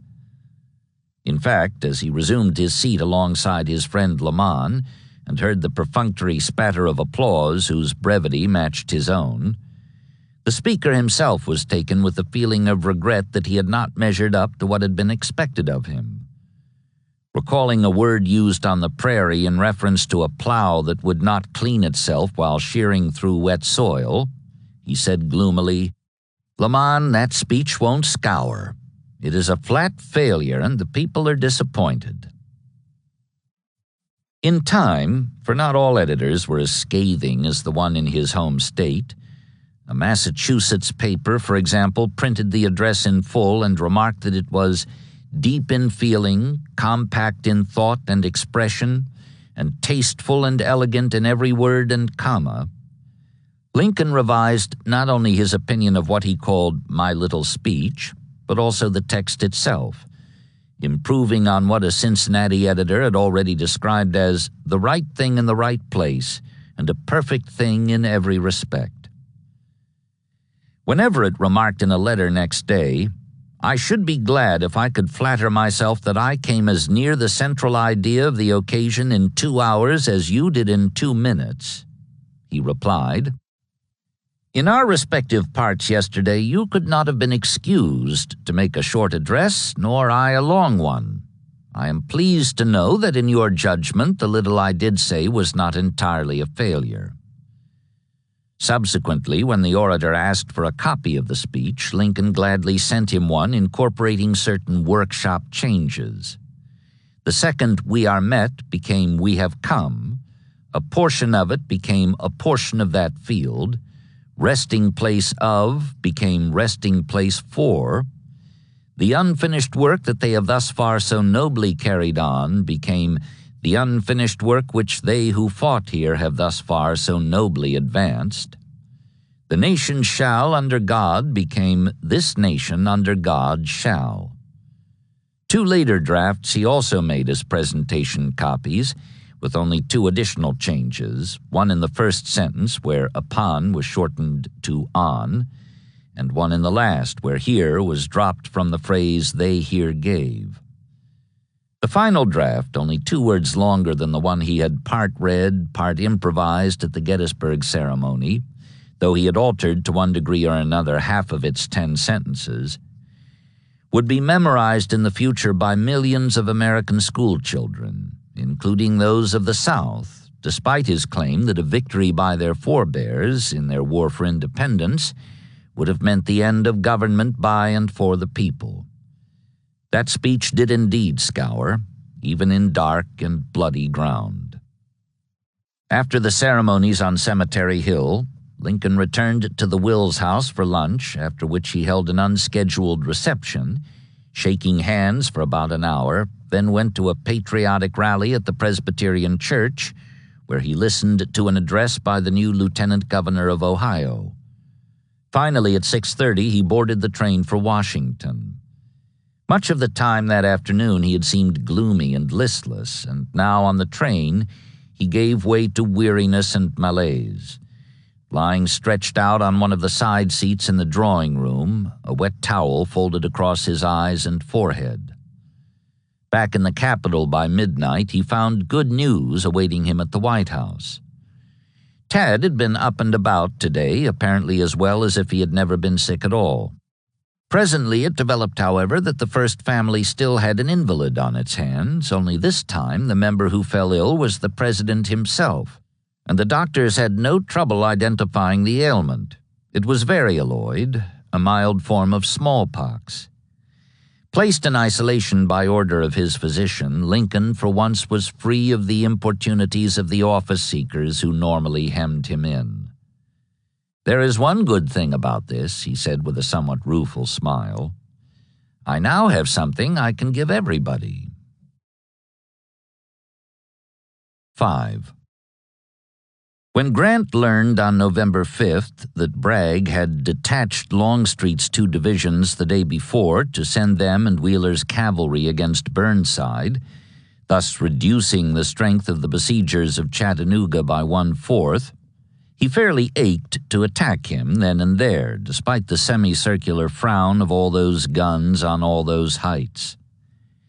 Indeed, there seemed to be sore need for haste, not only because the Confederates had rail transportation as far as Loudon, 2/3 of the way to Knoxville, which meant that old Peter might be able to return within a week or 10 days, including the time it would take him to defeat and capture the Bluecoats there or drive them from the region they had held for 2 months now, thereby reopening the Tennessee and Virginia Railroad for the use of such reinforcements as the Richmond government might take the notion to send him or Bragg on an overnight ride from Lynchburg, but also because Lincoln, who was known to be touchy about East Tennessee and the protection of its Union-loyal residents, might be tempted for political reasons to disrupt the plans of the commander of the newly created military division of the Mississippi. Sure enough, as Grant said later, the Washington authorities no sooner heard of Longstreet's departure from his immediate front than they became more than ever anxious for the safety of Burnside's army, and plied me with dispatches faster than ever, urging that something should be done for his relief. He was altogether willing, but he could not see that sending part of his army to Knoxville at this stage of the campaign would do anything more than add to Burnside's supply problem, which was nearly as grievous as his own had been on his arrival 2 weeks back. What he had in mind instead was to attack Bragg's right. If successful, this would break his grip on Chattanooga by dislodging him from Missionary Ridge. And even if it failed, it would be likely, if it was pressed with vigor, to alarm him into recalling Longstreet. In either case, as Grant saw it, Burnside would be relieved far more effectively than by the addition of several thousand hungry mouths to his command. On November 7th, however, when he suggested the attack to Thomas, whose troops would have to make it, he was told that the thing could not be done. The Cracker Line had been open barely a week, and though the men were already back on full rations, no replacements for the starved artillery horses had yet come through. The few survivors, wobbly as they were not enough to move the guns out of the parks, according to Thomas, much less to pull them forward in support of the advancing infantry. And without them, the attack was bound to fail. Unwilling to let it go at that, Grant proposed that mules or officers' mounts be used to haul the pieces, but the Virginian explained that the former, though superb in draft, were undependable under fire, while the latter would not work in traces and lacked the heft required of gun teams anyhow. Regretfully, in the light of this, the general whose arm was infantry felt obliged to defer to the old line artillerymen. Nothing was left to be done, he afterwards observed, but to answer Washington dispatches as best I could, urge Sherman forward, although he was making every effort to get forward, and encourage Burnside to hold on, assuring him that in a short time he should be relieved. His red-haired successor in command of the Army of the Tennessee was indeed making every effort to get forward, for he had received at Iuka 10 days ago an order delivered by a dirty, black-haired individual with mixed dress and strange demeanor, thus Sherman later described the messenger, who had left Chattanooga the day after Grant's arrival and paddled a canoe down the Tennessee over treacherous Muscle Shoals to find him. The instructions were for him to leave the railroad work to one division and press on at once with the other 4 to Bridgeport, where he would be in position to block an attempt by Bragg to turn the Federal right, disrupt the new supply line, and flank the defenders out of Chattanooga. Though it might have been inferred from this that Grant had been reading his opponent's mail, he did not actually know that Bragg, or more properly speaking, Longstreet, had any such plan in mind. It just had seemed to him wise to forestall so logical a move on the part of an adversary reputed to be as bold as he was tricky. Furthermore, as an added logistical precaution, Grant directed Sherman to abandon work on the Memphis and Charleston, west of Decatur, so that the division left behind could concentrate on repairing the Tennessee and Alabama, which ran north of there through Columbia to Nashville, and thus provide him with 2 lines connecting his railhead supply base at Stevenson with his main depot back at the capital. That way, he would not only have a spare all-weather line in case raiders broke through to the Nashville and Chattanooga, he would also be able to keep up his stocks of ammunition and food when the opportunity came for him to forward supplies to Burnside, who at present had no rail connection with the outside world. This was a large order, for the line north of Decatur had been thoroughly wrecked by cavalry and saboteurs, but the commander of the division assigned to the task was Brigadier General Grenville M. Dodge. A capable soldier with a wound and a promotion dating from Pea Ridge to prove it, the 32-year-old New Englander was also an experienced railroad builder, civil engineer, and surveyor. Level Eye, the Indians had dubbed him, watching him at work out on the plains before the war. Grant figured that if anyone could do the job, it was Dodge, and his confidence was not misplaced. Working without a base of supplies from which to draw either rations or equipment, without skilled labor of any kind except such as he could find in the ranks of his 8,000-man division, and with nothing but axes, picks, and spades for tools, he completed the job within 40 days, although it required the rebuilding of no fewer than 182 bridges and about as many culverts, while relaying 102 miles of track northward across the lowlands and uplands of North Alabama and Middle Tennessee. His troops would get none of the glory in the campaign that now was about to open in earnest, but no division in any of the three blue armies involved worked harder or deserved more credit for the outcome. But that was still in the future. For the present, Sherman pushed on eastward, crossing the Tennessee at Eastport to reach Florence by November 1st, at which point, after 3 weeks on the go, he was about midway between Memphis and Chattanooga. To avoid the delay that would be involved in ferrying 4 divisions across Elk River, wide and bridgeless this far down, he marched up its north bank for a crossing by the bridge near Deckard, then followed the railroad down to Stevenson. He reached Bridgeport in advance of his troops on the night of November 13th to find a dispatch awaiting him from Grant, urging him to hurry ahead to Chattanooga for a conference. This he did the following day, proceeding via the Cracker Line, and rode into town that evening to be greeted by the superior he had not seen since he left him on crutches at Vicksburg in September. He was pleased to see that by now the crutches had been discarded, but when they rode out together next morning on a tour of inspection, finding himself confronted by the awesome loom of Lookout Mountain on the south, while to the east, against the long, shadowy backdrop of Missionary Ridge, rebel sentinels in a continuous chain were walking their posts in plain view not 1,000 yards off, Sherman was amazed. He had been told what to expect, but what he saw came as such a shock to him that he involuntarily exclaimed, "Why, General Grant, you are besieged." Grant nodded. "It's too true," he said, and then he told him what he had in mind to do about it. Thomas's troops, he said, according to Sherman's recollection of the briefing, had been so demoralized by the Battle of Chickamauga that he feared they could not be got out of their trenches to assume the offensive. That was where Sherman came into the picture. He wanted my troops to hurry up, to take the offensive first, after which he had no doubt the Cumberland Army would fight well. The attack was to be launched against Bragg's extreme right, Grant explained, specifically against the northern end of Missionary Ridge, which he had reconnoitered and found unfortified.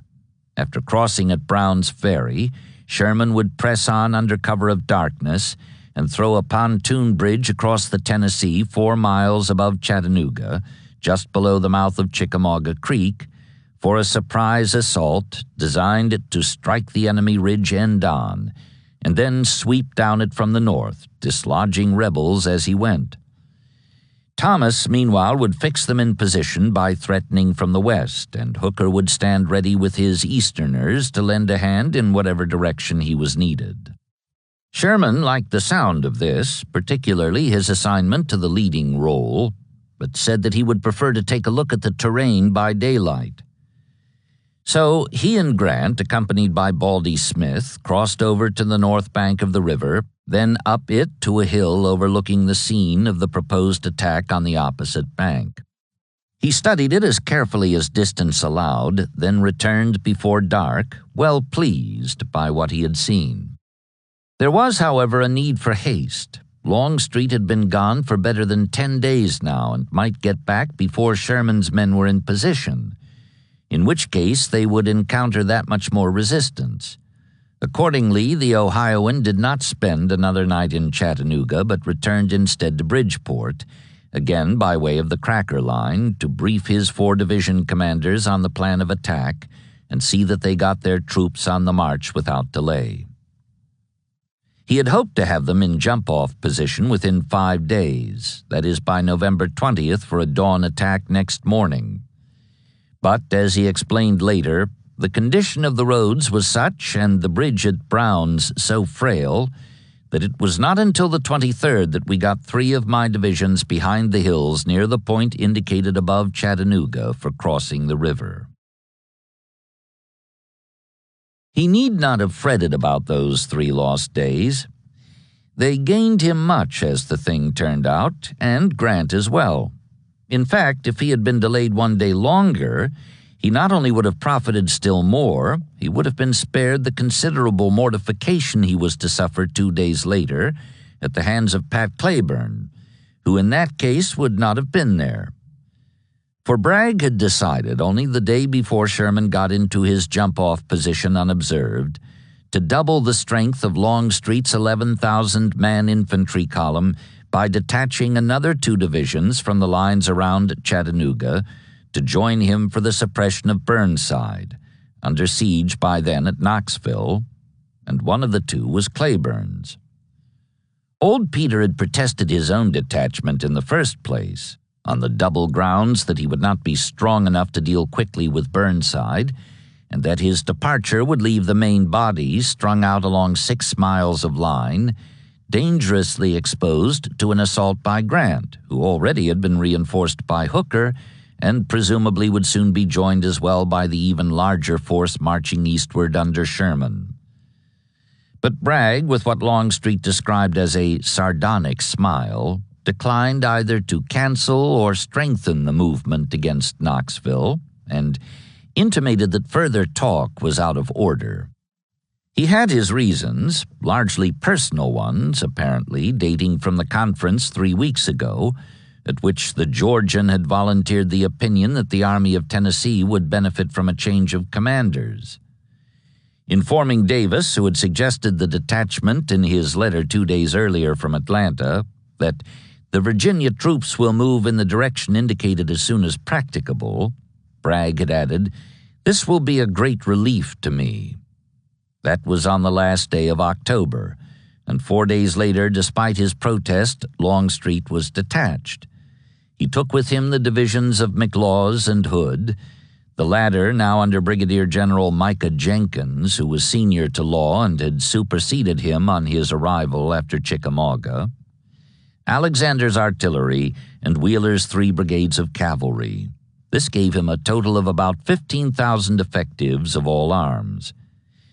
His assignment was to destroy or capture Burnside's army, which in turn had just over 25,000 troops in occupation of East Tennessee.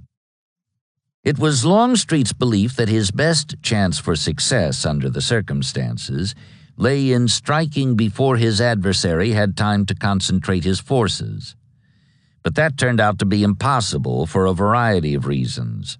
Not the least of these was that he lacked the means of moving his pontoons except on flat cars, which meant that he had to cross the Holston River at Loudon, where the railroad ended because the bridge was out, rather than at some point closer than 30 airline miles from his objective. To add to his woes, not only did the trains run badly off schedule, but he found no rations on hand when he reached Sweetwater, as he had been assured they would be, and had to mark time there while they were being brought in from the country round about. "The delay that occurs is one that might have been prevented," he wired Bragg on November 11th, "but not by myself. As soon as I find a probability of moving without almost certain starvation, I shall move, provided the troops are up." Bragg retaliated in kind. "Transportation in abundance was on the road and subject to your orders," he shot back next day. "I regret it has not been energetically used. The means being furnished, you were expected to handle your own troops, and I cannot understand your constant applications for me to furnish them." Old Peter pushed forward on his own, crossing at Loudon on the 13th, but reviewing the situation years later, he remarked, "It began to look more like a campaign against Longstreet than against Burnside." In point of fact, although their methods differed sharply, the blue commander to his front was no less skillful an opponent than the gray one in his rear. Warned by Grant that a heavy detachment was headed in his direction, Burnside was not only on the alert for an attack, he was also mindful of his instructions to keep the enemy from returning to Chattanooga as long as possible. "Sherman's advance has reached Bridgeport," Grant wired on the day after the rebels crossed the Holston. "If you can hold Longstreet in check until he gets up, or by skirmishing and falling back can avoid serious loss to yourself and gain time, I will be able to force the enemy back from here and place a force between Longstreet and Bragg that must inevitably make the former take to the mountain passes by every available road." Accordingly, Burnside did not seriously contest the Confederate advance. Abandoning Kingston, he called his scattered forces in from all points except Cumberland Gap, thus keeping that escape hatch open in the event of a disaster, and aside from a brief delaying action at Campbell Station on the 14th, about midway between Loudon and Knoxville, did not risk a sudden termination of the contest, either by a victory or a defeat. He had some 20,000 soldiers with him, more, he knew, than were in the column advancing on him, but it was not a battle he was after. It was time. He got it, too.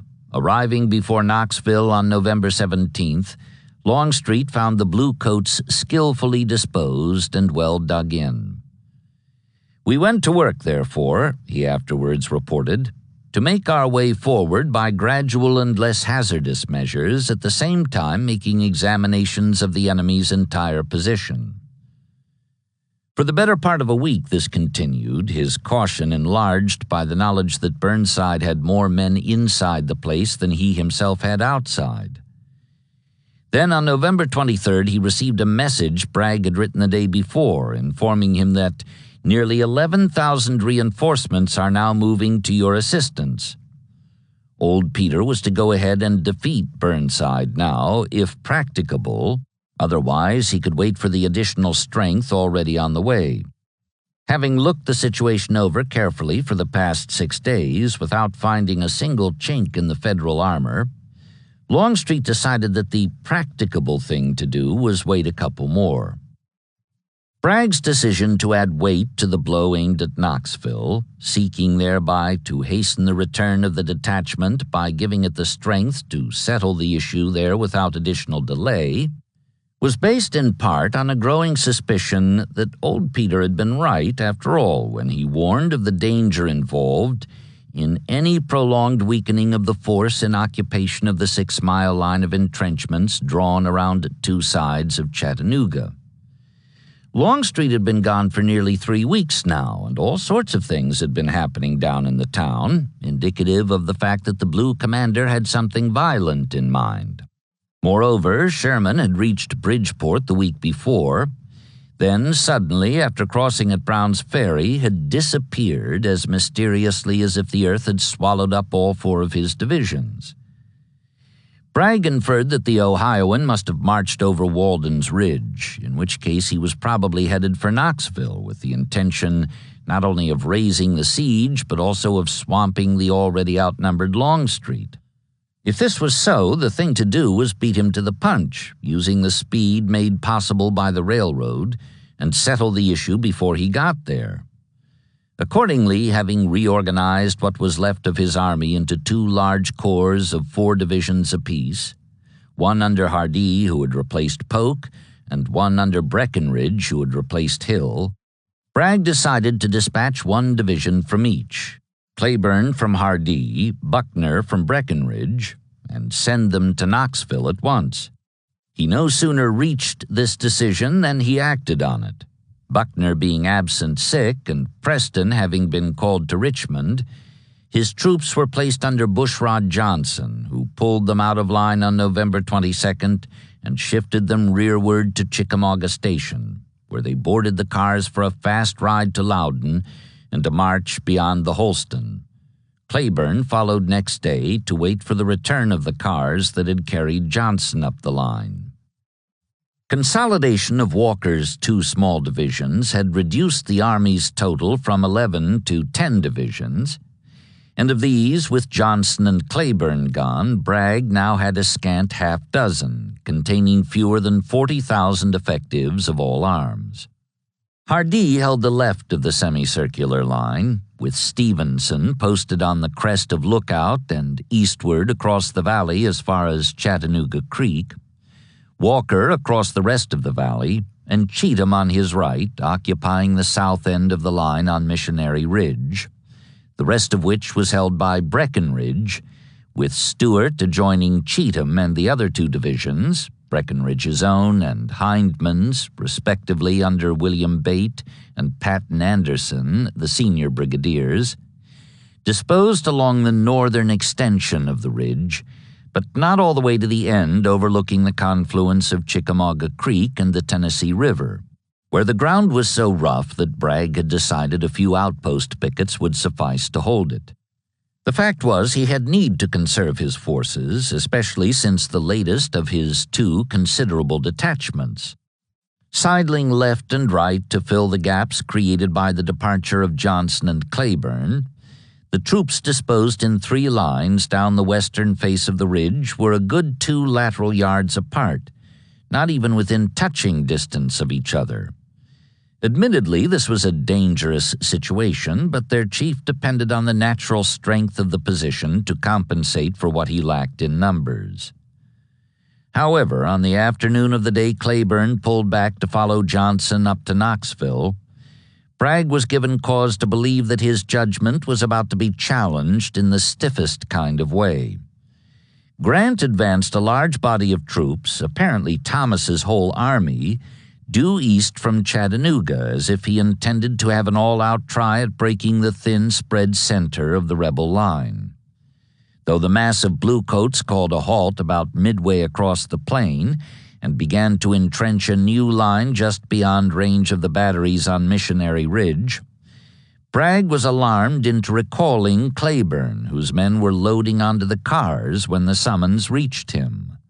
Early next morning, November 24th, the Southern commander received a still greater shock in the form of a dispatch from an outpost on the right. 4 blue divisions were crossing the Tennessee River immediately below the mouth of Chickamauga Creek, apparently for an assault on the practically undefended north end of the ridge.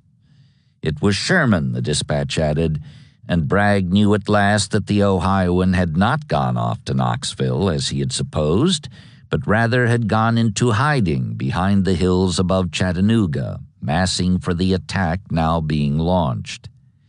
Hastily he passed the word for Cleburne, whose troops had returned overnight from Chickamauga Station, to double-time his division northward and repulse, if he could, the 4-division assault which, if successful, would flank the Confederates off the ridge their commander had believed to be impregnable, until now.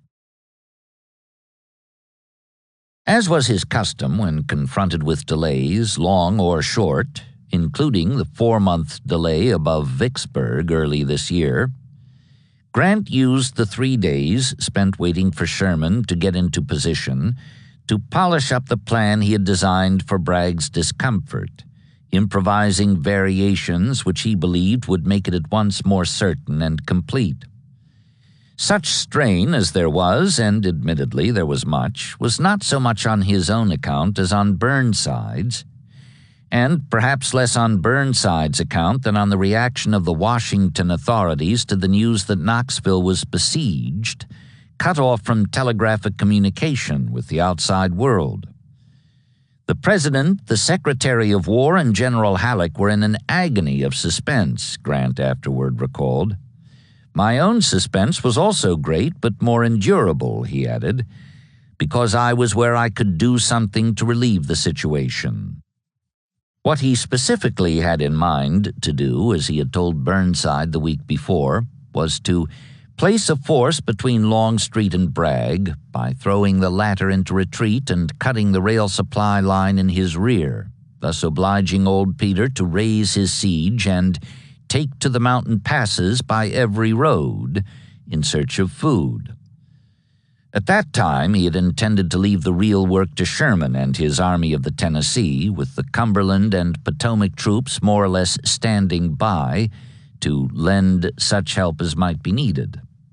Thomas, for instance, was to menace but not attack the enemy center, while Hooker, reduced to a single division by the subtraction of Howard's 2, which crossed at Brown's Ferry to be available as a reserve for the forces north and east of Chattanooga, stood guard at the foot of Lookout Valley below Wauhatchie to prevent a rebel counterstroke from there.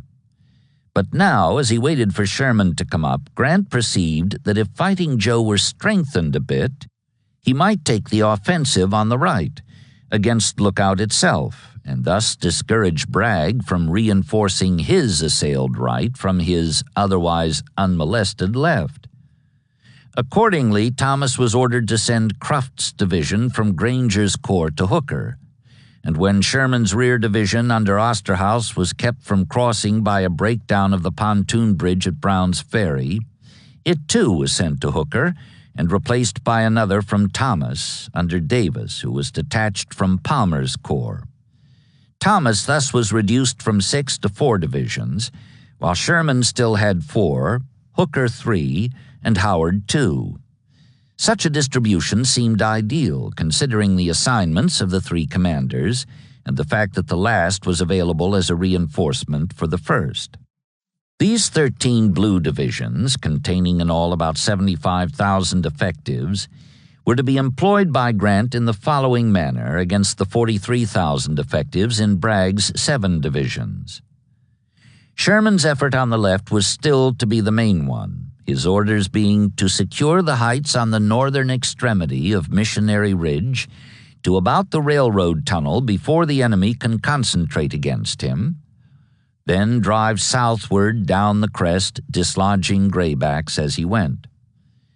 To assist in this, Thomas would menace the rebel center, fixing the defenders in position, and Howard would hold his corps in readiness to act either with Thomas or with Sherman.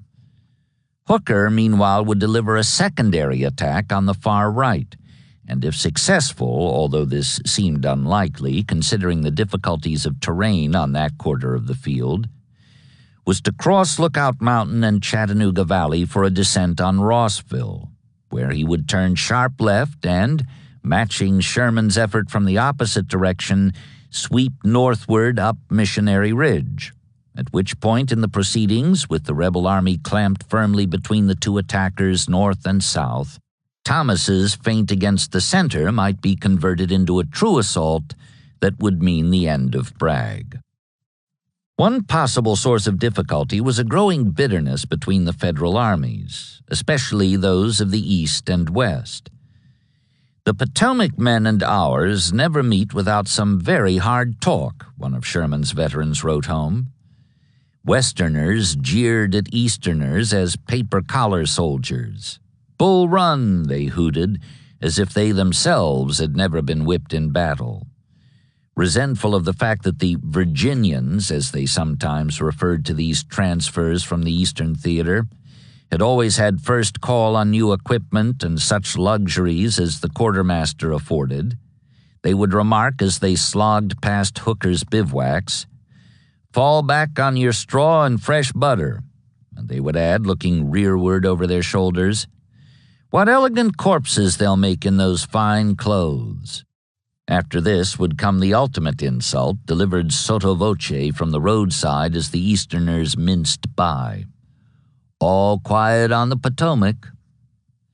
The latter, in turn, were disdainful, looking down their noses at the Western soldiers who preferred Confederate-style blanket rolls to knapsacks, walked with the long, loose-jointed stride of plowmen, and paid their officers little deference.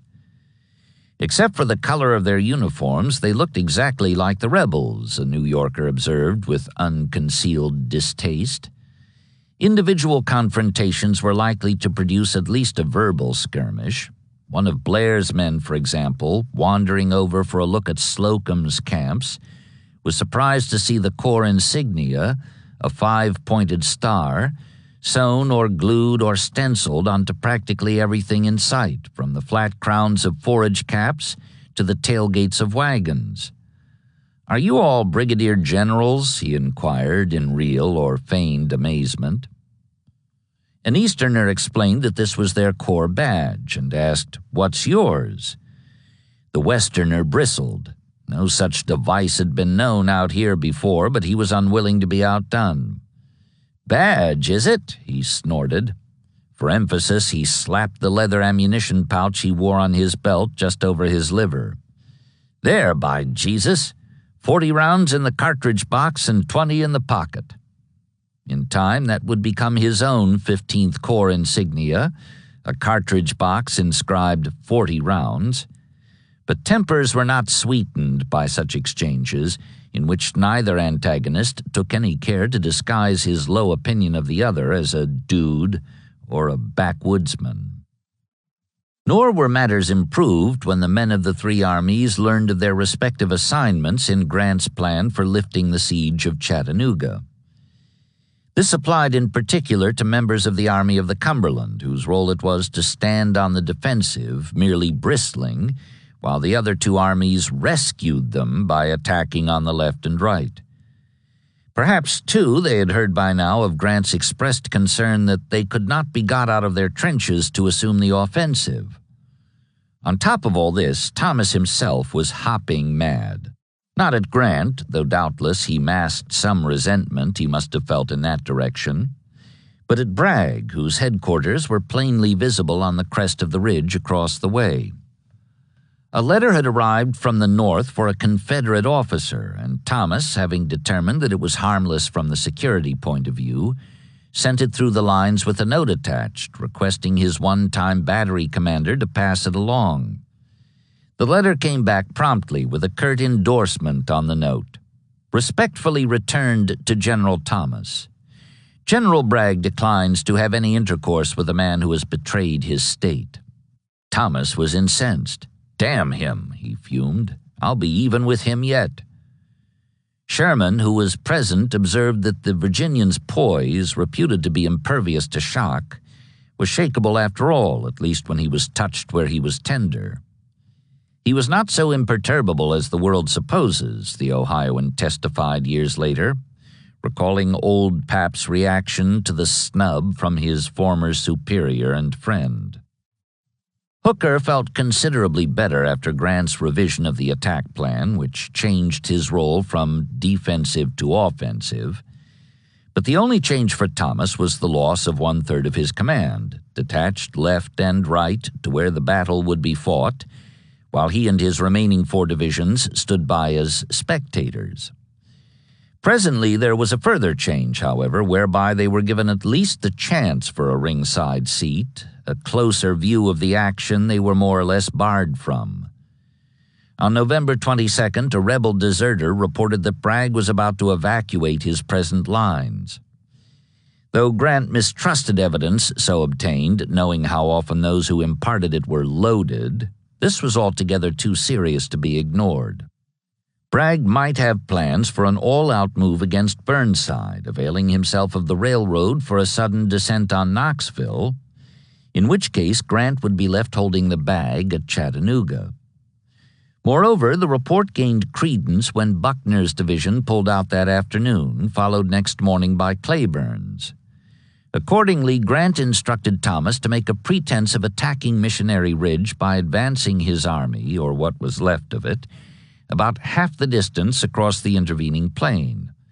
If he could do this, he would not only test the extent of the Confederate withdrawal, which might be greater than had been observed, and perhaps frighten Bragg into recalling the troops already detached, he would also secure a better location from which to demonstrate against the enemy center next day, November 24th, when Sherman and Hooker, the former at last was moving into his jump-off position opposite the mouth of Chickamauga Creek, were scheduled to open their attacks against the flanks.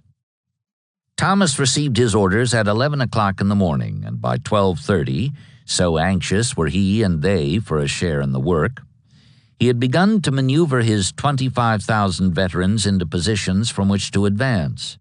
In full view of their rivals from the Virginia and Mississippi theaters, as well as of the rebels out on the plain ahead and the tall ridge beyond, these soldiers of the Cumberland Army made the most of this opportunity to refute the taunts that they had been permanently cowed by their defeat 9 weeks ago. Granger's corps, with Wood in the lead and Sheridan in support, was the first to move out into the open. It was an inspiring sight, a staff observer would recall. Flags were flying. The quick, earnest steps of thousands beat equal time.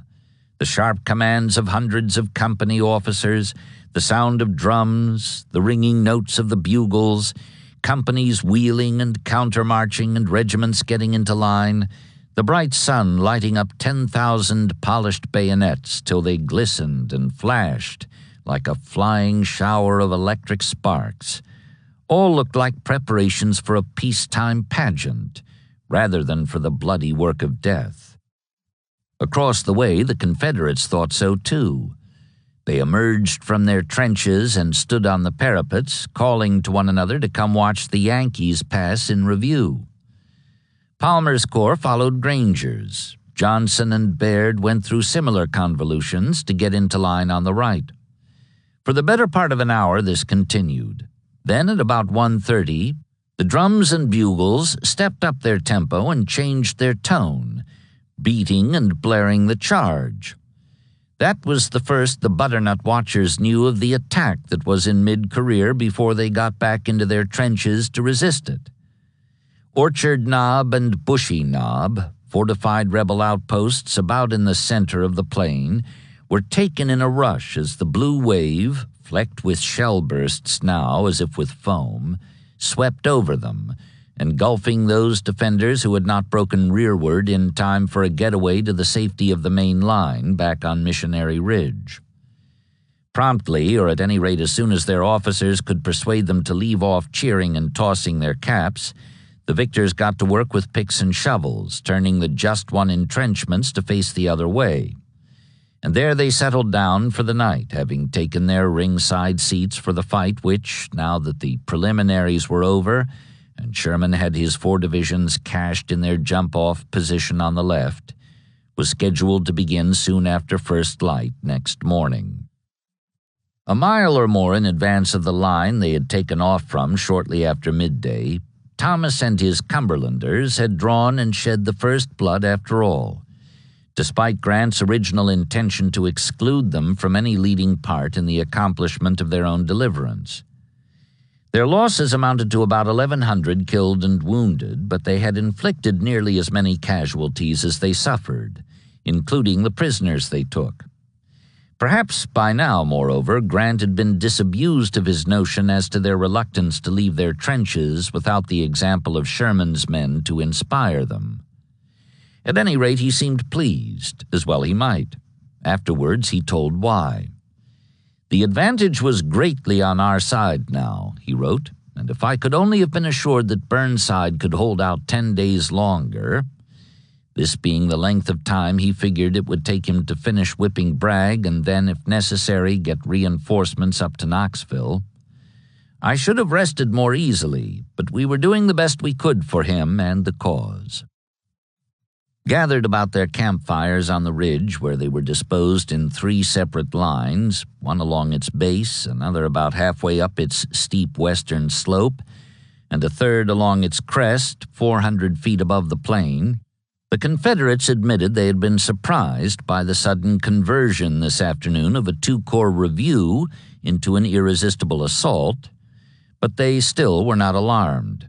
Orchard Knob and Bushy Knob were merely outposts, no more integral to the defense of the main line of resistance than was the sheer bastion of Lookout Mountain off on the distant left. What counted was Missionary Ridge itself. That was where the strength was, and the Bluecoats, still beyond reach of all but the heaviest guns emplaced along the crest, would find a quite different reception awaiting them when and if, although that seemed unlikely, they moved against it from their newly taken positions on the hilly plain below.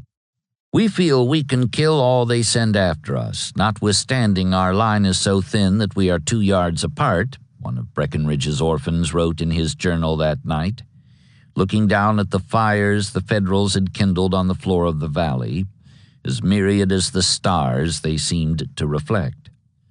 In this he was expressing the opinion of his army commander, who was convinced, as he said later, that Missionary Ridge could be held by a line of skirmishers against any assaulting column. A message wigwagged from Lookout after sundown, warning that a blue force seemed to be massing in the valley beyond for an uphill attack, gave Bragg no evident concern. Though the mountain was defended by only one brigade on its western flank and another on its summit, detached from Cheatham, he made no attempt to strengthen or adjust his dispositions there, apparently because he did not want to discourage the Federals, if they were indeed reckless enough to make the attempt, from breaking their heads against its rocky sheerness. Neither this new threat to his left nor Thomas's advance that afternoon against his center seemed to him sufficient cause for recalling either Johnson or Cleburne, who had pulled out yesterday and today. However, a message that reached him early next morning from the far right, warning that a sizable body of the enemy was crossing the Tennessee near the mouth of Chickamauga Creek, was quite another matter. He rode north at once to see for himself what this amounted to. And when he learned that what it amounted to was Sherman, whose troops he had thought were on their way to Knoxville, he reacted fast with a dispatch calling Cleburne back from Chickamauga Station. "We are heavily engaged," he told him, stressing the need for haste. "Move up rapidly to these headquarters." There was, in fact, less need for haste than the Southern commander knew. Sherman would not constitute an actual threat for some time now, though even he did not yet know that it would not be the rebels who would delay still further the opening of his carefully planned attack on the scantily defended northern end of Missionary Ridge, but geography, an unsuspected trick of the terrain. For the better part of the past week, the red-haired Ohioan had been made nervously ill by the knowledge that he was falling behind the schedule Grant had set.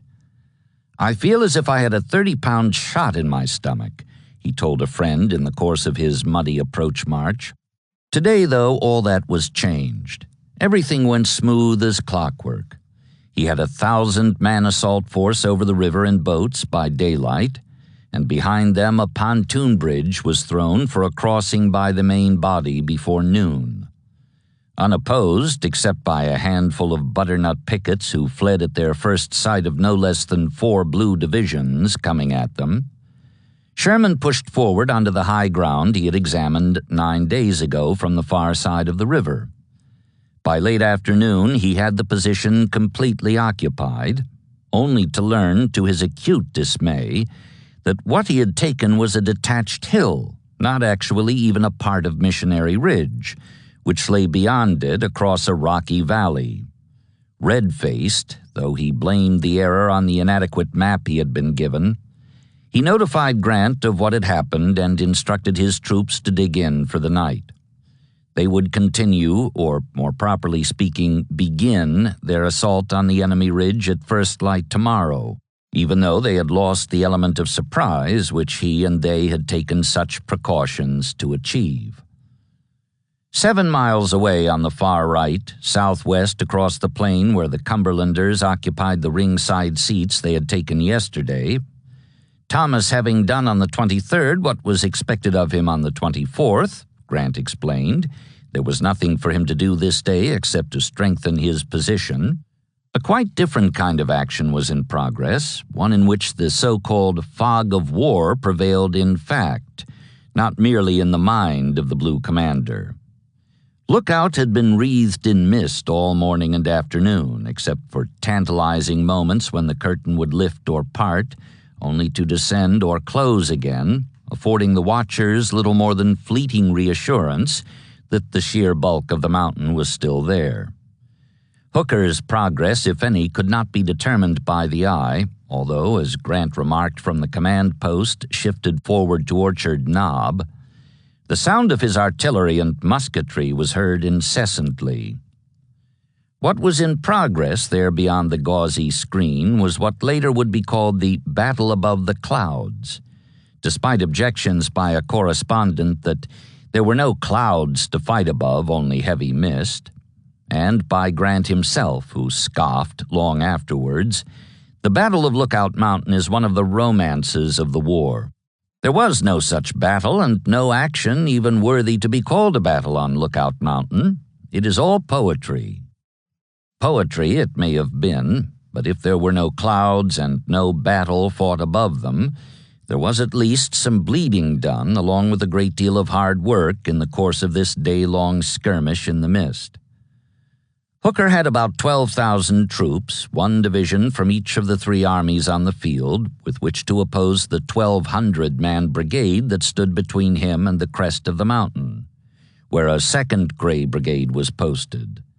Spread out along the east bank of Lookout Creek with instructions to fall back fighting over the rocks if attacked, the Confederates did just that when the greatly superior Union mass forced a crossing near Wauhatchie and moved forward on a wide front, overlapping them on both flanks. Gun crews on the rearward heights were active at this stage of the attack, firing with precision into the blue ranks toiling upward. But this became increasingly difficult as the range decreased, and it became necessary to raise the trails of the pieces higher and higher, until finally the tubes could not be depressed enough to keep them from overshooting, at which point the guns became only so much useless metal so far as the defensive lookout was concerned, and had to be removed to save them from being overrun. As they withdrew, the 2nd Gray Brigade came down the rugged western slope to reinforce the 1st, and presently Stevenson sent a 3rd Brigade from the far side of the mountain. The three attempted to form a line among the rocks, but they soon found it was no use. The three blue divisions had caught the spirit of the chase and would not be denied. Supported by fire from batteries massed on Moccasin Point just across the river, Geary's paper-collar Easterners rounded the Gray right flank and threatened to cut the defenders' line of retreat. There was a brief, hard fight near a farmhouse on a craggy bench about midway up the otherwise almost sheer north face of the mountain, and then once more the weight of numbers told. Again the Confederates fell back hastily, and this time Fighting Joe called a halt to consolidate his gains. Though he continued to probe upward on through what was left of daylight into dusk. "I could see the whole thing," a rebel peering down from the crest was to say of the final stage of the contest. "It looked like lightning bugs on a dark night."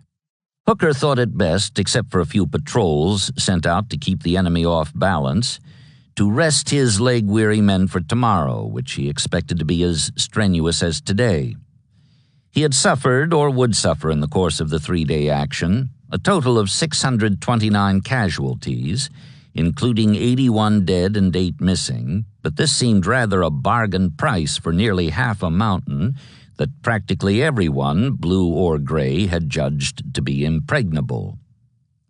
In point of fact, he had won the whole mountain, though he would not know this until morning. Shortly after midnight, the Federal patrols having long since bedded down, Stevenson received instructions from Bragg to fall back across the eastern valley in concert with Walker's division and join in the defense of Missionary Ridge, where it was evident by now that the main Union effort would be centered. This he did, burning the single bridge over Chattanooga Creek as soon as his battered soldiers had crossed it in a darkness made profound by a total eclipse of the moon. Fighting Joe remained in full but isolated control of the everlasting thunderstorm for which he had fought so hard today and was preparing to fight tomorrow, not knowing that it was entirely his already. Grant, of course, did not know this either, though in a wire he got off to Halleck shortly after sundown, he sounded as if he did. The fighting today progressed favorably. Sherman carried the end of Missionary Ridge, and his right is now at the tunnel, and his left at Chickamauga Creek. Troops from Lookout Valley carried the point of the mountain, and now hold the eastern slope and a point high up. Hooker reports 2,000 prisoners taken, besides which a small number have fallen into our hands from Missionary Ridge. Assuming from this, as well he might, that little remained to be accomplished around Chattanooga, Lincoln himself replied next morning with congratulations, gratitude, and a reminder. "Well done. Many thanks to all. Remember Burnside." Little, if any, of the information Grant reported in his telegram to Halleck after sundown of November 24th had been true at the time he put it on the wire. Sherman not only had not carried the end of Missionary Ridge, he had not even reached it. Nor had Hooker, whose troops were still on the western, not the eastern slope of Lookout, carried the point of the mountain. As for prisoners, Fighting Joe had inflicted fewer casualties than he suffered. The figure 2,000 was a good deal closer to the total number of Confederates he encountered than it was to the number he had captured, which in fact was less than a tenth of the figure Grant passed on to Washington. However, before Lincoln's "well done, many thanks" arrived next morning, a part at least of what had been distorted was confirmed. The sun came up in a cloudless sky about 6:40. Lookout loomed with startling clarity, its curtain of mist dispelled. Watching from Orchard Knob, the Federal commander saw the rippling glitter of the stars and stripes break out on the 1,200-foot peak, raised there by a patrol in proof that Geary's kid-glove Easterners had indeed carried the point of the mountain after all. Down on the plain, the Cumberland watchers broke into cheers at the sight, and Grant settled back, albeit impatiently, to wait for Hooker to complete his assignment, which was to proceed southeast across the intervening valley for a strike at Rossville and a drive northward up Missionary Ridge to meet Sherman driving south. The wait, as it turned out, was a long one. Though the eastern slope of Lookout was less difficult than the western and even afforded a winding road for the descent, the three divisions entered the valley below to find the bridge over fordless Chattanooga Creek destroyed and few materials at hand for constructing another, with the result that they were delayed some 4 hours in their advance on Rossville. Neither Grant nor the Cumberlanders, who knew that he did not intend to unleash them until the Rebs entrenched to their front, were firmly clamped between the two blue forces driving north and south along the ridge, took kindly to this evidence of Fighting Joe's ineptness, even though they had more or less anticipated it because of the blowhard reputation he had brought with him from the east. This delay was mild in its effect, however, compared to the one on the far left, where no such failure had been expected of Grant's star general in command of his star army, whose reputation lately had become one of unfailing success, and whose complaint had been that they could no longer get the Johnnies to fight them in the open. Sherman went forward at dawn as ordered, but found Cleburne in his path and was stopped cold. Rocked back, quite literally, for the defenders heaved boulders down on the heads of the attackers when their guns could no longer be brought to bear, he charged again and again, and again and again he was repulsed. "You may go up the hill if you like," he had rather casually instructed his brother-in-law, Brigadier General Hugh Ewing, who commanded his lead division, adding, "Don't call for help until you actually need it."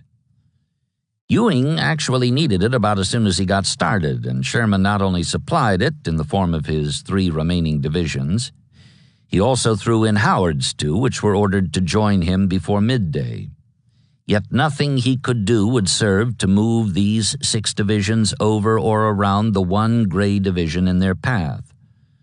About 3 o'clock, after 8 hot hours of fighting, no appreciable gain, and more than 1,500 casualties, including 261 captured when the Confederates made an unexpected sortie, Sherman admitted he had done all he could on this line. "Go signal Grant," he told a staff major. "The orders were that I should get as many as possible in front of me, and God knows there are enough. They've been reinforcing all day." Those had not been his orders at the outset, nor were they now. "Attack again," Grant promptly replied, and Sherman did so, though with no better success. He was wrong, too, about enemy reinforcements. All he had had in his immediate front all day was Cleburne, whose 5 brigades had moved into position late the day before and organized it for defense by working most of the night, their task rendered more difficult by the eclipse of the moon, which for a time had made it necessary to work by sense of touch, including the spotting of the 14 guns they employed today against the 40 emplaced on the hill the Federals had occupied yesterday, off the nose of Missionary Ridge. Cleburne suffered a total of 222 casualties, less than 1/6 the number he inflicted, and captured 8 stands of colors, 6 of which were picked up from the ground where they had fallen in front of his line. Shortly before 4 o'clock, Bragg sent him the first and only reinforcements of the day, the Orphan Brigade, detached from Bate to extend the right. The Kentuckians saw little action since Sherman had desisted by then from his attempted drive southward down the ridge, but one of them went up on his own for a look at what Cleburne's men had been doing all this time. They had swept their front clean of Yankees, he wrote in his journal. Indeed, when I went up about sundown, the side of the ridge in their front was strewn with dead Yankees and looked like a lot of boys had been sliding down the hillside, for when a line of the enemy would be repulsed, they would start downhill and soon the whole line would be rolling down like a ball. It was so steep a hillside there. While Cleburne and his troops were enjoying the respite they had earned, a message arrived from Hardee directing him, as he afterwards reported, to send to the center all the troops I could spare as the enemy were pressing us in that quarter. Detaching 2 of his brigades, he accompanied them part of the way southward down the ridge to see that they made good time. Before I had gone far, however, he added, still shocked by this development, though his report was written some weeks later, a dispatch from General Hardee reached me with the appalling news that the enemy had pierced our center. It was true, the Confederate center had been pierced. Bluecoats were clustered thick by now on Missionary Ridge, whooping and yelling in raucous celebration of a sudden incredible victory, scored less than 3 miles south of Sherman's all-day no-gain fight for Tunnel Hill, and hundreds of butternut prisoners were already on their way across the westward plain, taunted by their captors as they went. You've been wanting to get there long enough. Now charge on Chattanooga. Appalling as the news was, at least to gray-clad hearers, it became far more so when they learned of the manner in which it had come to pass. What one division had done against 6 all morning and most of the afternoon on the far right, 5 divisions had not managed to do against 4 in resisting an attack that had lasted barely an hour from start to finish. Rephrasing the news only made it rankle more. Confronted by no worse than equal numbers in the vicinity of his own army headquarters, where he enjoyed positional advantages superior to those that enabled Cleburne's greatly inferior force to stand fast at the north end of the line, the vaunted Southern fighting man had lost a soldier's battle. Joyous though the outcome was from the Union point of view, the slow hours leading up to it had been anything but pleasant for the overall Federal commander, who had stood by all this time on Orchard Knob and watched his carefully worked-out plans go by the board, or at any rate awry. After sending Howard's 2 divisions to Sherman in futile hope that they would provide the added weight that would enable his old Army of the Tennessee to achieve the breakthrough on which those plans depended, Grant had Thomas detach Baird's division from his right and send it northward too. Thomas did so, but word came from the unhappy Sherman that he already had more troops than he could find room for on his present narrow front. So Baird was halted and put back into line where he then was, on Thomas's left. That was about 2 o'clock, and except for this minor rearrangement, Granger's 2 divisions now were flanked by Palmer's, the Army of the Cumberland had done nothing all day long, or all day yesterday either, for that matter. An hour later, 2 dispatches arrived from opposite directions. One was from Hooker, reporting that he had finally reached Rossville, where he had captured a quantity of supplies after driving the rebel outpost guards from the Gap, and was sending Craft's division north along the crest of Missionary Ridge, supported on the left and right by Geary and Osterhaus, who were deployed respectively on the western and eastern slopes. The other dispatch was from Sherman and was far less welcome, since what it said, in effect, was that he had shot his wad. Disgruntled, Grant clamped down tighter on his unlit cigar. With Fighting Joe at last where he wanted him, he had no intention of relaxing the pressure on either end of the enemy line. Attack again, he signaled his red-haired lieutenant in reply. though with no different results, as we have seen. All this time he had been getting increasingly restless, and when he saw what he took to be reinforcements moving northward along the ridge, he began to worry in earnest that Bragg, whose headquarters he could see plainly on the 400-foot crest, a mile and a half away with couriers arriving and departing, was about to go over to the offensive against the stalled attackers off the north end of his line. Since Hooker was still a good 3 miles off and could scarcely be expected to get there before sunset, Grant figured that the quickest way to counteract the danger would be for Thomas to menace the rebel center.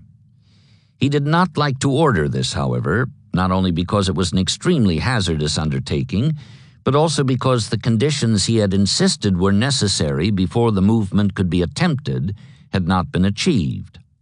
Bragg, unclamped, could give his full attention to any threat against his center. At last, although reluctantly, he inquired of the Virginian standing beside him, "Don't you think it's about time to advance against the rifle pits?"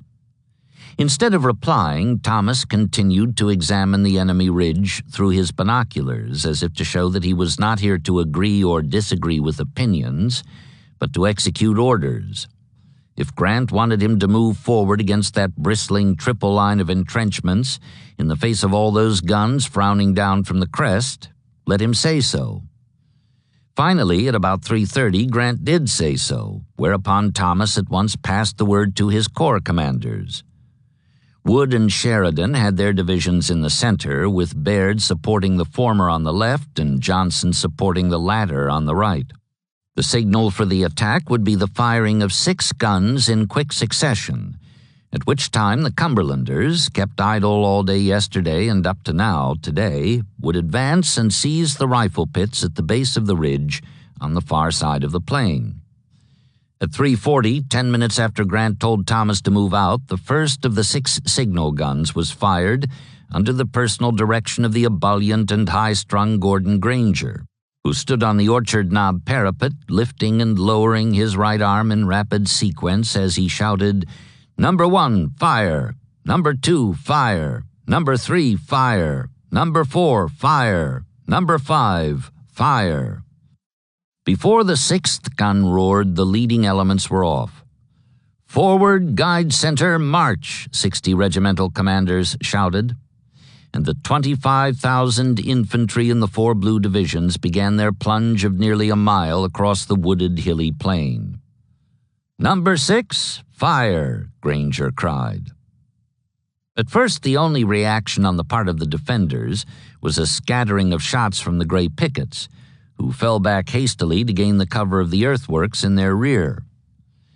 Presently, though, as if recovering from the shock of unbelief that what they saw spread out below was real, the Confederate artillerists came alive. Bragg had 112 guns, and most of these were trained on the mile-wide formation of bluecoats moving toward them. "A crash like 1,000 thunderclaps greeted us," one Federal was to remember, while a second observed that the whole ridge to our front had broken out like another Etna. The effect of this rain of projectiles bursting over and among the close-packed ranks of the attackers was like that of a sudden shower on a crowd of pedestrians. They quickened the pace, and those in the lead broke into a run.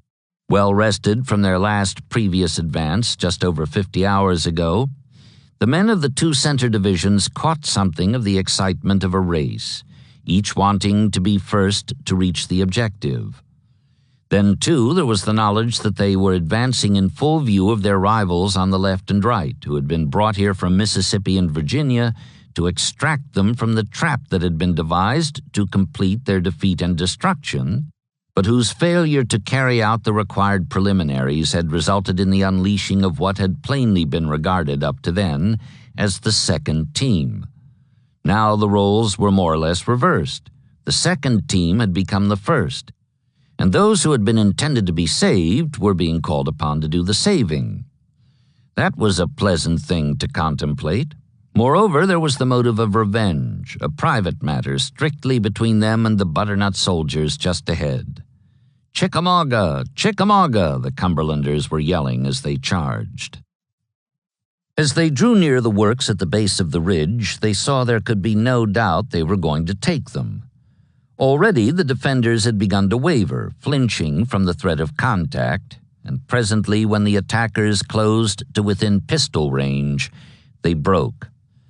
A few rushed to the rear and with frantic eagerness began to climb the slope, a Kansas infantryman would recall.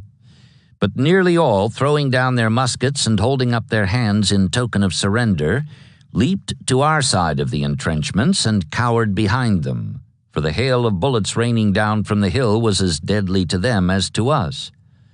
The first line was won. Winning it and holding it were different things, however, as the victors soon found out.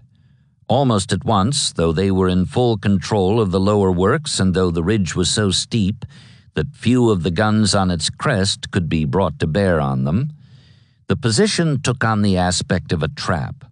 Graybacks in the second line, midway up the slope, were pouring in a murderous plunging fire, and cannoneers were rolling shells with sputtering fuses down the hillside to explode in the lost rifle pits below.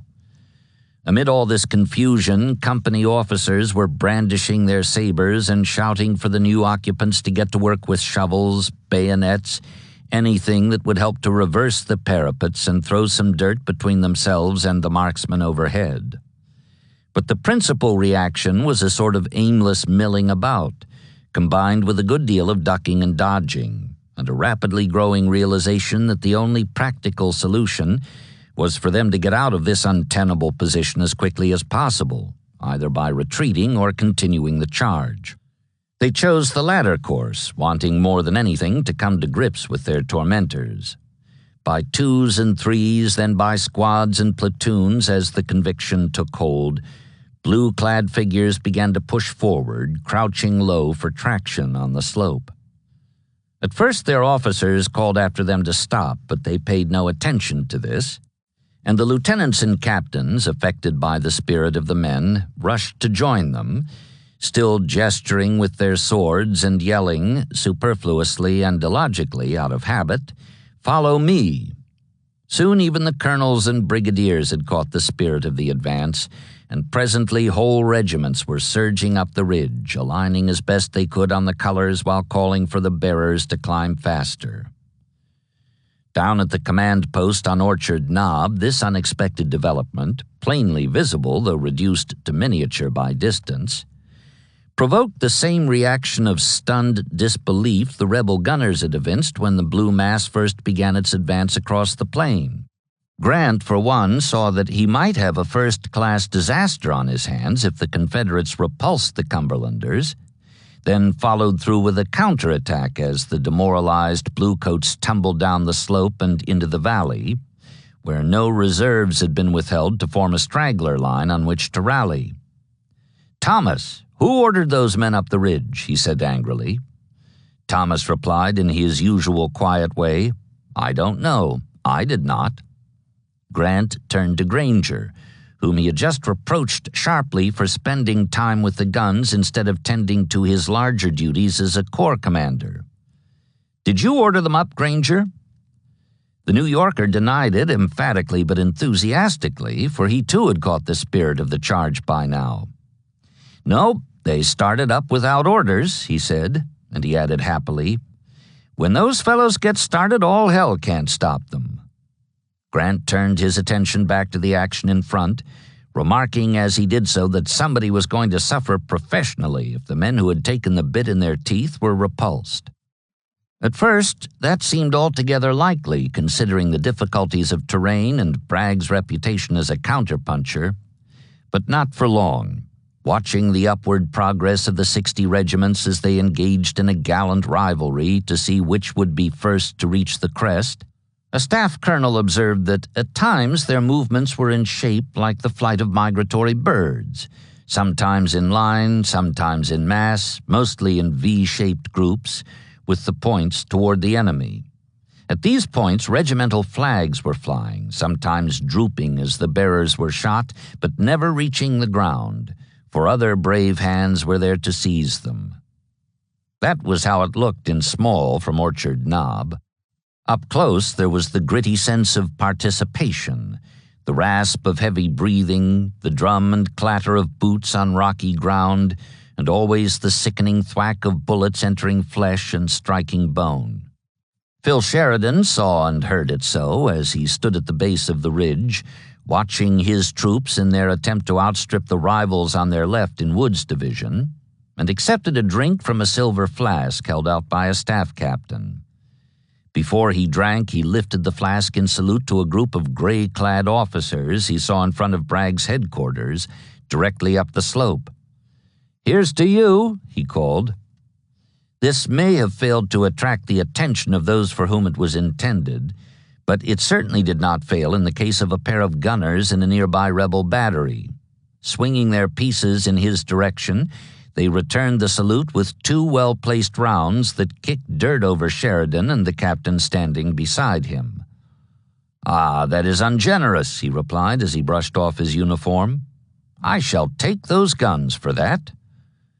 First, though, he took the drink, and then he started forward, necessarily on foot because his horse had been shot from under him during the advance across the plain. There seemed an excellent chance that he would carry out his threat, for by now the second line had been overrun midway up the slope, and his men were driving hard for the crest beyond.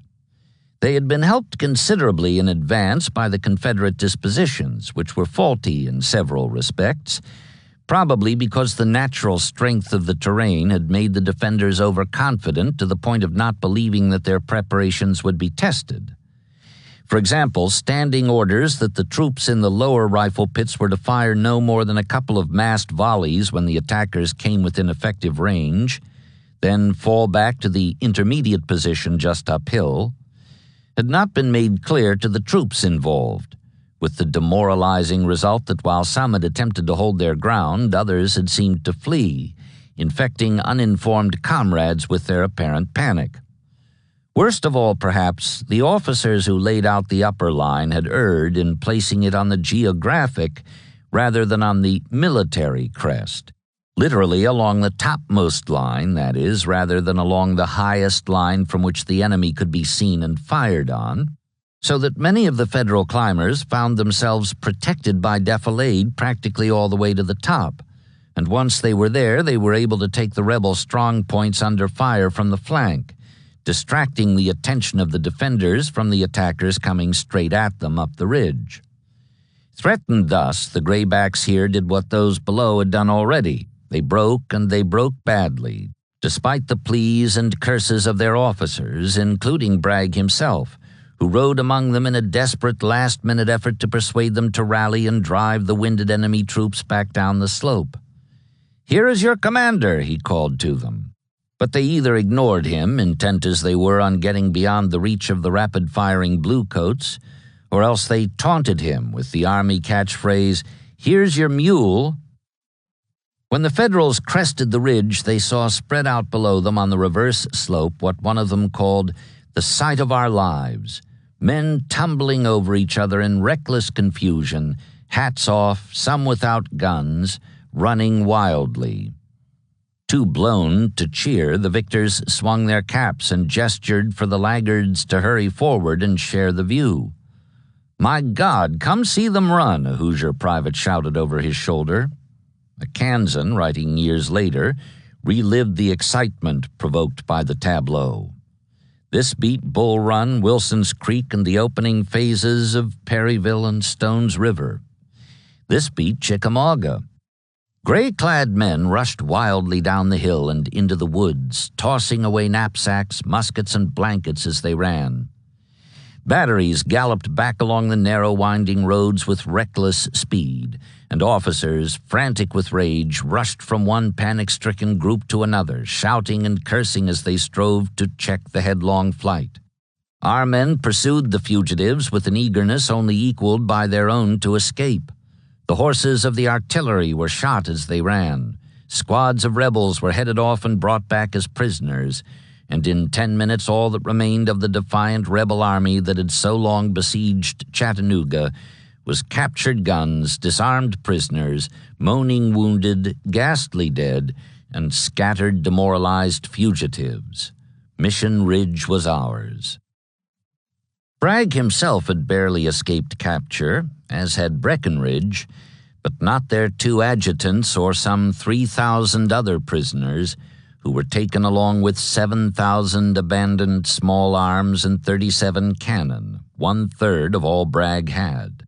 One of these last was claimed by Sheridan in person, who came running up and leaped astride one of the 2 guns that had fired at him a few minutes ago. Wrapping his bandy legs around the tube, he swung his hat and cheered. Harker, who commanded his 3rd Brigade, followed suit by mounting a nearby gun in a similar fashion, but scorched his seat on the hot metal and could not sit a horse for the next 2 weeks. In this, he was less fortunate than his division commander, who either was made of sterner stuff or else had chosen a cooler peace. At any rate, Sheridan stayed astride the gun and continued to cheer and swing his hat, exultant over the reversal of what had happened 2 months ago at Chickamauga, where he had been among those in headlong flight from fury. All round him now the men were cheering too, having caught their breath, and Granger rode up from Orchard Knob at the height of the celebration to engage in a sort of victory dance on horseback. "I'm going to have you all court-martialed," he shouted, laughing. "You were ordered to take the works at the foot of the hill, and you've taken those on top. You have disobeyed orders, all of you, and you know that you ought to be court-martialed." Not that the position had been taken without cost. In fact, the cost had been about as steep as the grade up which the attack was launched, particularly to the 2 divisions in the center. Wood suffered 1,035 casualties as compared to a combined total of 789 for Baird and Johnson in support on the left and right, whereas Sheridan lost 1,346, a bit over 20% of the 6,500 infantry he had had when he started forward. Moreover, there was a good deal of variation in the losses by smaller units within the larger ones, depending on the luck of the draw in their assault on different portions of the ridge. Some had cover most of the way up and therefore contributed little to the amount of blood that was shed on the slope, while others had to pass through a continuous hail of bullets and were grievously battered in the process. An Indiana regiment, for instance, started its climb with 337 effectives and lost 202 of them, or nearly 60%, killed and wounded in the 45 minutes required to reach the crest. After such bleeding and exertion by the infantry, and in the absence of cavalry, which was still beyond the river because of a continuing lack of forage on the south bank, it was small wonder no true pursuit was undertaken within the brief remaining span of daylight that followed the collapse of the rebel center. Sheridan, once he had come down off his perch astride the cannon, was eager to take up the chase, but the other division commanders were not, even though they had suffered fewer casualties, and Granger declined to unleash him. Meanwhile, the Confederates made good use of the respite thus allowed them. Continuing to hold off Sherman with one hand, no difficult task since he attempted no renewal of his attack, Cleburne prevented a widening of the breakthrough with the other, and Stuart served Hooker in much the same fashion north of Rossville. Sunset was at 4:50. Hardee rallied his and Breckinridge's fugitives on the near side of Chickamauga Creek and began a withdrawal across it under cover of darkness 1 hour later. The moon rose full, drenching the fields and the Lost Ridge with a glistening yellow light almost bright enough to read by, if anyone had been of a mind to read. By 9 p.m. everything was across, according to Cleburne, except the dead and a few stragglers lingering here and there under the shadows of the trees for the purpose of being captured, faint-hearted patriots succumbing to the hardships of the war and the imagined hopelessness of the hour. Next morning, Bragg continued the withdrawal southeast into Georgia, attempting to gain the cover of Taylor's Ridge just beyond Ringgold, and leaving a trail of charred supply dumps and broken-down wagons, as well as 4 more cannon, to mark the line of his retreat. He had lost in the course of the 3-day action, November 23rd to 25th, fewer than half as many killed and wounded as his adversary, 361 and 2,160, as compared to 753 and 4,722 in those two doleful categories. But his 4,146 captured and missing, in contrast to Grant's 349, raised the Confederate total of 6,667, above the Federal 5,824. But that was by no means all there was to the outcome of the fighting, nor was it fitting as a yardstick by which to measure the extent of the disaster. Bragg had lost a great deal more than the scant 15% of his army which these figures indicated, and a great deal more than the 41 guns his cannoneers had abandoned, even though they amounted to more than a third of all he had. Guns and men could be replaced. Chattanooga, on the other hand, was now what a Northern journalist called a gateway wrenched asunder. The road lay open into the heartland of the South, and all that stood between the bluecoats and a rapid penetration was the battered and dispirited remnant of the force they had just driven from a position its commander had deemed impregnable. And in fact, he was still of that opinion, believing that all it had lacked was men determined to defend it.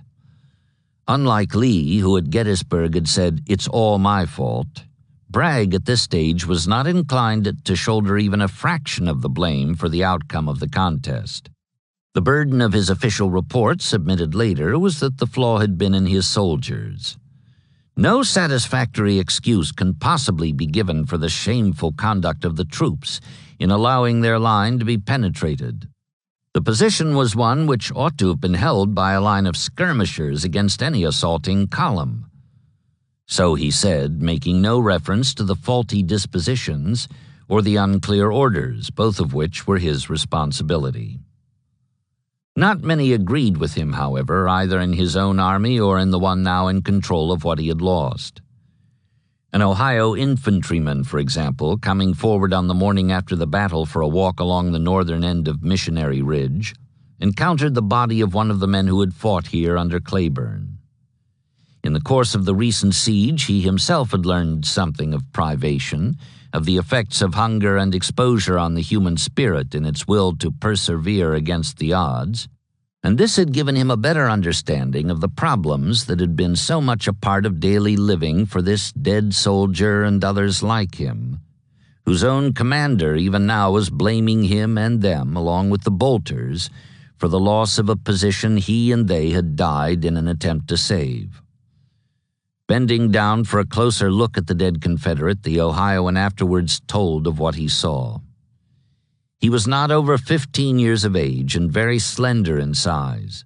He was clothed in a cotton suit and was barefooted in that cold and wet November.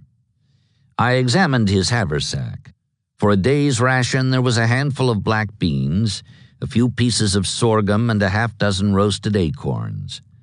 That was an infinitely poor outfit for marching and fighting, but that Tennessee Confederate had made it answer his purpose. Ultimately, if only in wry comment, at least one man on the Federal side agreed with Bragg as to the strength of the position, and that was Grant. Miffed by fortune's upset of his plans for Sherman's glorification, if not his own, on the first day Thomas had played the leading role because Sherman was late in getting into position. On the second, Hooker had stolen the thunder from above the clouds, while Sherman was attacking an undefended hill just short of his true objective. On the third, Thomas once more occupied the limelight after Sherman was fought to a standstill by an opponent greatly his inferior in numbers. The overall Union commander had sought to disassociate himself from a contest decided in outright violation not only of his wishes, but also of his orders. "Damn the battle," he was quoted as saying in that first fit of pique. "I had nothing to do with it." He recovered from this within a couple of hours, however, and got off a wire to Washington in which he had no reservations in announcing a complete victory over Bragg.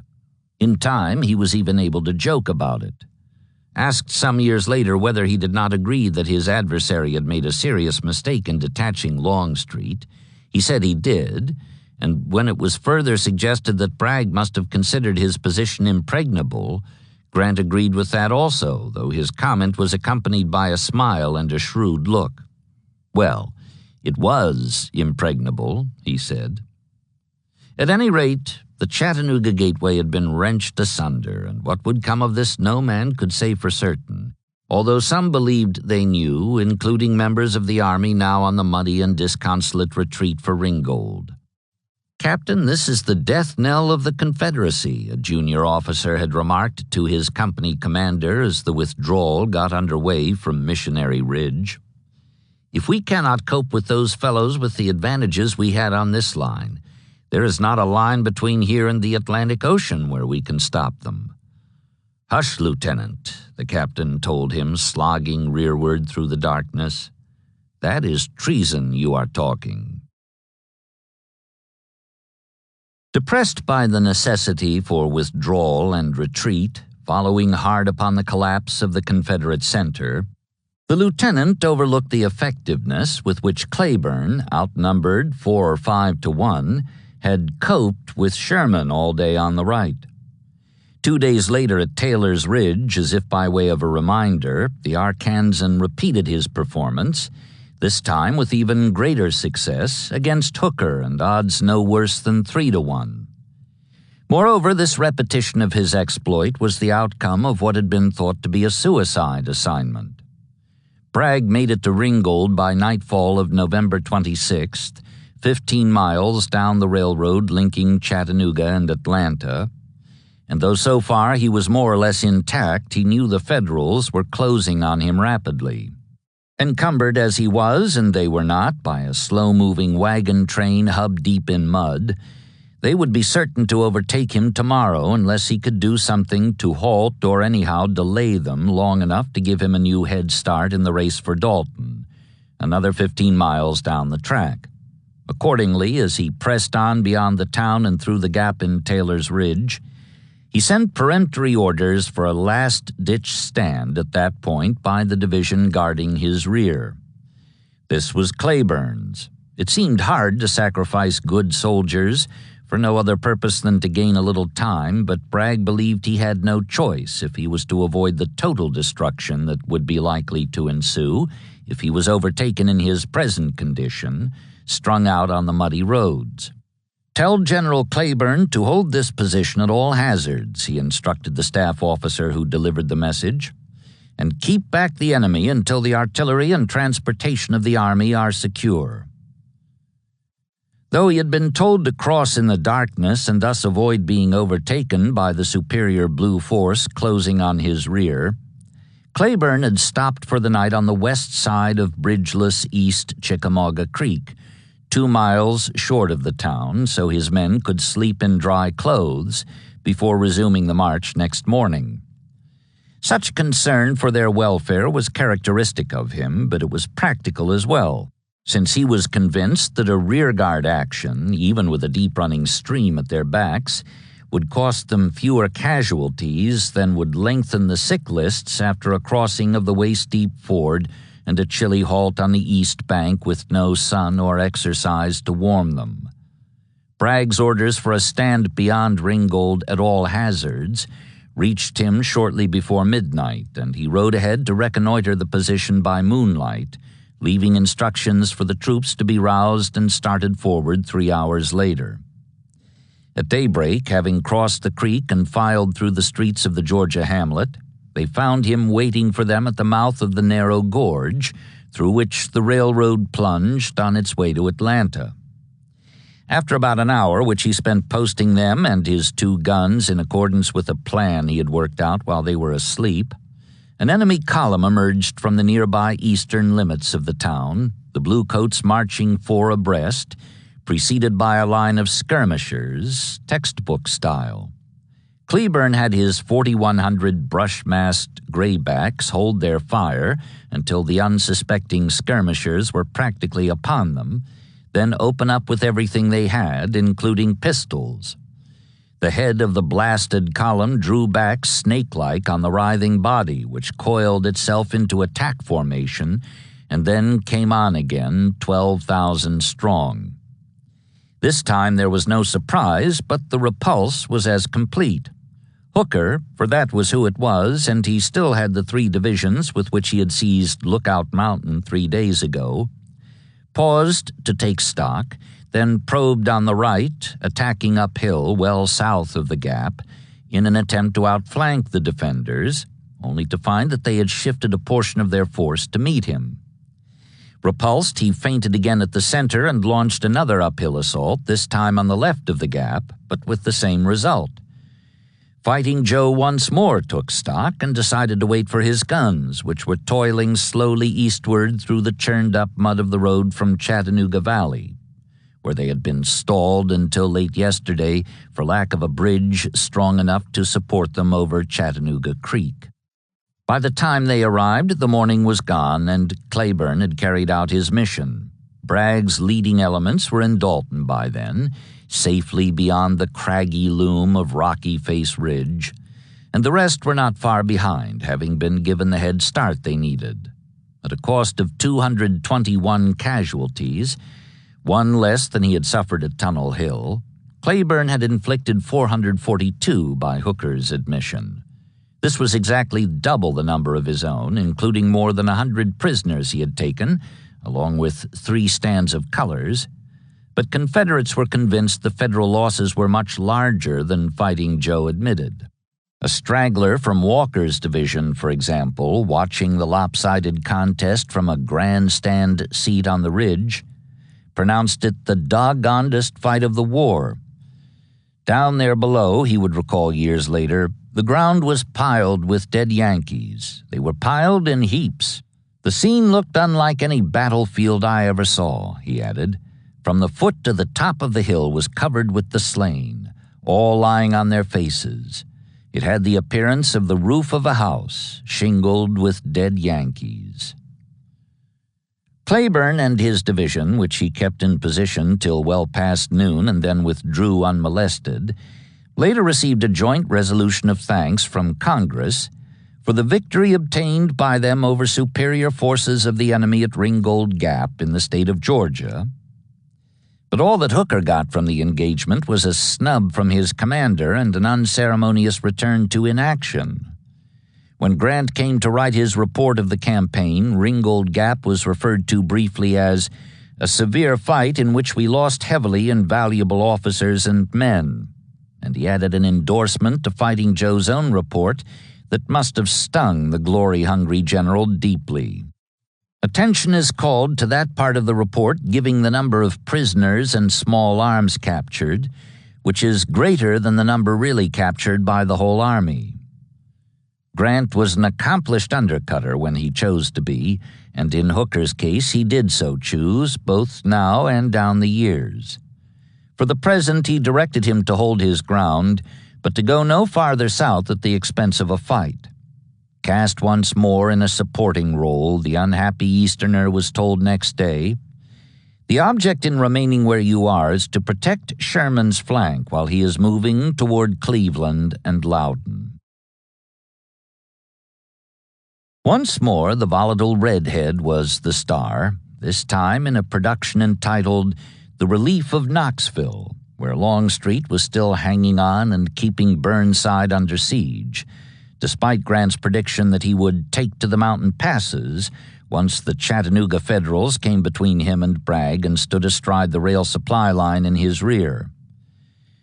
Sherman was altogether willing to try another turn at playing the role of savior, but he took care to have it understood that he did not want to be left stranded in the backwater region once he had wound up what he was being sent there to accomplish.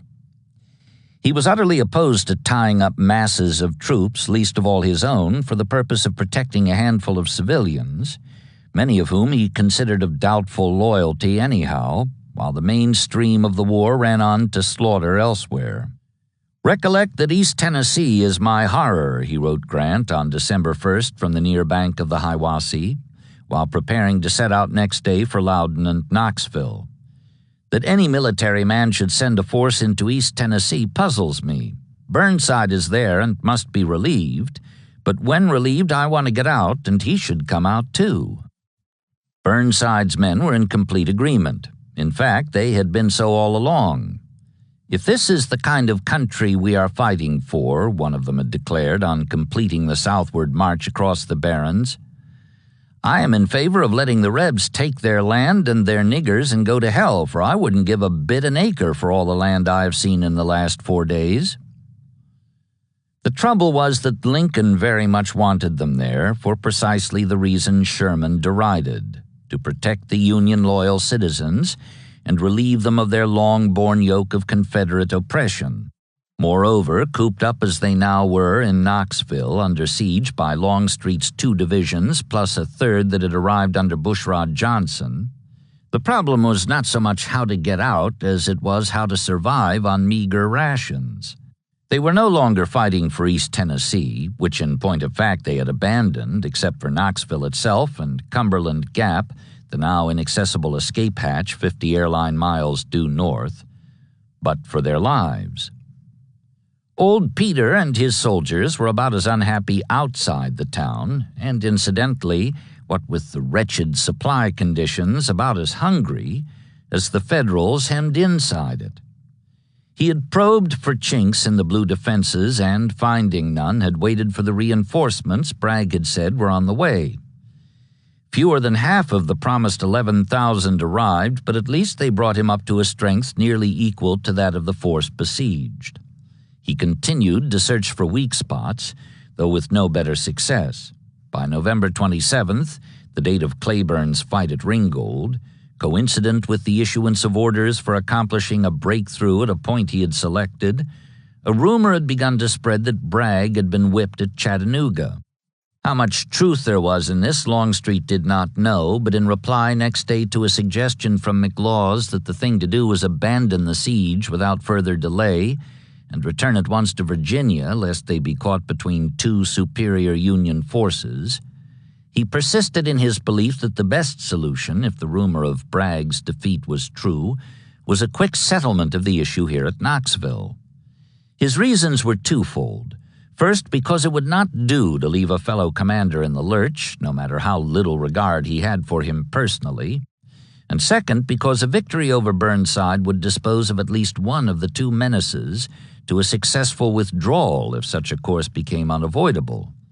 That is, if he stayed where he was, at least for a time, he might draw off a portion of the Blue Horde rumored to be in pursuit of Bragg.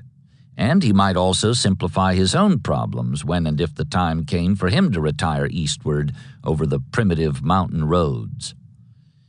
"It is a great mistake to suppose that there is any safety for us in going to Virginia if General Bragg has been defeated," he told his fellow Georgian. "For we leave him at the mercy of his victors, and with his army destroyed, our own had better be also, for we will be not only destroyed but disgraced. There is neither safety nor honor in any other course than the one I have chosen and ordered. The assault must be made at the time appointed, and must be made with a determination which will ensure success." The time appointed was dawn next morning, November 29th, and the point selected for assault was Fort Loudon, a bastioned earthwork previously established by the Confederates at the tip of a long salient extended westward from the main line of entrenchments to include a hill 1,000 yards beyond the limits of the town. Fort Sanders, the Federals had renamed it in memory of the young cavalry brigadier who had made a successful bridge-burning raid through the region back in June, but had been mortally wounded 2 weeks ago at Campbell Station, supposedly by a civilian sniper, while resisting the Gray advance on Knoxville. Originally, Longstreet had intended to use Alexander's artillery to soften up the objective before the infantry moved in. Then later he decided to stake everything on surprise, which would be sacrificed if he employed a preliminary bombardment, and on the sheer weight of numbers massed on a narrow front. Assigning 2 brigades from McLaws to the assault with a third in support from Jenkins, a total of about 3,000 effectives as compared to fewer than 500 within the fort, including the crews of its 12 guns. He posted the first wave of attackers within 150 yards of the northwest corner of the works, in the cold pre-dawn darkness of the night whose end would be the signal for the jump-off. The advance was to be conducted in columns of regiments, the theory being that such a deployment in depth would give added power to the thrust and ensure that there would be no wait for reinforcements in case unexpected resistance developed in the course of the attack. It was stressed that there was to be no pause for anything whatever, front or rear, and that the main thing was to keep moving. Once the position had been overrun, the surviving remnant of the garrison, if any, was to be driven eastward through the town, so that other strong points along the line could be taken in reverse, thus effecting a quick reduction of the whole. Longstreet had planned carefully, with close attention to such details as had occurred to him and the specialists on his staff. But so had Burnside, as the butternut attackers discovered when they rushed forward through the dusk of that frosty Sunday morning.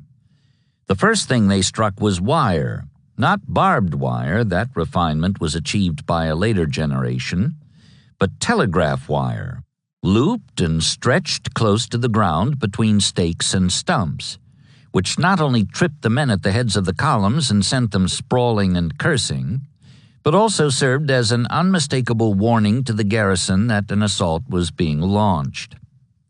Nor was this innovation by any means the worst of what the Confederates encountered in the course of the next hour.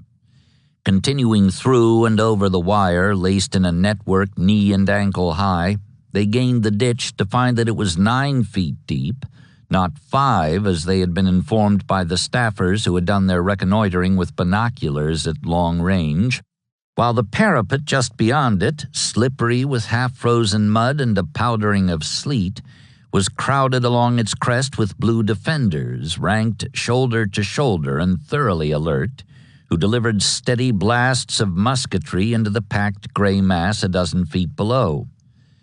Without scaling ladders, which no one had thought would be needed, some men tried to get up and over the wall by standing on the shoulders of their comrades, but were either hurled back or captured. One color-bearer, hoisted in this fashion, was grabbed by the neck and snatched from sight, flopping like a hooked fish being landed, and though 3 others managed to plant their standards on the rim of the parapet, a succession of replacements was required to keep them there. All this time, 2 triple-shotted guns on the flank were raking the trench with a fire that dropped the dead and injured of the 2 assault brigades beneath the feet of the men of the 3rd, who came sliding down the counterscarp to add to the wedged confusion. By now, with the Federals heaving lighted shells into the ditch where they exploded with fearful effect at such close quarters, it had become apparent, at least to the troops immediately concerned, that the only result of continuing the attack, if indeed it could still be called that at this stage, would be to lengthen the already considerable list of casualties. When Longstreet, coming forward with 2 more brigades which he intended to throw into the uproar, learned from McLaws of the woeful state of affairs up ahead, he rejected pleas by Jenkins and Johnson that they be allowed to try their hand, and ordered the recall sounded. Dazed and panicky, the survivors of the 3 committed brigades, or anyhow so many of them as did not prefer surrender to the further risk of catching a bullet in the back, returned through the wire they had encountered at the outset. Generous as ever in such matters, Burnside promptly sent out a flag of truce and offered his old friend permission to remove his dead and injured from the ditch.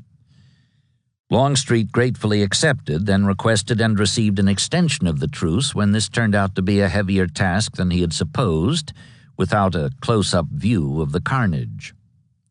He had suffered 813 casualties, 129 killed, 458 wounded, and 226 captured, in contrast to his adversary, who lost, out of 440 effectives in Fort Sanders at the time of the attack, a total of 8 killed and 5 wounded.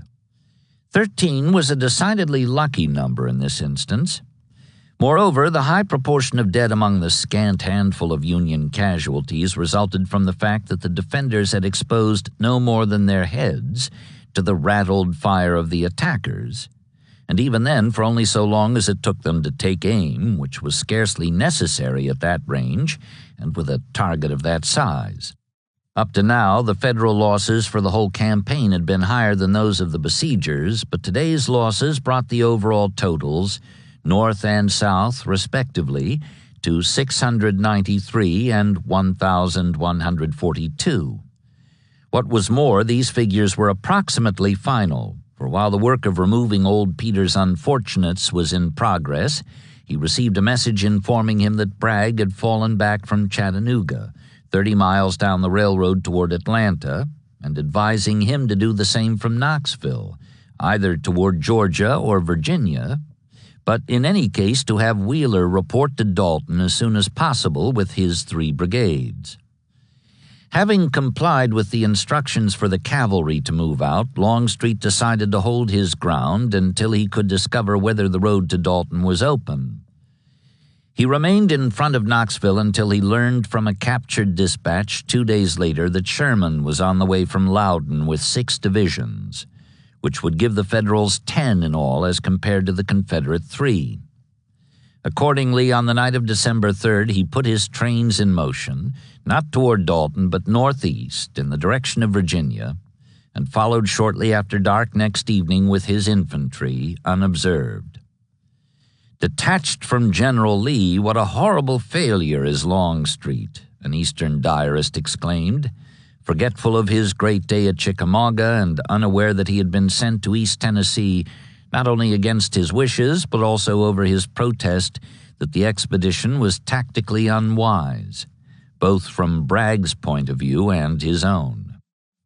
Sherman arrived next day, riding in ahead of the relief column, which he had stopped at Maryville, 18 miles to the south, when he learned that the Confederates had pulled back from Knoxville. Notified that the siege had been lifted, Grant proposed that Longstreet be pursued and driven across the Blue Ridge, thus to assure his removal as a hovering threat. But the Redhead wanted no part of such an assignment. A stern chase is a long one, he protested, determined to resist all efforts to shift him farther eastward from the Mississippi Valley, which he still saw as the cockpit of the war. Now that the big river had been cleared and reclaimed from source to mouth, he preferred to deal with the rebels down in Georgia, intending to complete their destruction by driving them back on the rail transportation hub 80 airline miles across the mountains in their rear. "My troops are in excellent heart," he declared, "ready for Atlanta or anywhere." Instructed to detach 2 divisions to strengthen the Knoxville garrison, in case Longstreet attempted a comeback from Rogersville, where he had ended his unpursued retreat 60-odd miles up the Holston, Sherman had Granger proceed north from Maryville with Sheridan and Wood, while he himself returned by easy stages to Chattanooga with his own 4 divisions. There he found Thomas and Hooker taking a well-earned rest from their recent exertions. Now that blustery weather had arrived, the Cumberland and ex-Potomac troops were already settling down in winter camps. Similarly, Grant had transferred his headquarters back to Nashville, and presently Sherman joined him there, enjoying such relaxations as the Tennessee capital afforded outside work hours, which the 2 friends spent designing further troubles for the Confederacy, to be undertaken in various directions as soon as the weather cleared. That would not be for some time, however. Meanwhile, Thomas was occupying himself with the establishment of a military cemetery on Orchard Knob. The thought had occurred to him on the day he took it that this would make a lovely burying ground for the Union soldiers who had fallen or were still to fall in the battles hereabout. And almost before the smoke of his involuntary assault on Missionary Ridge had cleared, he had a detail at work on the project. When the chaplain who was to be in charge inquired if the dead should be buried in plots assigned to the states they represented, as was being done at Gettysburg, where Lincoln had spoken a couple of weeks ago, the Virginian lowered his head in thought, then shook it decisively and made a tumbling gesture with both hands. No, mix 'em up, he said. "I'm tired of states' rights." Increased responsibility, accompanied by a growing and reciprocal fondness for the men in the army he now led, had brought a new geniality to the stolid rock of Chickamauga. He had even begun to tell stories on himself, as for example of the soldier who had come to him recently asking for a furlough. "I ain't seen my old woman, General, for 4 months," the man explained. If he thought this could not fail in its persuasiveness, he was wrong. "And I have not seen mine for 2 years," Thomas replied. "If a general can submit to such privation, surely a private can." Evidently, the soldier had not previously considered this connection between privates and privation. At any rate, he looked doubtful. "I don't know about that, General," he said. "Me and my wife ain't made that way." No doubt the Virginian's jovial mood was also due in part to the fulfillment of his vow to be even with his former battery commander for the insult he had received in the course of the siege that had been lifted when his Cumberlanders took the bit in their teeth and charged, against orders, up Missionary Ridge. What was more, his satisfaction was enlarged by the knowledge that he had obtained it despite the department commander's attempt to limit his participation in the action that had finally put revenge within his reach. In that double sense, as the outcome applied to both commanders, past and present, his gratification was doubly sweet. As for Bragg, the reconsolidation of his army behind Rocky Face Ridge, completed on November 28th with the arrival of Cleburne, who was greeted with cheers for his rebuff of Hooker at Ringgold Gap the day before, brought with it not only a sense of relief at having been delivered from destruction, but also a certain added ruefulness, a letdown following hard upon the relaxation of tension. He knew now just how narrow his escape had been, and what was worse, how unlikely he was to be so fortunate in another contest with the foe who had just flung him out of a position he had judged impregnable. Worst of all, perhaps, was the attitude of the troops then and since. "Here's your mule," they had hooted in response to his attempt to rally them with "Here is your commander," and he took it as a bad sign that far from being despondent over their disgrace, many of them were grinning at the memory of their headlong break for safety. "Flicker, flicker," they called to one another in their camps, that being their accustomed cry when they saw a man whose legs would not behave in combat. "Yallerhammer, Alabama." "Flicker, flicker, Yallerhammer," they would shout, adding by way of reprise, "Bully for Bragg, he's hell on retreat." Though this might be no more than their way of shrugging off embarrassment, it did not seem to him to augur well for the outcome of the next blue-gray confrontation, wherever that might be. "We hope to maintain this position," he wired Richmond the following day, "but should the enemy press on promptly, we may have to cross the Oostenaula, another 15 miles to the south beyond Resaca. My first estimate of our disaster was not too large," he continued, "and time only can restore order and morale. All possible aid should be pushed on to Resaca." And having gone so far in the way of admission, he went one step further. "I deem it due to the cause and to myself," he added, "to ask for relief from command and an investigation into the causes of the defeat." Perhaps this last was no more than a closing flourish, such as he had employed at the end of the letter sent out after Murfreesboro, wherein he invited his lieutenants to assess his military worth. In any event, just as they had taken him at his word then, whether he meant it or not, so did Davis now. "Your dispatches of yesterday received," the adjutant general replied on the last day of November.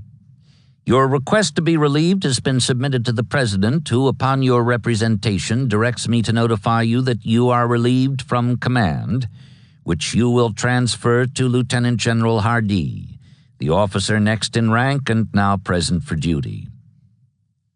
There he had it, or perhaps not quite. Perhaps the flourish, if that was what it was, could be recalled. At any rate, if he was thus to be brought down, he would do what he could to assure that his was not a solitary departure. In sending next day by special messenger a plain, unvarnished report of the operations at Chattanooga, resulting in my shameful discomfiture, he included a letter addressed to his friend the Commander-in-Chief, who had sustained him invariably in the past. "The disaster admits of no palliation," he wrote, "and is justly disparaging to me as a commander. I trust, however, you may find upon full investigation that the fault is not entirely mine. I fear we both erred in the conclusion for me to retain command here after the clamor raised against me. The warfare has been carried on successfully, and the fruits are bitter. You must make other changes here, or our success is hopeless. I can bear to be sacrificed myself, but not to see my country and my friends ruined by the vices of a few profligate men." Specifically, he charged that Breckinridge had been drunk throughout the 3-day battle and totally unfit for any duty on the retreat, while Cheatham was equally dangerous in that regard.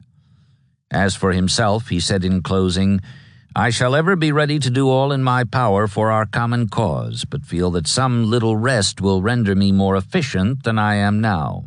Most respectfully and truly, yours, Braxton Bragg, General, etc." Still in Dalton the following day, December 2nd, he tried a different tack in a second letter, still headed Headquarters Army of Tennessee and still signed General Commanding, in which he assessed the tactical situation and made an additional suggestion. "The enemy has concentrated all his available means in front of this army, and by sheer force of numbers has triumphed over our gallant little band. No one estimates the disaster more seriously than I do, and the whole responsibility and disgrace rest on my humble head. But we can redeem the past. Let us concentrate all our available men, unite them with this gallant little army, still full of zeal and burning to redeem its lost character and prestige, and with our greatest and best leader at its head, yourself, if practicable, march the whole upon the enemy and crush him in his power and his glory. I believe it practicable, and I trust that I may be allowed to participate in the struggle which may restore to us the character, the prestige, and the country which we have just lost."